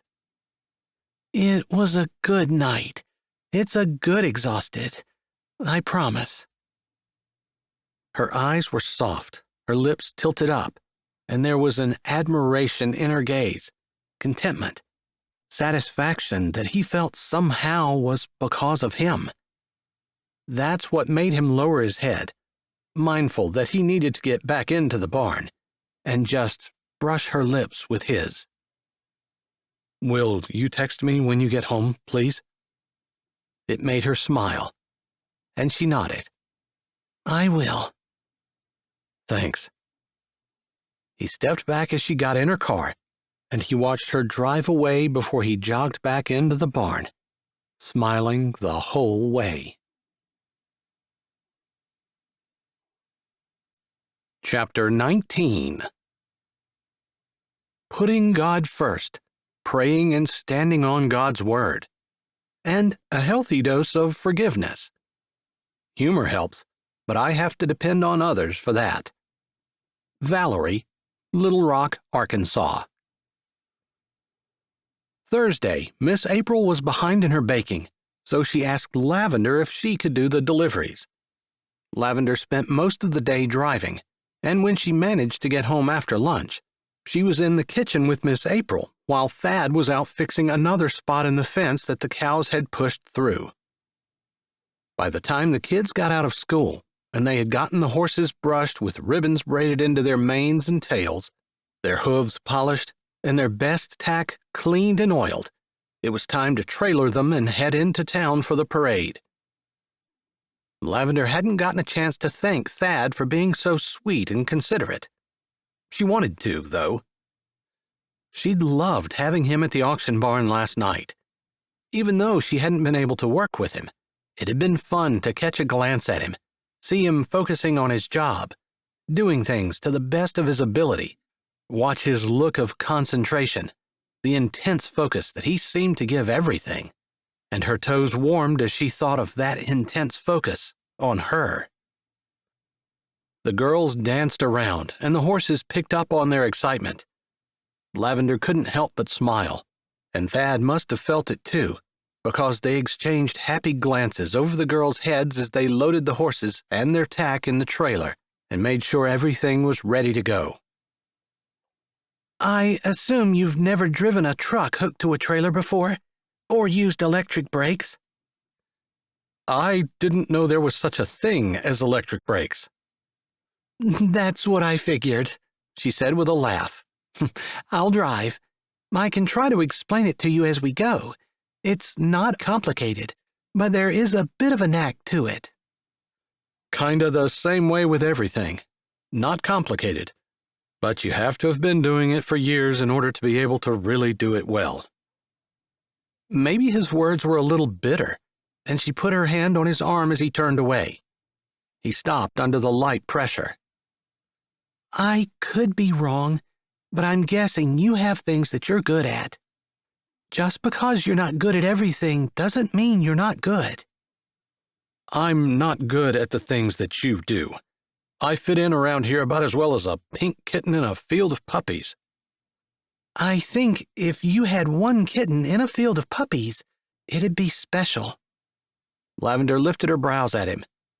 "We all bring good things to the table.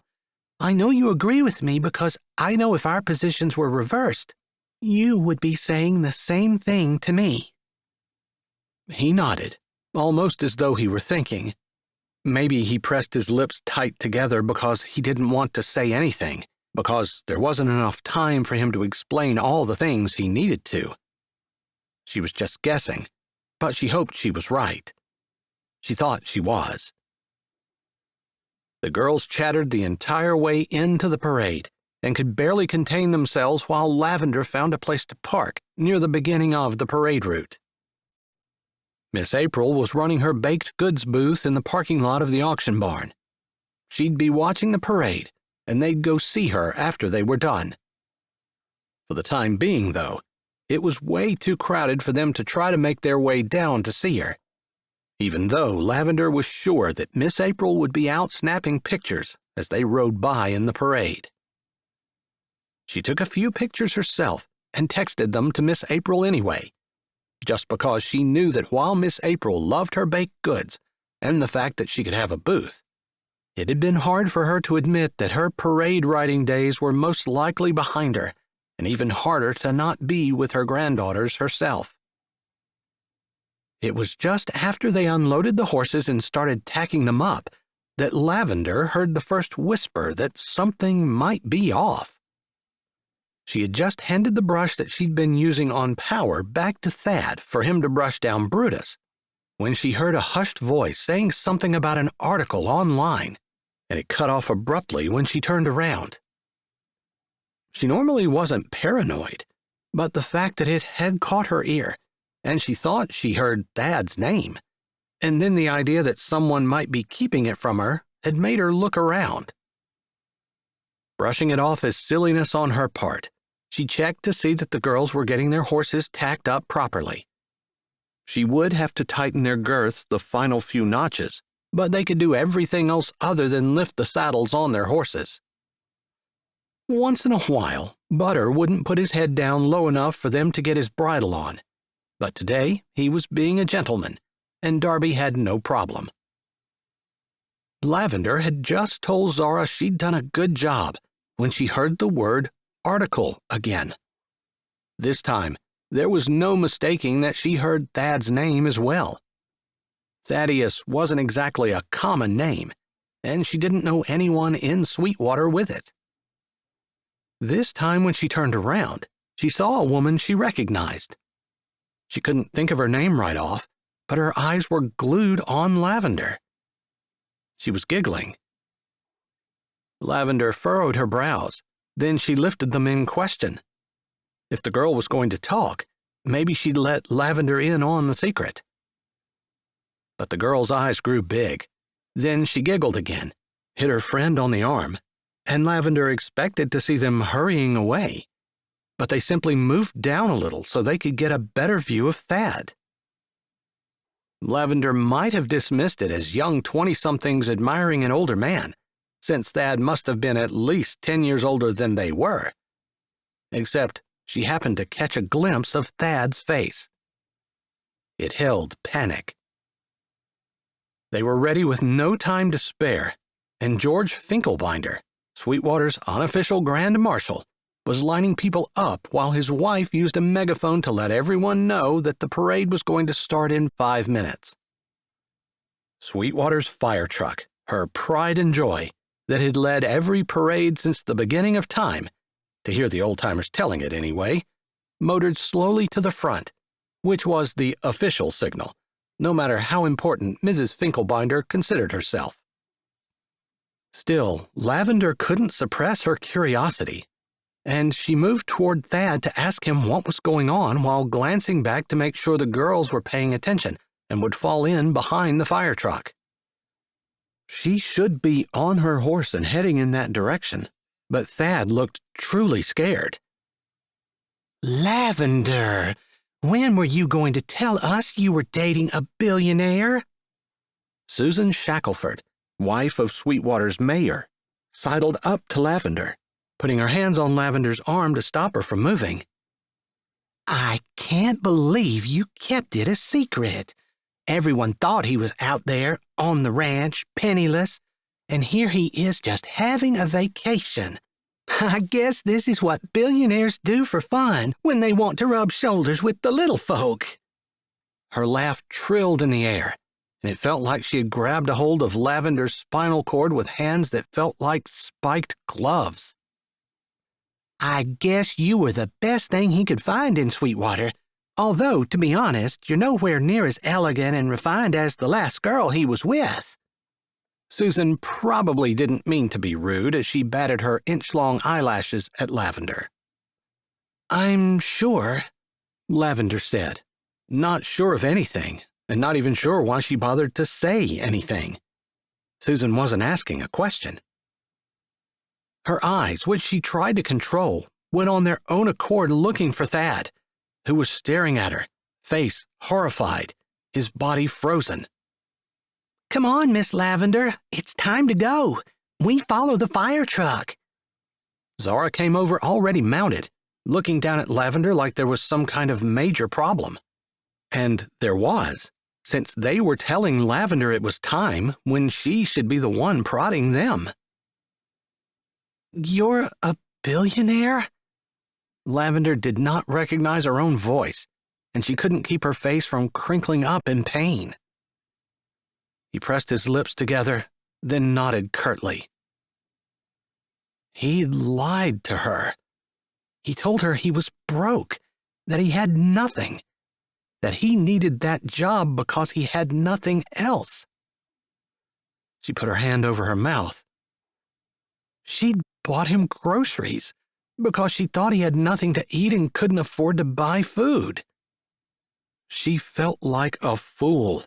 He could buy an entire grocery store. He didn't need her providing groceries for him. He didn't need her providing anything for him. Was he having some kind of joke at her expense? Her chest hurt so bad she wanted to double over, and she had to ride in the parade, pretend to be happy, pretend that she wasn't hurting and humiliated, and she should be angry. Why wasn't she angry? She never got angry, not over anything. But surely this was something that anyone would get angry over. She had every right to get angry. She tried to summon some kind of emotion, something other than the pain that made it hard to breathe and made her heart feel like it was pumping lava rather than blood. That sharp pinpricks were piercing her lungs with every breath. Lavender, I can explain, Thad said, going to the front of his horse, ducking under, and looking at her over her saddle. You lied. I told you, I can explain. You lied to me, she said, gratified to hear a little bit of anger in her voice. She should be furious. She should be ripping him apart, slapping his face, something. Something to make up for the laughs he must have had at her expense. Yes, I did. I have a parade to be in. I gave my word that I'd do it, and I like to think that my word means something. That was the best she could do. She didn't want to hurt him, really. As deeply as she felt the pain over what he had done to her, she didn't have any desire to give that back to him. Maybe that was because she loved him. She wasn't sure, but she couldn't stand the idea that he might get hurt. His face looked haggard, his eyes tight, like there was some kind of pain, although he shouldn't be feeling any. It was her. She was the one who had been betrayed. She was the one who had been duped. She was the one who had believed a lie. It wasn't him. He had no right. Even as she thought that, her heart whispered maybe whatever he had to say would negate the lie. Maybe. But she couldn't imagine what. What in the world would make it okay to tell such an outrageous lie? It would be one thing for her to claim that she was penniless. She was never more than 4 figures away from being broke. A couple of paychecks, and she would be. She didn't keep anything that she didn't absolutely need. It was better to give it away. But that, a billionaire, She couldn't even imagine $1 billion. Couldn't fathom the lifestyle that he must have come from. She remembered his soft hands, his inability to do anything, from making a sandwich to fixing a fence. Simple things that didn't take much in the way of brain power, just a little common sense and everyday know-how. Something that every man she'd grown up with, regardless of whether they lived in town or on a ranch, knew how to do. Every woman, for that matter. Chapter 20. Communication and a sense of humor. Sherry. Somehow Lavender got on her horse.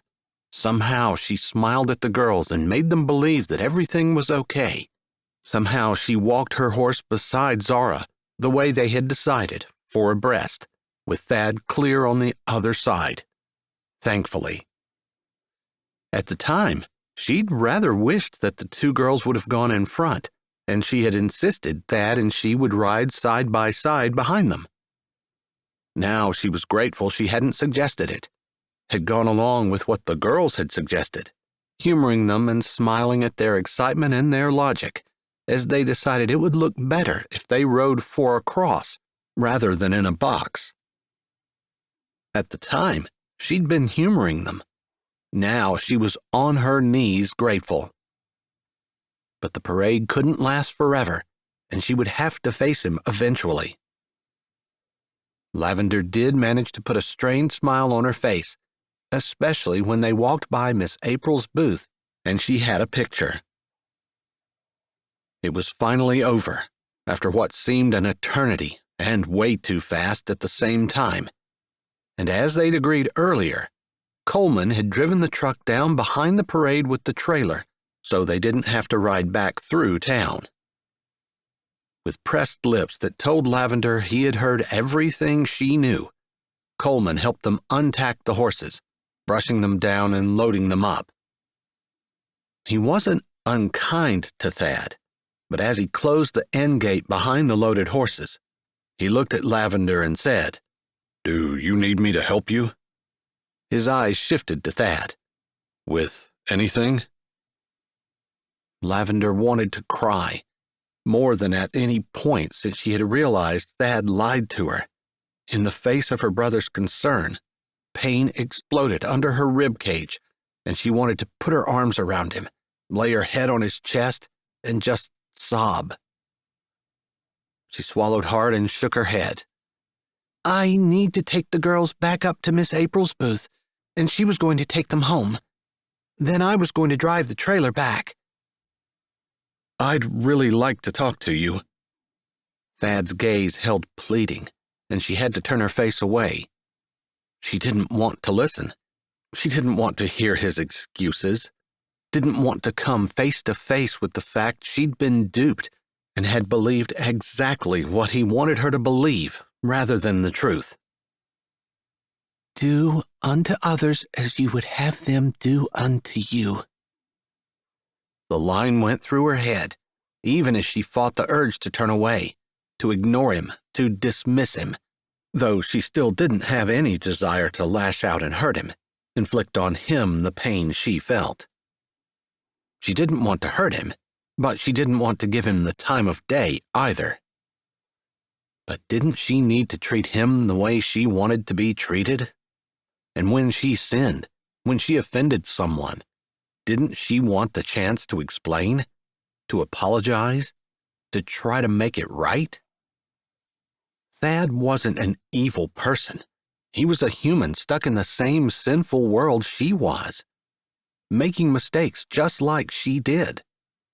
And while part of her brain was insisting that she didn't lie to people, it was wrong of her to hold him to the standards she had for herself.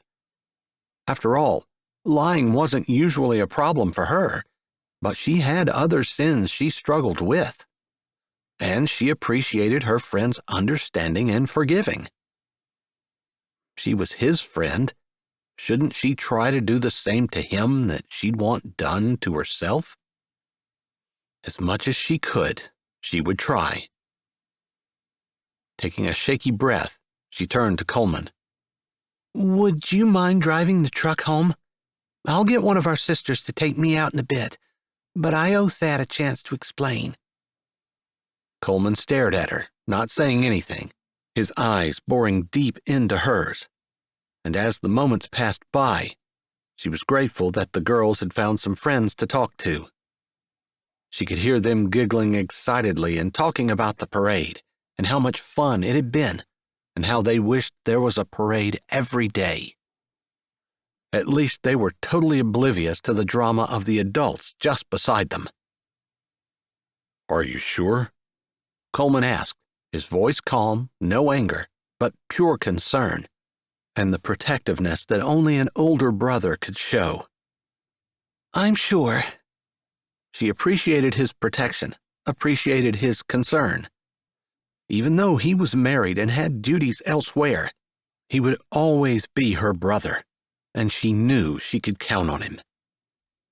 It was a reassuring thought, even if it didn't do anything to absolve the pain in her heart. She didn't look at Thad, didn't want to see if there was triumph in his gaze. She wasn't giving in. She wasn't going to allow him to sweet-talk her into anything. She would forgive, hopefully she already had, and she would probably always love.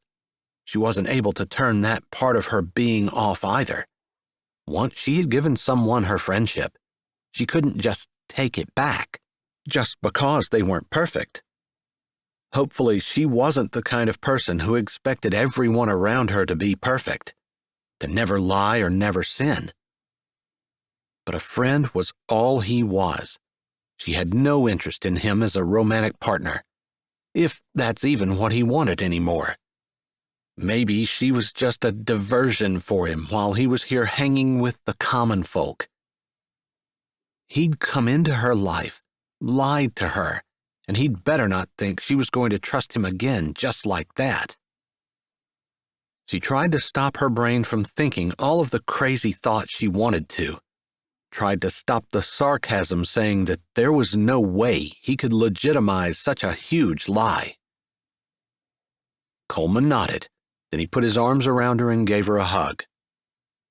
She almost lost the self-control she'd managed to erect around her emotions that allowed her to make it through the parade without crumbling. But she didn't cry, hugging him tightly back before she let go and pulled away. Thanks. Not a problem. I'll make sure the horses are taken care of. She nodded, knowing that Sadie would probably go pick him up and take him home.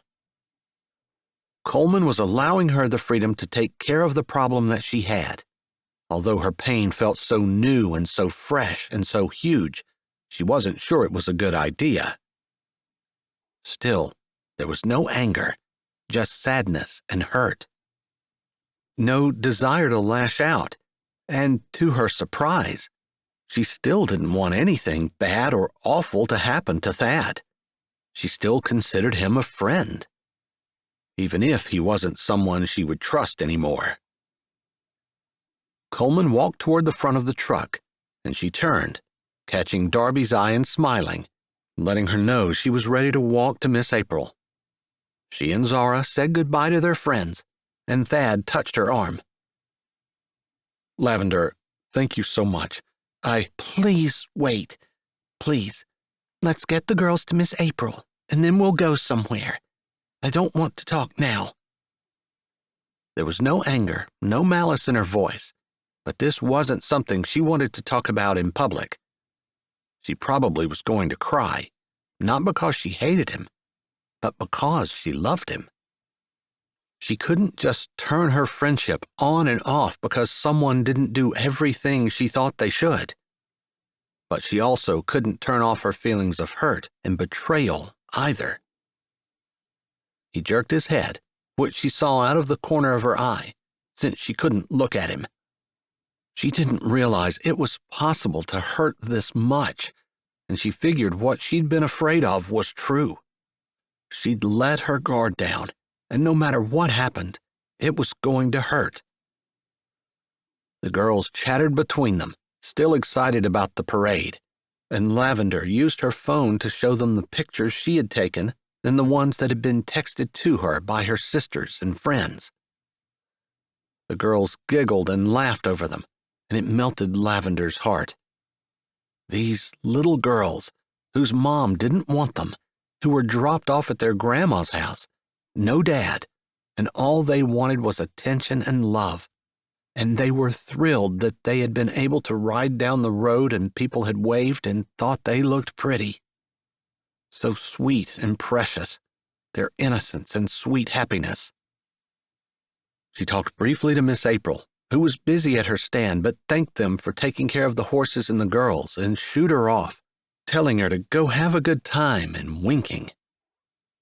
If Miss April had heard about the billionaire thing, she didn't let on, but acted like Lavender and Thad could still possibly be an item. It wasn't possible, but Lavender didn't have the heart to correct her.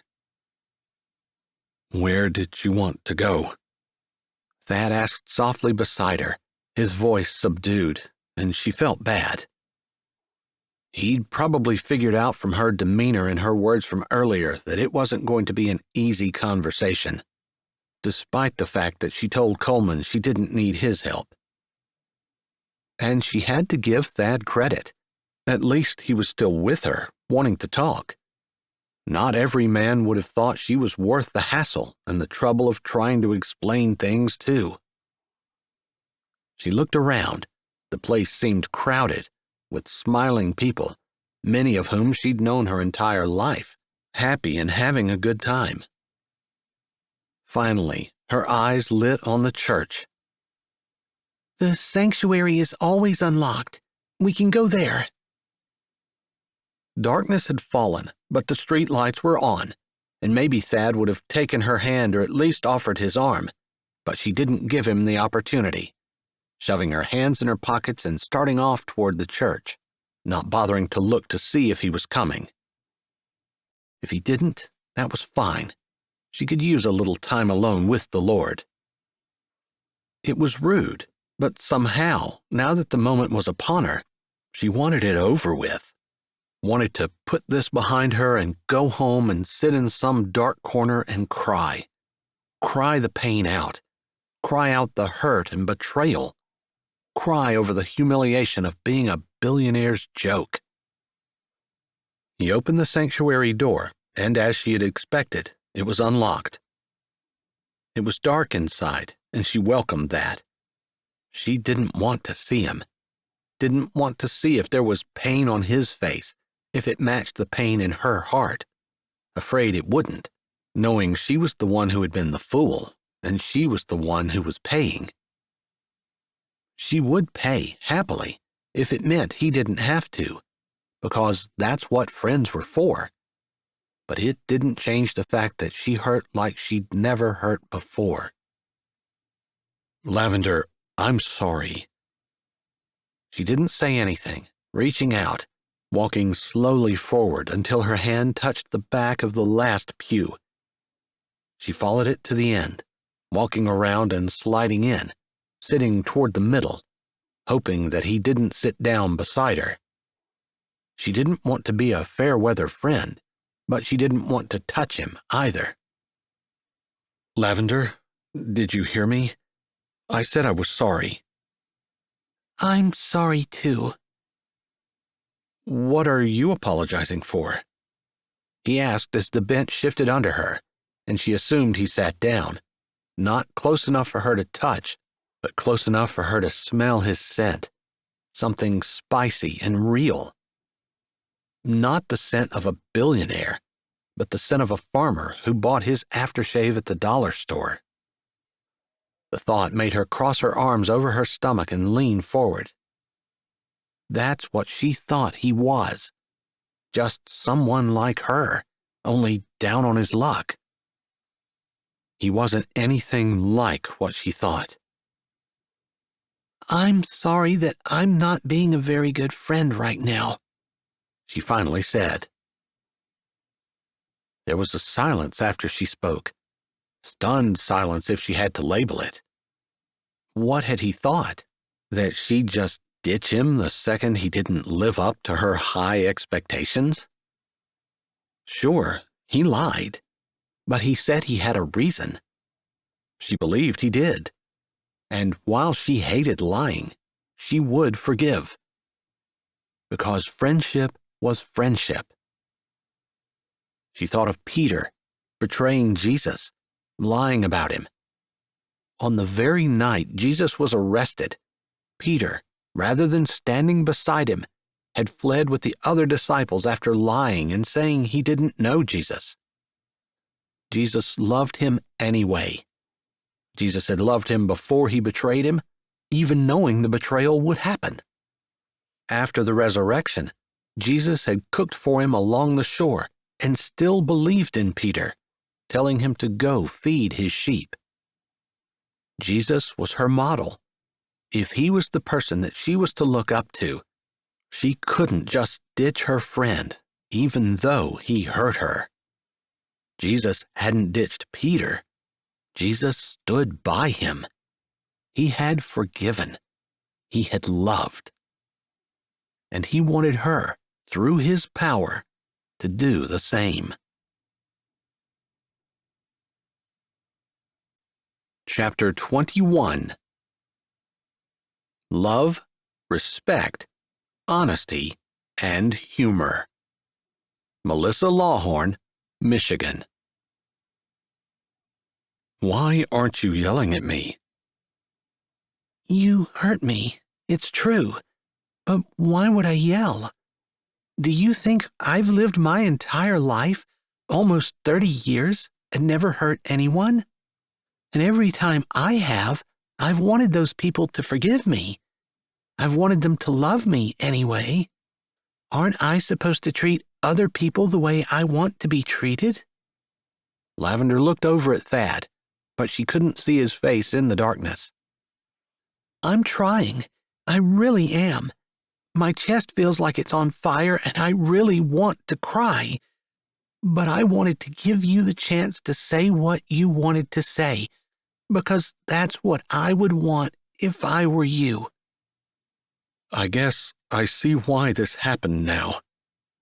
He shifted in the pew. I don't deserve someone like you. She swallowed, her mouth dry, her eyes trying to leak. Maybe his words were meant to make her feel better, but they just made her feel worse. Why? She finally said.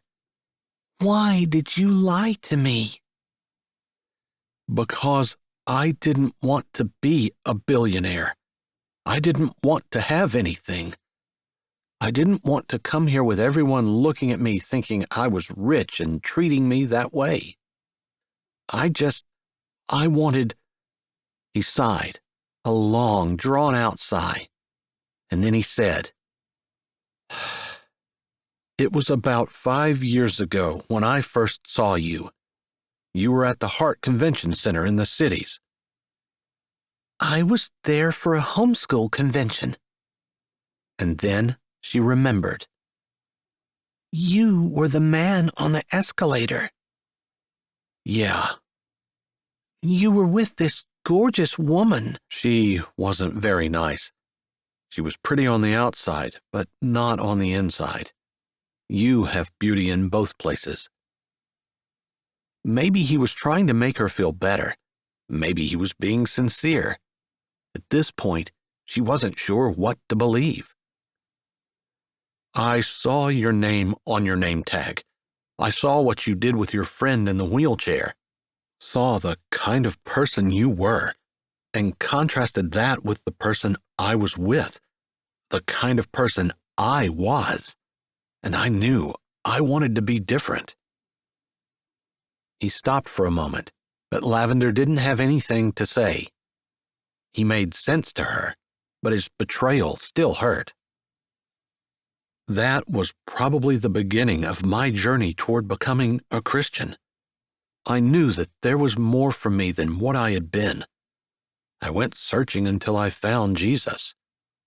I've heard of some people's lives being changed as soon as they're converted, but that didn't happen for me. It's been a struggle. I shouldn't say struggle. It's been a slow growth, with 2 steps forward and a step back. But I'd become discontent with my life, with the things I'd done, with living only to make money and doing what was necessary in order to close the deal. He quit talking for a while, and finally she said softly, Go on. I couldn't get you out of my brain, and I figured if I could come see you, I'd find that you weren't everything I had made you out to be in my head.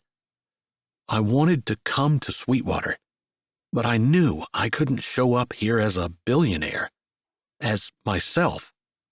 I knew there would be no hope for me to have any kind of relationship with anyone, because when you have money, you never know whether people love you for your money or for yourself. I guess I have to take your word for it, because I've never had that problem. Maybe he ignored the sarcasm in her voice. There wasn't much, but it was definitely there. He kept speaking.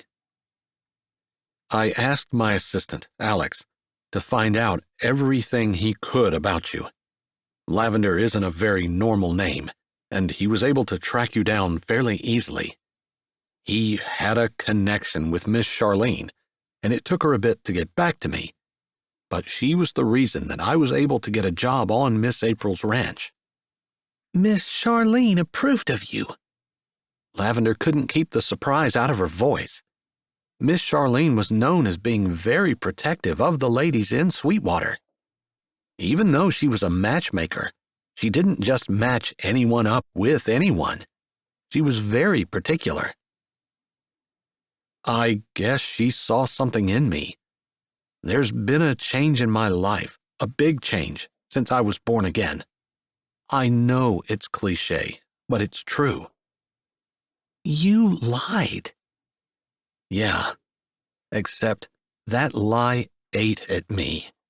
It's been eating at me the entire time I've been here. Almost a month of guilt. Well, maybe not that long, because I'd only been here a week when I started the proceedings to get rid of my share of the company.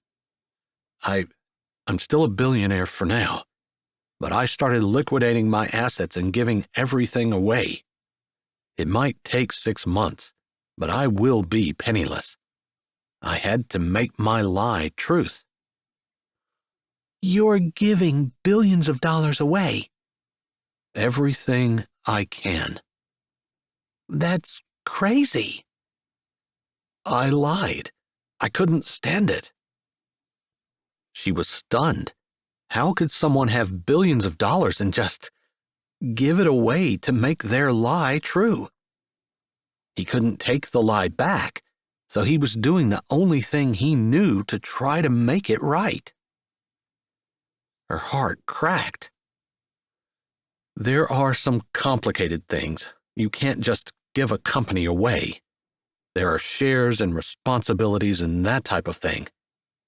It's something that my lawyers are dealing with, but I just wanted you to know.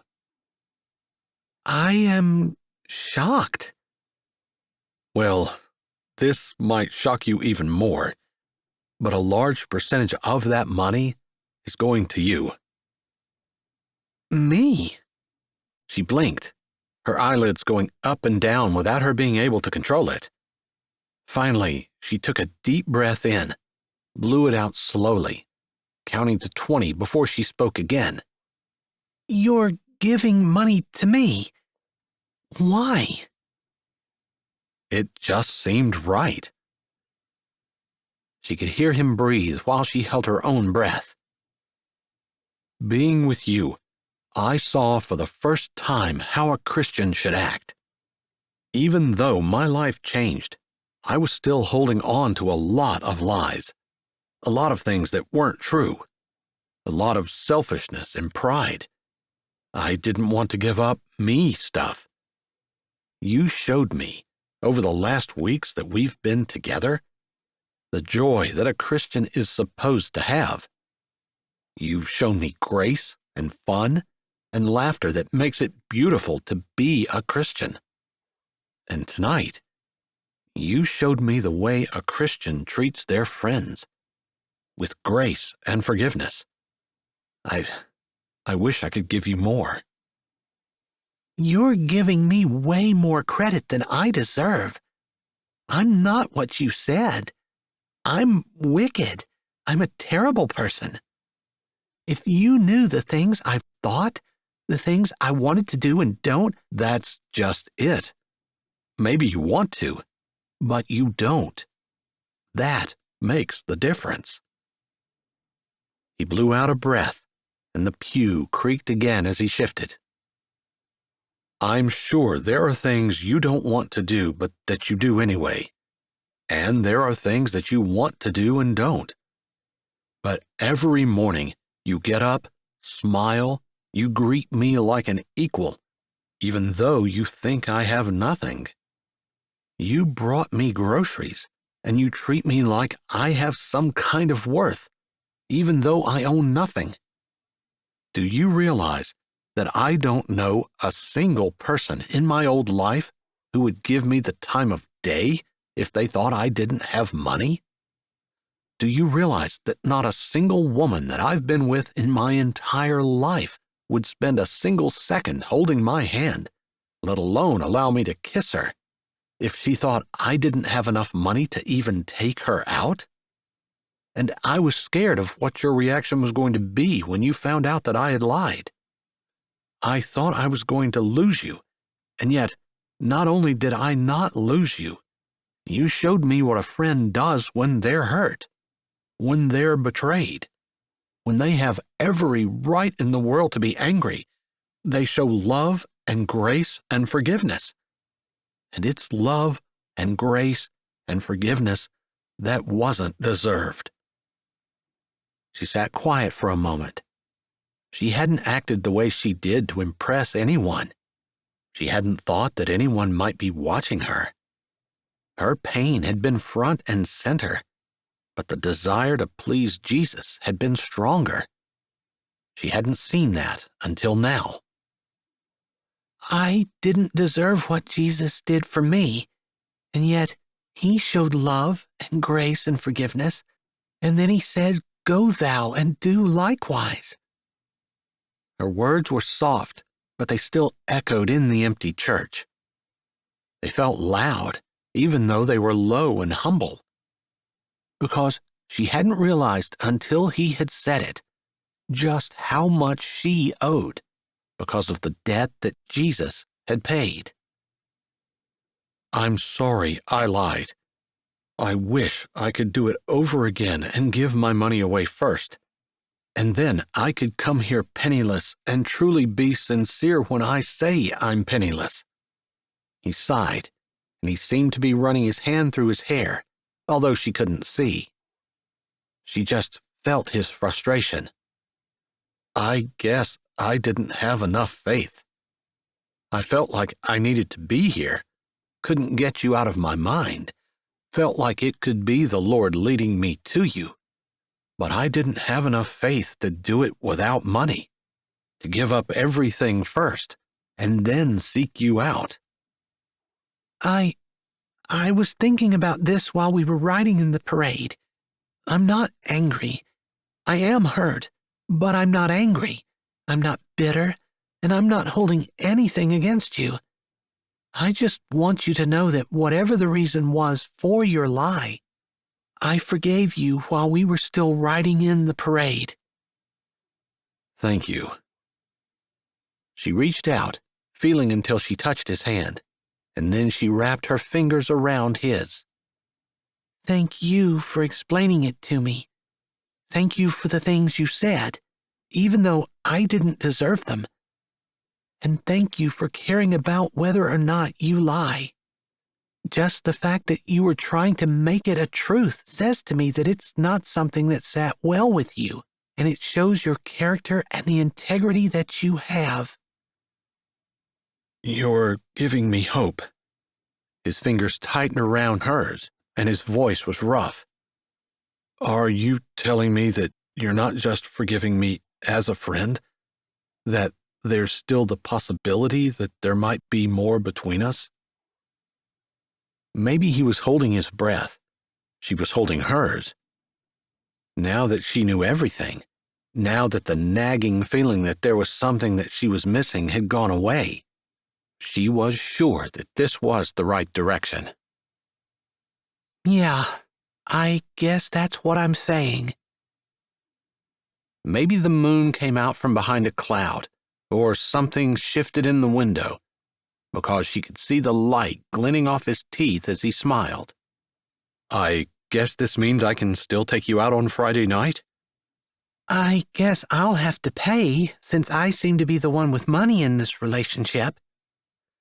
She couldn't believe she was actually joking, couldn't believe the fire in her chest had calmed, just because she had pushed through, determined to do what was right instead of what she felt like doing.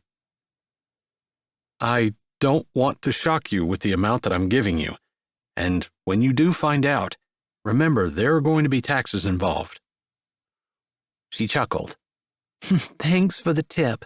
I assume you know what you're talking about. Yeah, I do.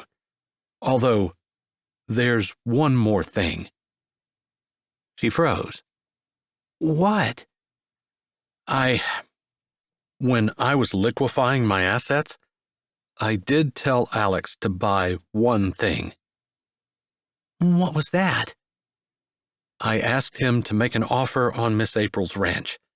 I think I might want to settle down in Sweetwater.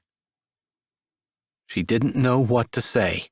That was definitely a shock. If you've truly forgiven me, if there's truly a chance for us, I want you to be there with me. This isn't a proposal, but I'm not talking about us living together.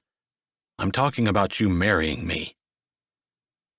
If someone had told her an hour ago that she would even consider such a thing, she would have tried to slap some sense into herself. But now it felt like the most natural thing in the world to nod her head. I think that's a good idea. Then she laughed. Are you sure you're not marrying me for my money? I heard I was supposed to come into a good deal of it in the not-too-distant future. I guess you'll never know, he said as he slid closer, his arm going around her shoulders as he pulled her to his chest. She laid her head against him and put her arms around him, holding him close. This is about the craziest relationship I've ever heard of. She couldn't help the words that slipped out as she lay against his chest.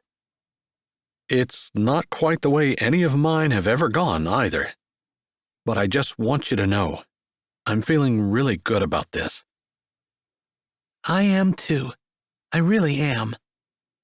Nothing she had ever said had been more true.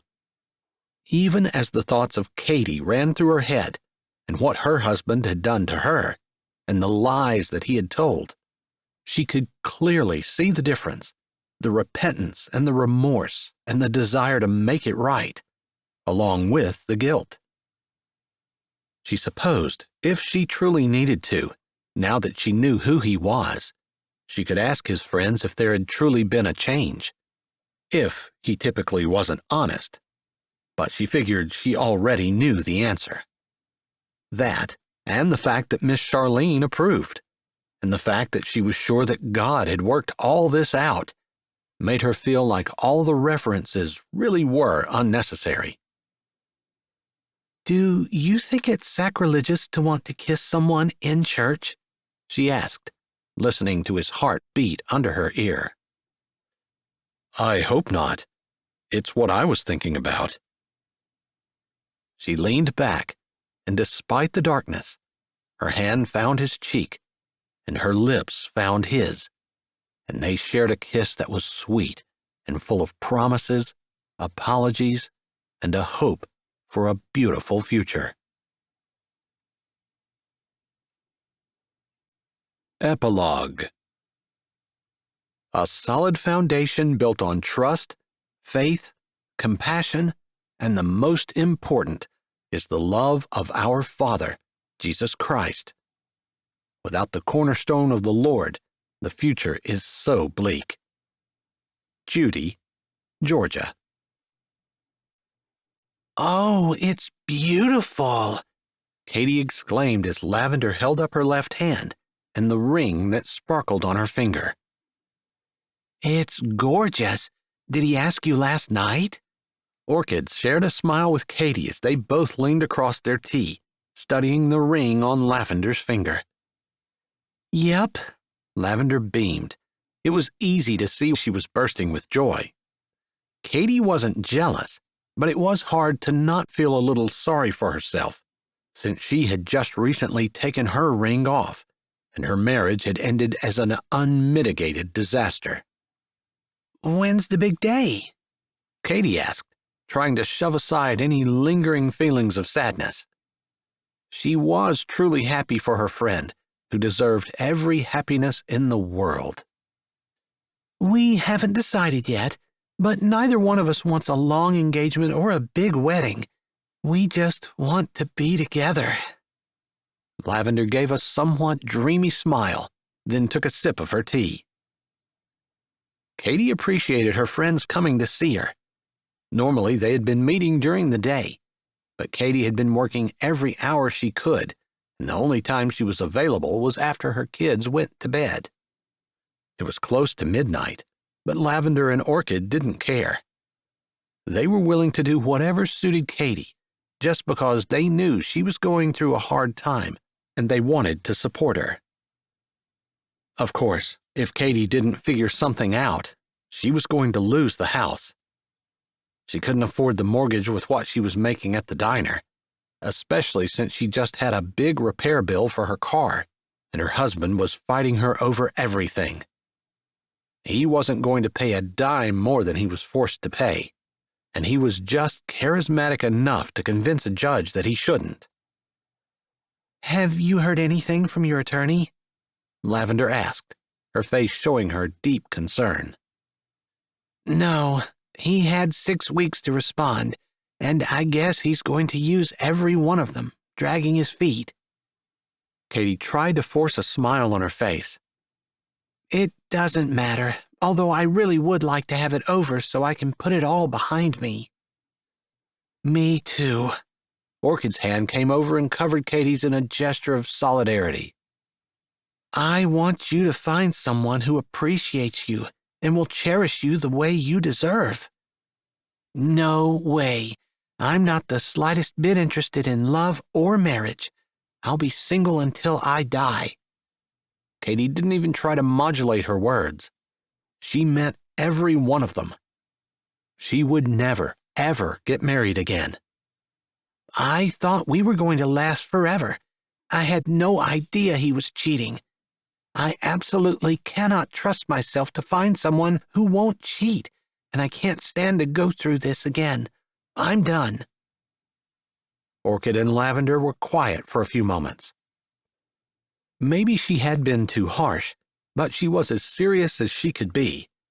She couldn't survive the pain of going through heartache like this again, for herself and for her kids. What are you going to do? Lavender asked quietly. I'm not sure. She had not told them the extent of her financial circumstances, just that she probably would have to sell the house. I'll wait until I hear from my attorney, I guess. Her friends nodded, and Katie deliberately changed the subject by asking about Lavender's wedding. She didn't know what she was going to do, but she did know she wasn't going to allow her friends to worry about her. God had a plan for her life. She didn't know what it was, but she knew he had it. She might not know what it was, but she knew it did not involve romance. She was done with that.